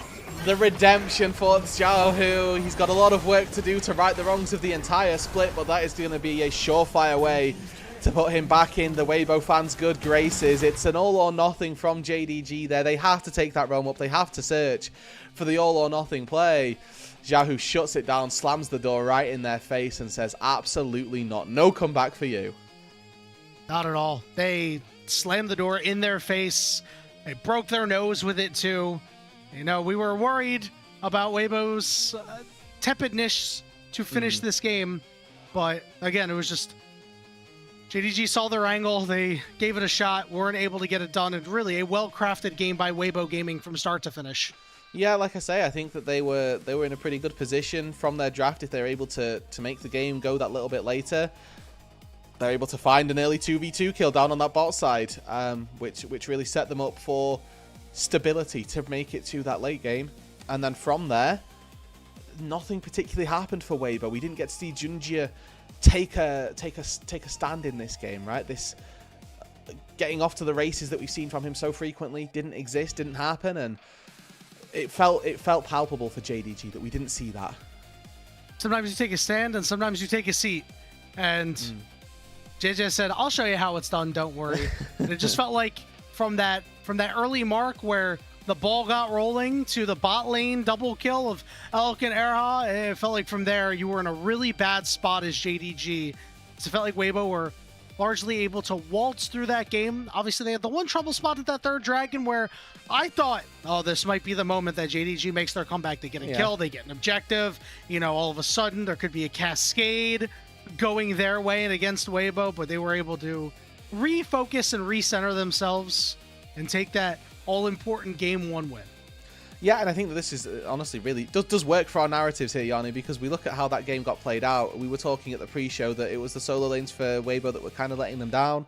I don't want to say that they didn't let them down in this game. They held their own, but it was the jungle and the bot lane most notably that were pulling Weibo over the line there. Not necessarily in a sense of they were struggling, but in a sense that they got the ball rolling this time. So really good to see that those pieces that we highlighted early on as having had successes so far this year are continuing to do that, and they're making those good waves through this portion of the series. Now, obviously, that needs to continue. We need to see a second game from Weibo to really put a mixer into these LPL standings, because if they end up losing this series, then it just does become a two-horse race up at the top. But I think if Weibo can take this series, it does throw into disrepute how the standings actually look.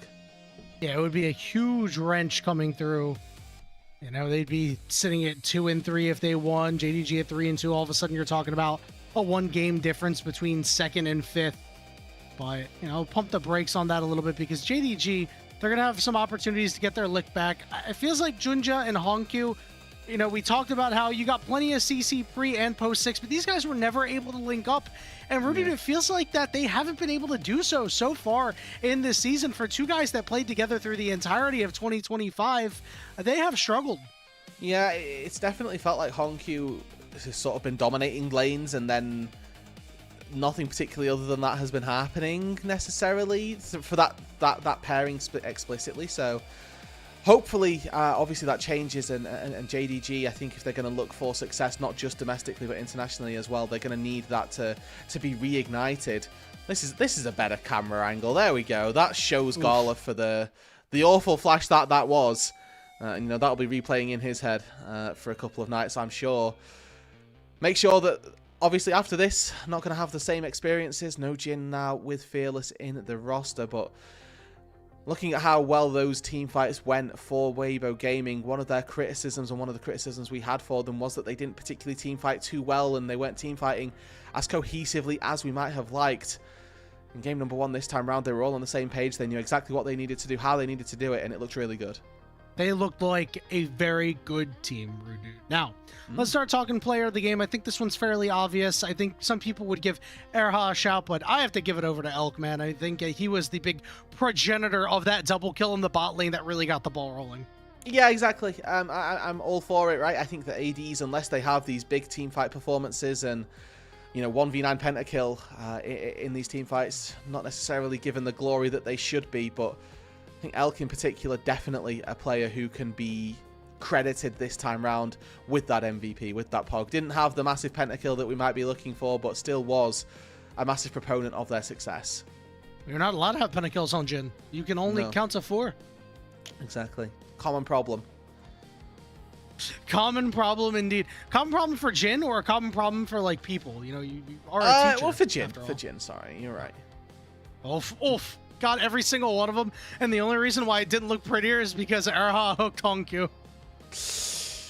Yeah, and I mean, was it? Yeah, that was the play that needed to be made by JDG, and I think that's the really sad point, and sort of the commentary on this game is that may look like an absolute grief, but that's the only play that they can make if they want to win the game.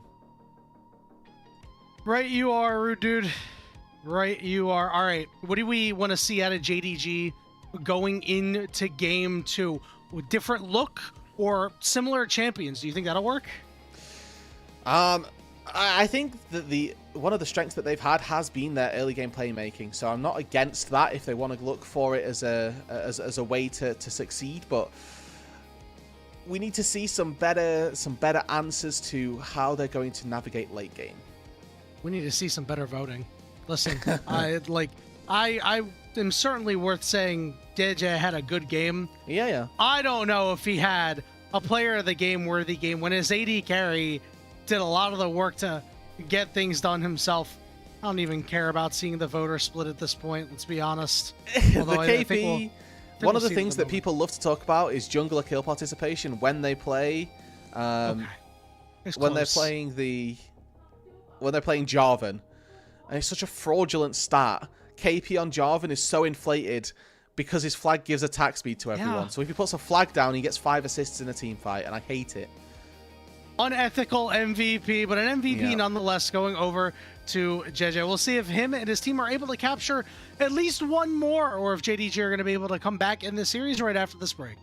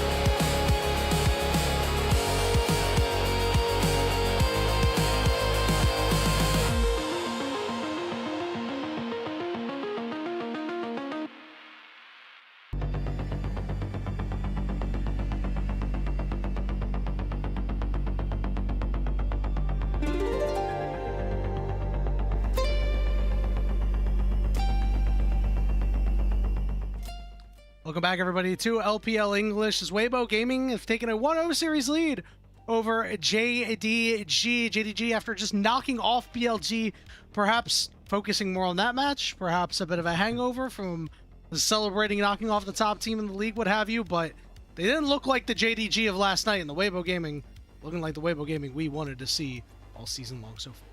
Yeah, I mean, large upset for game number 1, I'll be honest. Expectation for me coming into this, JDG 2-0. I've been immediately upsetted, and Weibo Gaming going to look to try and change those expectations once again, and this time even further. If they can take this series, that again shakes up how we start to look at the standings and how we start to look at the relative power of each of these teams, really. If you can take games off of BLG as JDG, but then you lose games to Weibo, what really does that say about you as a team? So we'll be curious to see what happens as this series progresses. I think for JDG, eyes going back to, can they perform a little bit better, just cohesively? Felt like they found no real advantages through the early game with a composition that didn't particularly scale well into that late game, so the whole plan just felt like it was a miss. Yeah, I think it's time to be a little bit more proactive over on the side of JDG. I mean, you take a look at a lot of the games that have been played, specifically in this mid lane where JDG's seen a lot of success. It's because Honkyu's been playing a non-scaling champion. He's got a loss on Azir, he's got a loss on Anivia. He had a win on Ryze yesterday and Victor as well, but a lot of these champions that he's been playing the Ahri, the Talia, Orianna when it's become available. And these are champions that are able to make earlier impacts. We're talking like level 6 through 10, as opposed to making your impact at like level 14 onward. Yeah, so the goal and hope really is that if we get him on something a little bit more early game focused, where he can actually begin to take over that game, JDG can start to claw back their way into this series. Now, whether or not that's something that they want to look for, we will obviously keep our eyes out for, but that's then onto that coaching staff and maybe a little bit onto Tabe to see whether or not there's an angle to give him something a little bit more conducive to an early game lead. Alternatively, right, do we want to start asking questions of that bot side, right? Because Gala Vampire have been exposed in game number 1 for not particularly having the greatest of 2 versus 2s just explicitly this series round. And I think Vampire as well, for me, a player who we've got lots of question marks over, has been consistently inconsistent, I think, sort of thematically with Weibo, and again as the antithesis of that, really. But for him as this JDG bot side and for the support of it, he needs to step up, he needs to do more. And in game number 1 didn't quite have anything to say. Game number 2, we need to see that little bit of extra. Yeah, Gala and Vampire haven't quite gelled together yet. It took a while for Gala and Mako to get going last season on IG, so obviously JDG are hoping that this comes together a little earlier, but it feels like it's been the story of Vampire for quite some time now, is that while he does his best work on engaged champions, sometimes the angles that he looks for aren't as great. You will take some over aggressive looks. I mean, down on the bottom lane, I think I have to pin a lot of that on Gala with that double kill. He just took the aggressive step up, but Vampire wasn't up there with him, wasn't there to protect against the Nautilus. I think that's why it went so poorly, but it's just something that they're going to need to work on over time. Rome wasn't built in a day, and we're talking game 5 for both of these teams of a long season. It is January 24th. In August we might not be talking about this, right? No, we had this for a couple of teams throughout 2025 where we're like, well, actually, we were really hopeful for what you might be able to do a little bit later on down the line, and then we got later on down the line and we were still hopeful for it and starting to think, well, actually, maybe it's just never going to come together. So at this stage, we're not particularly worried. We'll see if that continues or if that changes, and it certainly will. If these teams can't begin to show us what we know that they're capable of later and later, that's where the problems are. And that would be very concerning for really either of these sides, right? Because now we're talking allegations of players potentially being washed. We've already had some of these questions for Xiaohu after a very down 2025 and a rough start, we'll call it, to 2026, and that game largely looked pretty fine. No risky teleports. We saw some actively very safe teleports, like very surprising. Like everybody was probably noticing that, like, oh man, this guy is really, really timid with that spell. So we'd rather have safe ones than, you know, 50-50s that are really 30-70s. Yeah, let's take Talia, let's take Ghost. I think that's my goal. Let's do I like with Ignite, you know? Let's go for some baller moves. And Cassiopeia with Cleanse, right? We've got plenty of options. LeBlanc Ignite too, yeah. Ignite LeBlanc, let's see it. Let's take the game to Hongq in particular now. Once again, I will say a first pick Nico ban. Bad business from JDG. I'm just going to say it. They could have taken this Nico pick out the rip, and they've decided not to. Very See sad. what these final two bans are. Is Orianna and Varus still both going to be on the board? That early Sylas ban telegraphed that they wanted Malphite. JDG has been a enjoyer of Malphite, specifically for Junja, because it's the kind of champion that he really likes to play. He likes to play a lot of these supportive, action-based junglers. You know, you saw that out of the Vi in the last game. It's going to be Bard banned away, so you're going to get one of these power picks for either Hongq or Gala.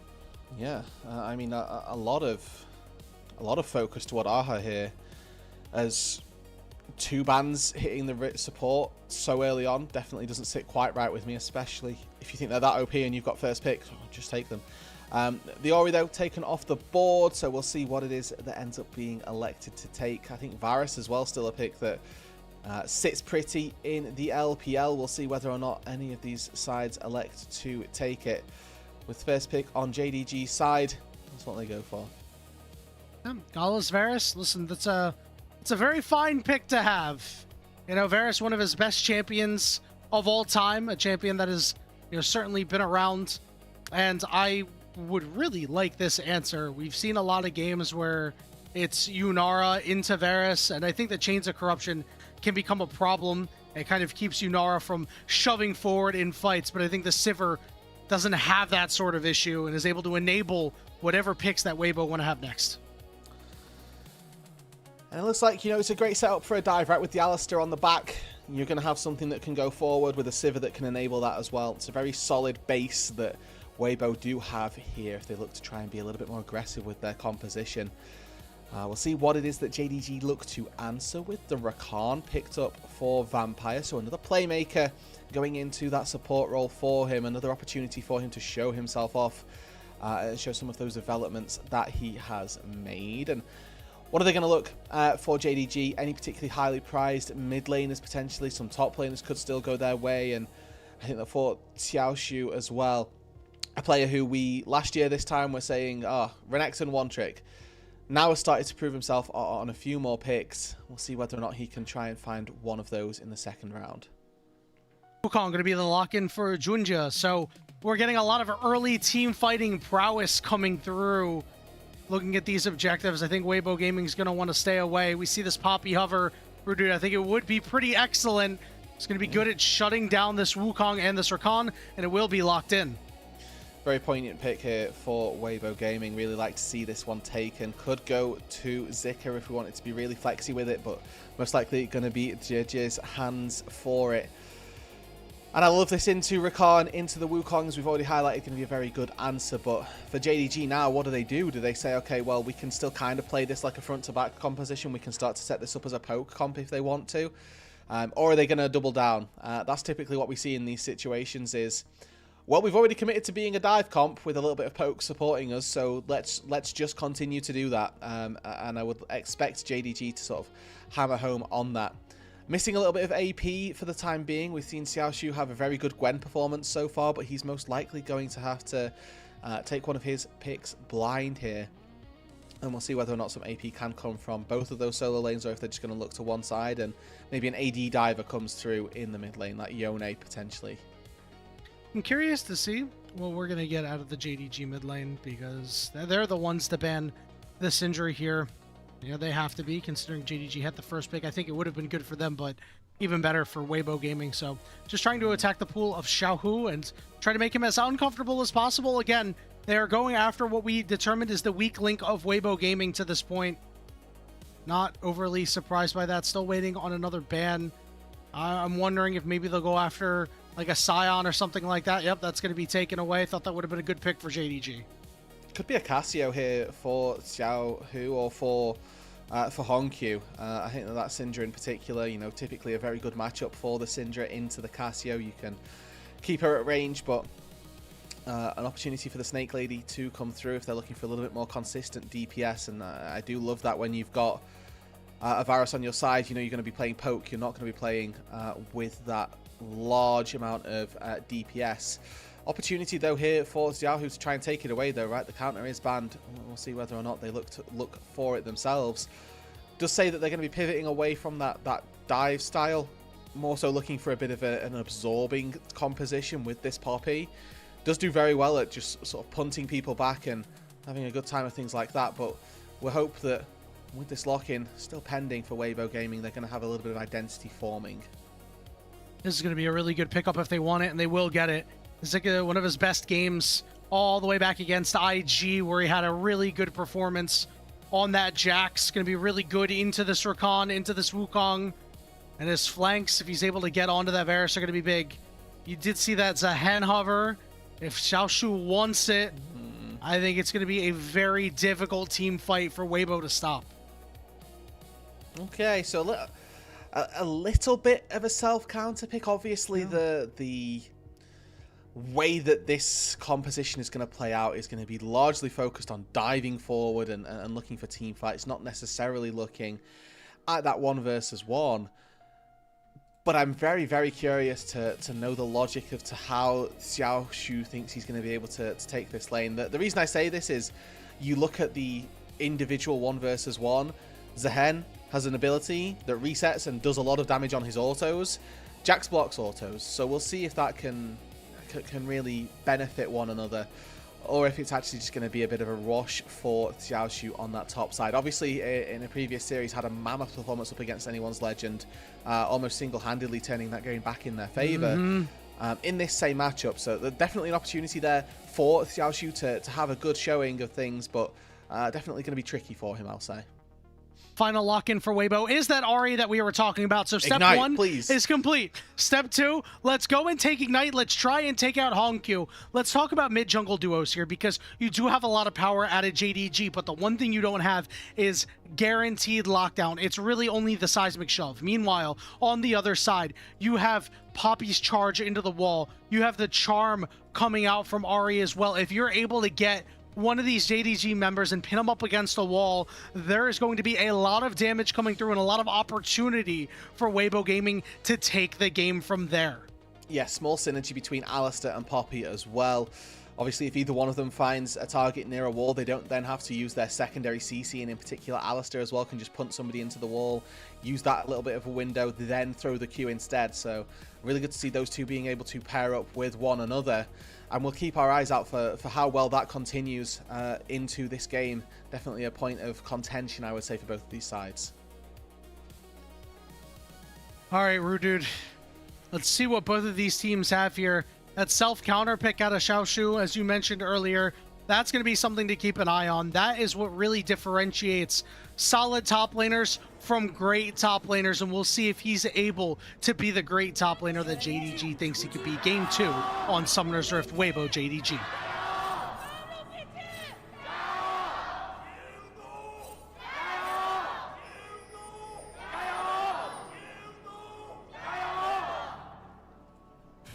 I'm fairly certain that that guy is at every single JDG game, because every time they play, I hear him. He is so iconic in the crowd, and you just know it's him. Nobody else has that lower register, that gritty feel to it. That guy could have been a caster. He could have been. Maybe he was in a past life. Who knows? Maybe he still is. Maybe he still is, yeah. Just no JDG games. No Weibo games. That's a shame. That's a shame. Yeah, he's not allowed. Too biased. All right. We've got this headbutt. I know that Alk Battery is a proponent of being very aggressive on Sivir. Sivir's level 1, quite powerful. Get the movement speed whenever you auto attack. You know, if you throw out a Q, it does good damage. Tough to deal with. And, you know, when you get that opportunity, I think that the Sivir obviously able to control that wave nice and early. we'll see if they can continue to push that small advantage that you have as the Sivert through the early stages of this game into the late. Quick pit stop at our 2 mark check-in for Xiaohu. He did fail on the second counter. Unfortunately, he selected to go for the TP, so no ignite on to this Ahri. Means that our kill threat in the mid lane definitely a little bit lower than we might have anticipated, but JJ here, is he going to be spotted on this ward? He is. It dies just a second too late. And that actually gives Hongkyu the knowledge that he needs to back away. If that ward had have died just a second later, if he'd have been in a slightly slower clear here, JJ would have been able to find a window into that mid lane. But he's going to start up this blue buff here. He knows that he's got push from Xiaohu. Bot lane as well also pushing, so could very well come down to a smite fight. Let's see if either of our laners get an opportunity to make their way across. Looks like Weibo's bottom lane is headed over here.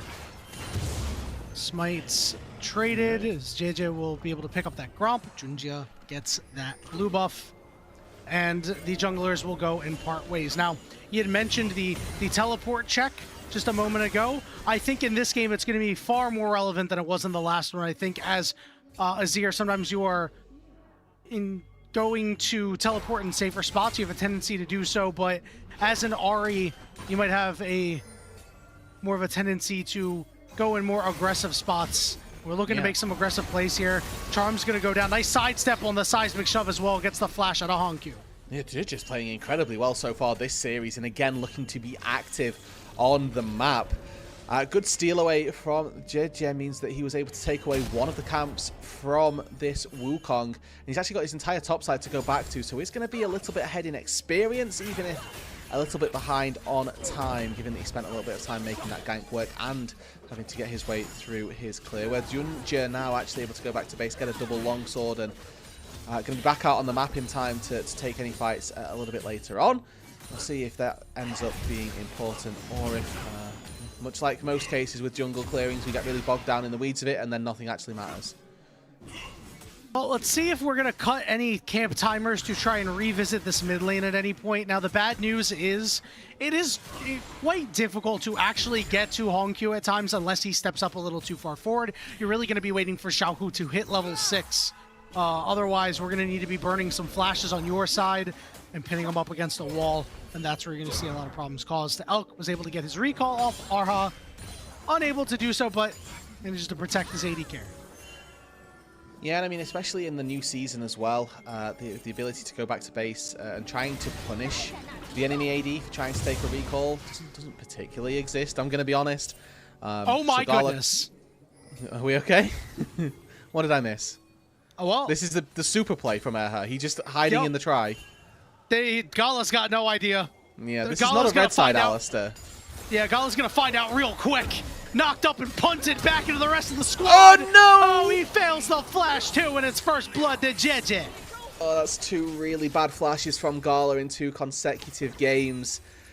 I don't know which one's worse, but because you can never flash that wall there, that is either such a difficult flash or just not a possible one.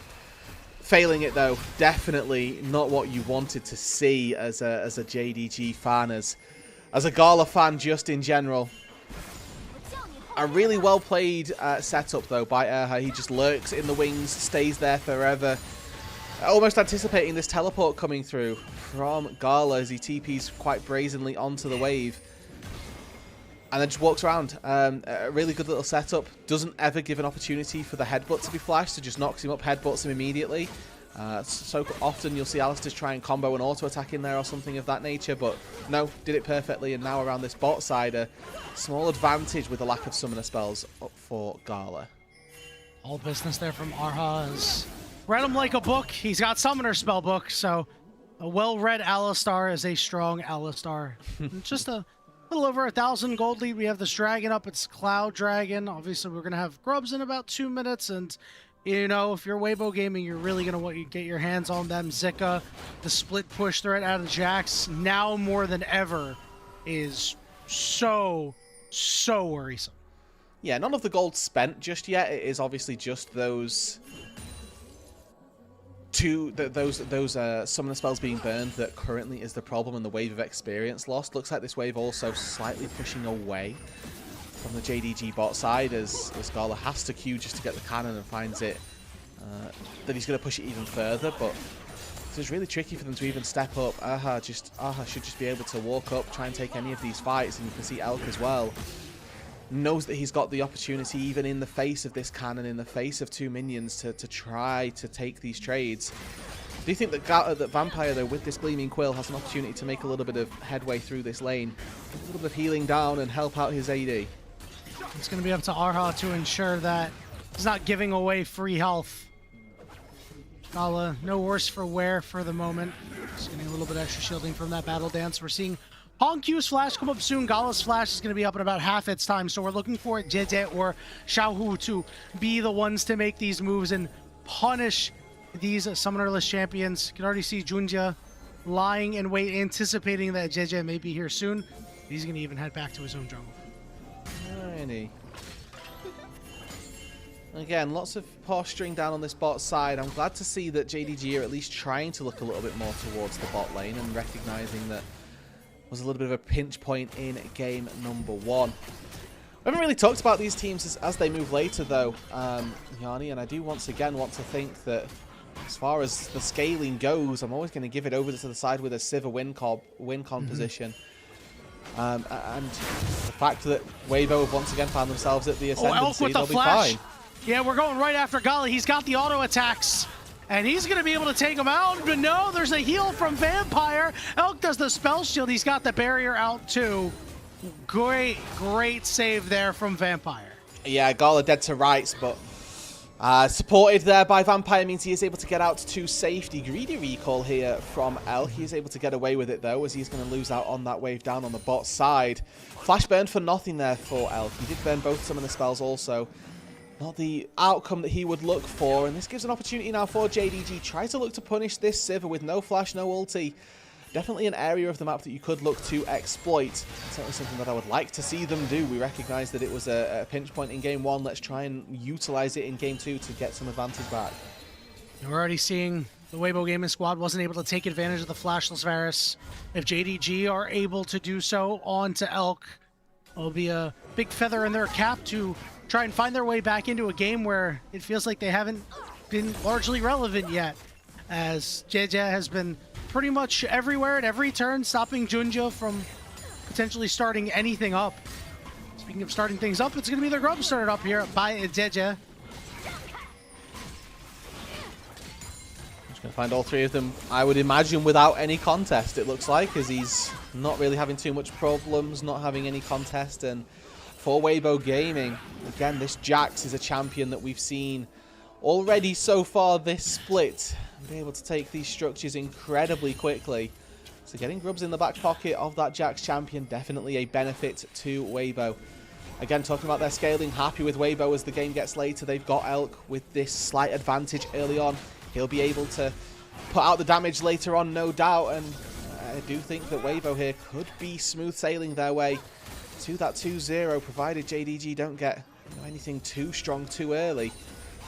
Not a necessarily fledged poke composition, not necessarily the greatest team fight. They've got good setup from Zehen, Wukong and Talia, but again, in terms of that consistent DPS, you are relying very heavily on Hongq.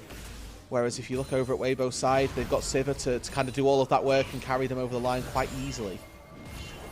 Dragon attempt from JDG foiled by Weibo Gaming, and I think that's hugely important here, Rooted. I mean, we're almost 11 minutes into this game. The first dragon is still standing. For all of the scaling that we speak of Weibo Gaming, I mean, JDG is not going to have many opportunities here to go and snap these dragons up for free, and if they get a soul, it'll be late enough that Weibo will largely be in a good spot scaling-wise. Now, we're going to see JJ up a little aggressively here. Should be thick enough to weather the storm of Junjia and Vu. Sundered Sky means he gets a little bit of HP back and is able to just walk it out. Junjia notably didn't expend, didn't commit to utilizing the Cyclone, so both of these junglers just accepting, maybe, you know, we'll let it go. Like that Sundered Sky being picked up for JJ does give him a good little dueling power in that 1 versus 1.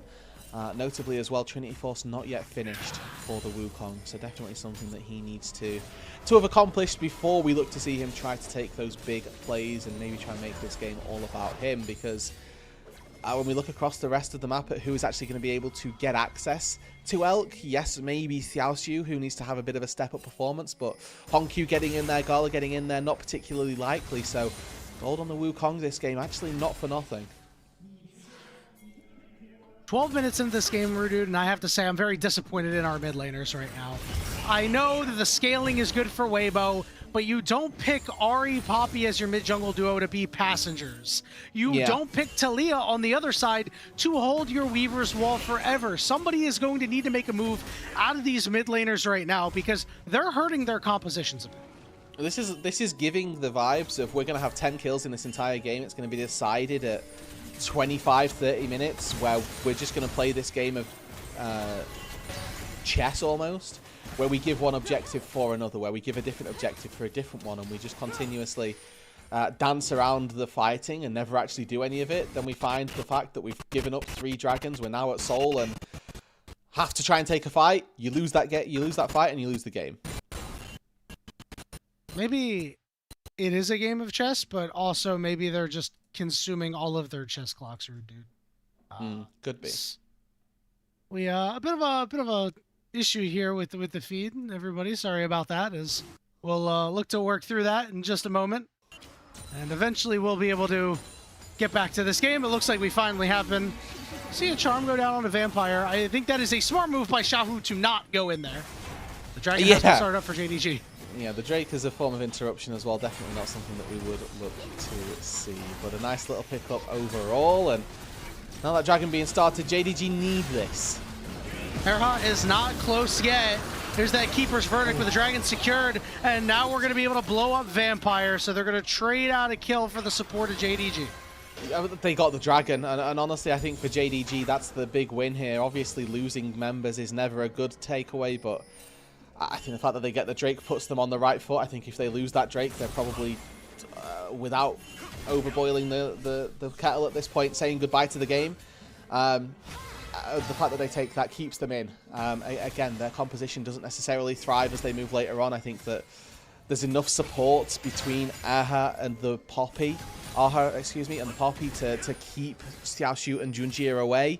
There's not particularly a lot of threat onto this Sivir with that support and with that peel that we expect to see come through. So for JDG getting that dragon, it keeps them level in this game. It keeps them within touching distance. They are going to be they're going to have to be snappy on these next dragons, though, Rudu, because if you wait as long as you did to get that first one, for the second and the third, you're not going to be in a good spot at all. 20 seconds until this Rift Herald is up. It looks like Weibo Gaming are well positioned for this for the moment. We've sent Xiaohu down to the bottom lane. His ult's going to be coming up as well, so watch out for his teleport. Yeah, quests completed pretty much across the board. It's important that Xiaohu doesn't actually have his completed yet on the Ahri. So not being able to get those boots upgraded is maybe a big deal as we move a little bit further on. But Zika gets a couple of plates up on this top side, and the gold lead for Weibo Gaming continues to expand. JDG just seeming a little bit lost. We haven't really seen anything, period, from them so far this game, and honestly so far this series. They ended last game with 3 kills, and it just feels like they're completely out of their depth. Well, now they're going to look for a play onto Hongqiu here instead of going for that Herald. Flash from Hongqiu, Junjie here to try to save the day.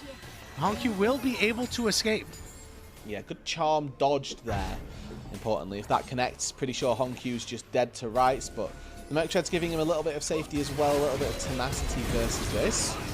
We're walking up. Vampire, though, not able to land the charm on the multiple members here. JJ punts a man out, but here comes Hongqiu. Good sidestep, but I don't think it's going to matter. Pelted with rocks, and it's going to be a kill going over to Hongqiu. First of the game for JDG, 16 minutes in. Yeah, and Hongqiu getting the pickup is pretty decent as well. Nice to see that he's able to get a little bit of gold in his back pocket, but again, you have to remember that this is the first thing really that we've seen from them all game, and it's off the back of Weibo initiating something that didn't particularly work out all that well. Hopefully that changes, and for JDG they can maybe look for something a little bit better off as we move a little bit further on into this matchup. And I mean, we can take a quick pit stop in top lane if we like. Trinity Force is picked up for both of our top laners. As soon as they go back to recall, they take 2 plates because they've both got Sheen items now and can just do it. So we'll see. TP early in from Xiaoxiu here saves his turret, but I mean, if one more wave gets up to that structure, pretty sure that Zika's just going to be able to take it in a very quick combo. He now has to hold every single wave out of the turret so that that can't happen. So far, everything on schedule for those top laners. You know, Xiaoshu no worse for wear in this self-pick counter. We'll see what kind of impact these top laners have. It does feel like the first one to make their impact in one of these fights is going to be able to turn the game for their team. We've talked about the scaling of Weibo Gaming, so it looks like the ball's going to have to be in Xiaoshu's court. Remember, this Rift Herald is still up. Weibo Gaming elected not to go for it. They elected to try to make a bottom lane play. That did not quite work out. Now with a minute left on this Dragon, perhaps they are just leaving it up to see what JDG will do and which objective they want to attack. And again, I think that this feels as though Weibo are almost coloured by their lack of confidence from the rest of the round robin. This is our final series of the first round robin for these two teams.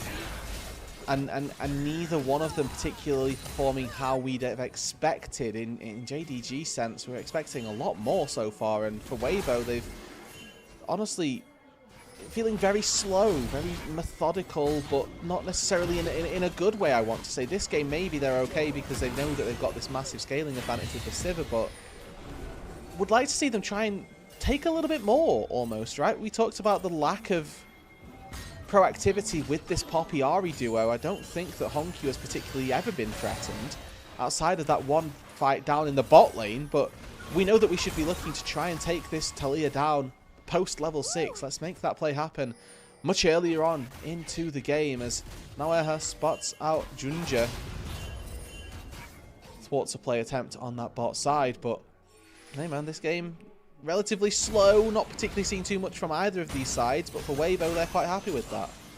You mentioned doing things earlier, Rudu. Chop, chop, JDG. Time to get to this Dragon. It's been up for, what, 30 seconds at this point? You guys need to be on top of these, and they haven't been. We're going to see On the Hunt getting used flash away from Gala. Critical Summoner down. But now moving into a potential fight around this neutral objective as the Chain of Corruption goes wide. Would have probably been hit up by the spell shield anyway. But as we move to this fight, I do think that not having On the Hunt is a pretty big deal for Weibo. Obviously, Chain of Corruption going back and being traded now sort of neutralizes that. Makes that problem a little bit less so, but you can see Zika here. If he's able to stack up this wave and Xiaoshu's not able to really get anything down on this, I expect, yeah, this turret is just going to fall. And Zika's already level 15. It's 20 minutes into the game, not even. And he's almost level 15, which is wild. Yeah, there's just been no disruption for these top laners in this game. So Zika, again, he did big things on the Jax in the first series of the year. Here's this Weaver's Wall coming through. It does not block Shelly. Another miscue from JDG. And they are not able to pick up this Dragon either. It's taking them time. I mean, I don't think they're going to get it at all. I'm looking at Gala recalling. I'm looking at Hongqiu walking out of base. The Dragon's already been started. Zika's just taken this turret. And now the pieces, the dominoes are starting to fall for JDG. And they don't really look like they've got any stopping power in this. Their engaged threats are neutralized by Jidja and Aha here on this Alistar. Their ability to disengage is too great. And now Elk, happy to sort of walk up in the face of Hongqiu, take this structure, take these plates, find that advantage, and Weibo Gaming kind of having their cake, eating it too, putting sprinkles on it, dipping it in sauce. Like, it's all going well. Dipping it in sauce? What kind of sauce are we dipping it in, sir? Chocolate sauce. I don't know. Okay. Good save. Yeah. I don't, I know I've made fun of some culinary prowess in the past, and I try not to make a habit of that. We're seeing a teleport come down here on the bottom side. It is just Arhaz, but he is here to protect JJ. They take him down to half HP, but again, there's just nothing that JDG is doing is actually progressing the game for them. Correct. They're going to take this tier 1 turret, which is right, a little bit of gold in their back pocket. So 130 gold for Hongqiu. He's able to pick up that small chunk of change. But it really does feel like this is a slow bleed out, and that JDG are almost letting this happen. Gala's going to hit his Muramana 3-item spike in you know, probably the next dragon, but not anytime soon. And by then, the Baron's going to be up. We've now seen our top laners start to trade where they are. Zika leaving this wave almost frozen down in the bot lane is going to make Xiaoshu incredibly susceptible to death. And he's now got to try and make some play happen, so moves up to this top side and tries to be a part of his squad, which then bleeds into, okay, do Weibo need to push that wave in the bot side? Or can they just keep it frozen and stand the pressure of a 5 versus 4 on the top side of the map? And at this point, with this game being so slow-paced, as you mentioned, it just means that any fight that JDG wins has to be bigger and bigger. So we're going to look for a fight attempt here. JJ going to take a big chunk, but again, you're just not getting anything. Let's look at bot lane, right? What's actually happening on the map? Well, it's more free time for Zika. 255 CS, 22 minutes in. He's able to take that structure without particularly any recourse. No summoner spells burned on either side, and it's just a quick pickup for Zika, who now finds himself with just the smallest advantage, as a couple of minions did end up falling. Xiaoshu's XP going to be slightly further behind the Jax than anything else, and JDG slowly but surely bleeding their way out of this game. And again, the scaling not particularly present for them. We don't favour their composition as this one goes later. You just gotta try and take all the fights that you can, and you have to win them big, but again, they just seem unwilling to do so. They seem afraid of Weibo, to be honest with you. Mikhail's gonna get used on the heroic charge into the wall. 2,500 gold lead right now for Weibo Gaming. 23.5 minutes into this game. Next dragon up in 2 minutes. See, Zika's still out on the map right now. Still working on that third item when he's going to recall. See what he's going to go opt into next. We know that Dusk and Dawn has been a pretty interesting item for Jack so far. Yeah, I mean, with the Trinity Force already there, we'd struggle to see the amount of turret damage that Zika can do quite that quickly. And we'll keep our eyes out for maybe a Zonya's, coming through on 3. The more typical pickup for Jax, as he just, if he ever looks to go into the backline, then can just go golden for 2.5 seconds and threaten once again. I mean, this game, Yanni, is as slow as it is, and honestly as dull as it has been very well played by Weibo Gaming. They know what the state of this game is. They know what they've got to do. This is just really sad to watch for JDG. They took down BLG yesterday. They were 2-0 up in that series, you know, taking down the best team that the LPL has had through this first split. And now they're coming up against Weibo, who, for all intents and purposes, have been pretty lost through the most part of this split. And it just feels like we've swapped teams. JDG have got no control. They've got no real thoughts about what they're going to do this game, and they're just losing. Head empty, only do cardio. That's what it feels like a lot of the JDG members are doing. They're just running around the map. I mean, JJ just gets to walk up with reckless abandon. Now we're going to try to make a play on this bot side here, but Hongyu has to flash over the wall. An ill-fated ultimate means that Zika will eat him alive, and he gets a double kill for himself. Yeah, finally we get a couple of kills now. Junjie looking for Xiaohu. He has to Nimbus strike out to safety as the TP comes through to defend. And he's going to make sure that that tier 2 turret doesn't fall on the bot side, but I fear, Yanni, there is a much greater prize that Weibo have their eyes on. Weibo have taken aggressive Baron looks when up 1 member. They're up 2 now. This is going to be very, very difficult for Junjie to try and do anything here. He is going to be able to hop over the wall. Vampire's just going to kind of run distraction here. Exhaust goes down onto Arha. Vampire down to half HP as the Baron continues to be done. But look at Zika. He's looking to shove out Junjie here. There's the Cyclone for the knock-up. Chains lands as well, but he went golden, and Gala mistimes his arrow. It's Weibo Gaming picking up this Baron. Yeah, you can't get into Baron versus Poppy, versus Alistair, versus a Jax who's been left to free farm this entire game. He's just able to walk out on this entire map, finds himself with a completed Zonya's now pretty much a full item up over the Xiaohu, where this matchup had been relatively even. But Erha able to stop Hongq's engage, able to stop that wall from him being able to ride it and take it to safety. I think it's the trample, the E from the Alistair that interrupts it, pushes him onto the unsafe side of the wall. And then they're able to easily collapse, take down the Talia, take down the Zehen after the fact as well. And, you know, maybe a minute and maybe 2 minutes ago here, Yanni, the top lane item disparity was not too measurable. However, now we are literally a full item in terms of those differences. A Zhonya versus a Longsword is definitely a lead that Zika's going to be happy with. And with the Baron at their backs, you'd like to see Weibo honestly just close this game and maybe take another Baron to do it. Is the more likely outpost here, but should be able to at the very least break open the base, get a load of gold, and put this game to bed.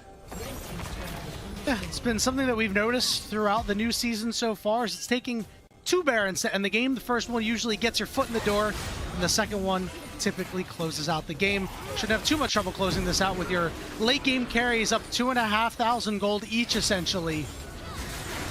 We'll see if JDG are able to mount any sort of defense here. We're going to go all in on the Elk here. We got his Ignite out, or we got the Ignite out from Vampire. We used his ultimate, but Elk is alive. He did flash, which I think is a win. He still doesn't have Infinity Edge, which is a win for the time being for JDG, but the second that gets picked up, I mean, this Sivir is just going to be an absolute fiend. Xiaohu should be able to ulti this out. Stuck in a 2v1, and he's not able to escape in time. Well played there by JDG, and a re-engage coming through, but there's not enough Weibo members here. Erha popping that ultimate, runs away, but look at what's happening on the bottom side. Weibo stretching the map well. I'd like to think that they should still look, right? Let's go 4v3, and Vampire gets caught on the flip side of the map. Now JDG and Elk going to be this 2-man band, bash throwing their way through the topside jungle. Looking for this top tier 2 turret. They've already taken the bot lane inhibitor. Zika, wherever he goes, he's just an absolute menace. He's 2-0-0, not particularly the greatest scoreline, but his threat in this game is just massive. Look at the damage, no Infinity Edge. Yeah. It's so crazy, man. I mean, Sivir is just a champion that just gets to do that. It's so difficult because if you can't play next to the wave, you can't really defend anything. I mean, Elk and JJ are just marching in right now. We're getting a teleport in here from Xiaohu to continue this Baron up push here. Baron about to wear off, but I don't think it's going to matter all that much. There's not a damn thing that JDG can do about it. Weibo Gaming walk in. They're going to take another turret in the base. Question is, will they look for the inhibitor? I think they can. I mean, Zika needs to be able to put a little bit of pressure onto Xiaoshu down in that mid lane to make sure that there isn't a slight mismatch in the members. Instead, they look to go back. They'll spend their gold here, and I think that this is going to be some big item completions across the board here. Infinity Edge picked up, Crypt Bloom picked up. Maybe get to the JJ finish off that cowl into something else. They do know that he's on this ward. All right, are they going to be able to take him down? Not quite. They force his flash out. It's another Chains of Corruption not landing. I mean, you're getting the summoners, but yeah, you're not doing much else with it. That one's not on Gala. That was a flash burned by JJ to get out to safety, but that was really their one window to try and make something happen, and unfortunately they just weren't able to do it. Koenig now picked up for JJ, not really putting any stock on Gala as a threat, which, I mean, this game I'm not against, because it's a lethality virus and you've got a lot of HP. Likelihood is he's not going to be too dangerous. No flash out. Yeah, we're attacking him again, and this time, Poppy. The Keeper's Verdict denies it. Elk will eventually fall, but not before Weibo Gaming get a lick back, and yeah, Zik is just on this backside, causing a bunch of problems. He's got a double kill for himself, and he's looking to walk down Junja here. He'll find him as well as Xiaohu's around. The turret not really going to be able to help the cause out too much. Junja's stuck on an island right now. Yeah, he's able to barely limp his way out to safety. Deadman's Plate not quite going to be enough. And they're just picking the Nexus turrets. Yeah, I mean, there's a bot wave for them, and with the Jax in their back pocket, Weibo are probably just going to take this game, take this series, and Xiaosu going to have to try and defend it. Is he going to use his Grim Deliverance? We haven't seen it yet. I think it's just too late at this point. Nexus exposed, and now they're going to be the ones to turn around. Zika going golden. Knock up onto Xiaohu. Some Xiaoshu on Xiaohu violence, but no kills in it. And Weibo Gaming slowly bleed out JDG, as you called out, a 2-0 series victory, improving to 2-3. And what a series, honestly, from Weibo, right? I don't think this was in any way expected, but they've managed to claw out one of the most methodical 2-0s that we've ever seen. They knew they had scaling. They used Jax incredibly well through this mid game and put themselves just so far ahead. I mean, JDG were completely asleep at the wheel. I don't know what happened to them this series. They just did not seem to show up, and Weibo took every advantage. Are they even at the wheel, Rudude? Like, that is a valid question to ask. They might not have even been in the car, man. Like, this team really just did not show up today. And, you know, there's always the thought that maybe they prepared mostly for BLG. Weibo Gaming had plenty of time to prepare for JDG, had tape on them from the previous night. You're coming off a huge win. Weibo Gaming needs this victory. This is a trap game through and through, and JDG fell for it. Yeah, I mean, this is a pretty sad series to have watched. After having seen JDG do so well versus BLG just last night, it's really sad to see them regress in a very, very, very devastating way. If you put this JDG up against BLG, what on earth are they like? BLG are just going to steamroll them. It's 2 20-minute games and the games are done, but they somehow managed to take that win. Weibo Gaming, I don't think played amazingly in this series, but they did what they needed to. And honestly, when you're playing up against a team that gives so little, that's all that we can ask from you. Yeah, they played well enough. They played within themselves. They understood their composition quite well in that second game. And while they weren't pressured to do anything, sometimes inaction is the best action that you can take. That being said, I was still left a little bit disappointed with the Ahri performance coming through for Xiaohu. I really expected Xiaohu and JJ to be more of a two-man dynamic duo moving around the map. There's definitely a lot of meat on the bone for Weibo Gaming still. So much. Yeah, there's still more for them to give, and I will credit Zika this time round. I think coming into the day we said, you know, one of the solo laners that needs to step up in our group Ascend, and in this series he did. Large proponent of why they were able to win that game, and definitely my nod for player of the game for this game number 2 is that Jax in the top lane. Had a really, really solid performance, never really regressed, never really did anything in the lane that put him out. And was able to take that top tier 1 turret with pretty much no problem, with nobody contesting him, no interference from his jungler. That was all off of his own back, and then he just took the game by storm. Hey, you just got to hang out. When there's no disruption, that's a top laner's dream. You're in a matchup where your opponent did counter themselves, and you know, while it wasn't the biggest deal in terms of the laning phase or anything like that, eventually Jax just got that advantage pushed further and further and further with no intervention. Well, that's the result that you're going to get, Rudude. I get very, very disappointed in JDG. This is a team that, for better or for worse, has always been willing to fight, always willing to take action. And while we said for Weibo, sometimes inaction is the best action, we can't say the same for JDG. No, in this instance, inaction was detrimental, and actively so. It definitely cost them this game, cost them this series as well. I think game number 1's no different. They ended this series with 6 kills maybe in total, which is, you know, it's weak, it's poor, and you'd like to see a little bit more from them. So JDG, back to the drawing board for me. Let's go back, let's analyze what happened and where we can improve going forward, because I don't think this is a true representation of JDG. I think the sad thing is that this might be maybe a true representation of Weibo, and that they can take games off of these teams that are not really doing anything. But for JDG, they know that they're better than this, and we know as well that they're significantly better than this. It would have been nice to see the end of the first round robin have a nice tie at the top, but it's not the case. Not at all. It would have looked pretty good, as you said, but now we're throwing a lot of things in flux. This is exactly what we said could potentially happen. Let's take a look at that post game. I'm actually surprised that we got some of these large damage numbers out of Zika specifically. I knew Elk was always going to have it. Those bouncing blades were going to always get in some chip damage, but this is roughly 600 damage per minute, which is, oh my goodness, that's so low. Yeah, yeah, like that's not a lot. That's like 2 auto attacks in the late game, you know. So this was just a game where people were vibing, and then the game ended, and unfortunately it didn't work for JDG.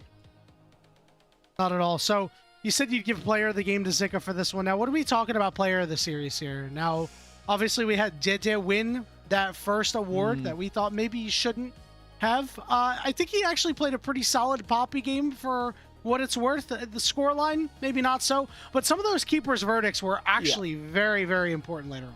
Yeah, the thing about Poppy kill participation, sort of as the antithesis of Jarvan, is that you're sending people away. You're stopping people from getting killed when you use the keeper's verdict, and typically that's when we talk about Poppies having really high priority. So I really wouldn't be against the idea of getting that player of the series, so long as we give the player of the game over to Zika this time around.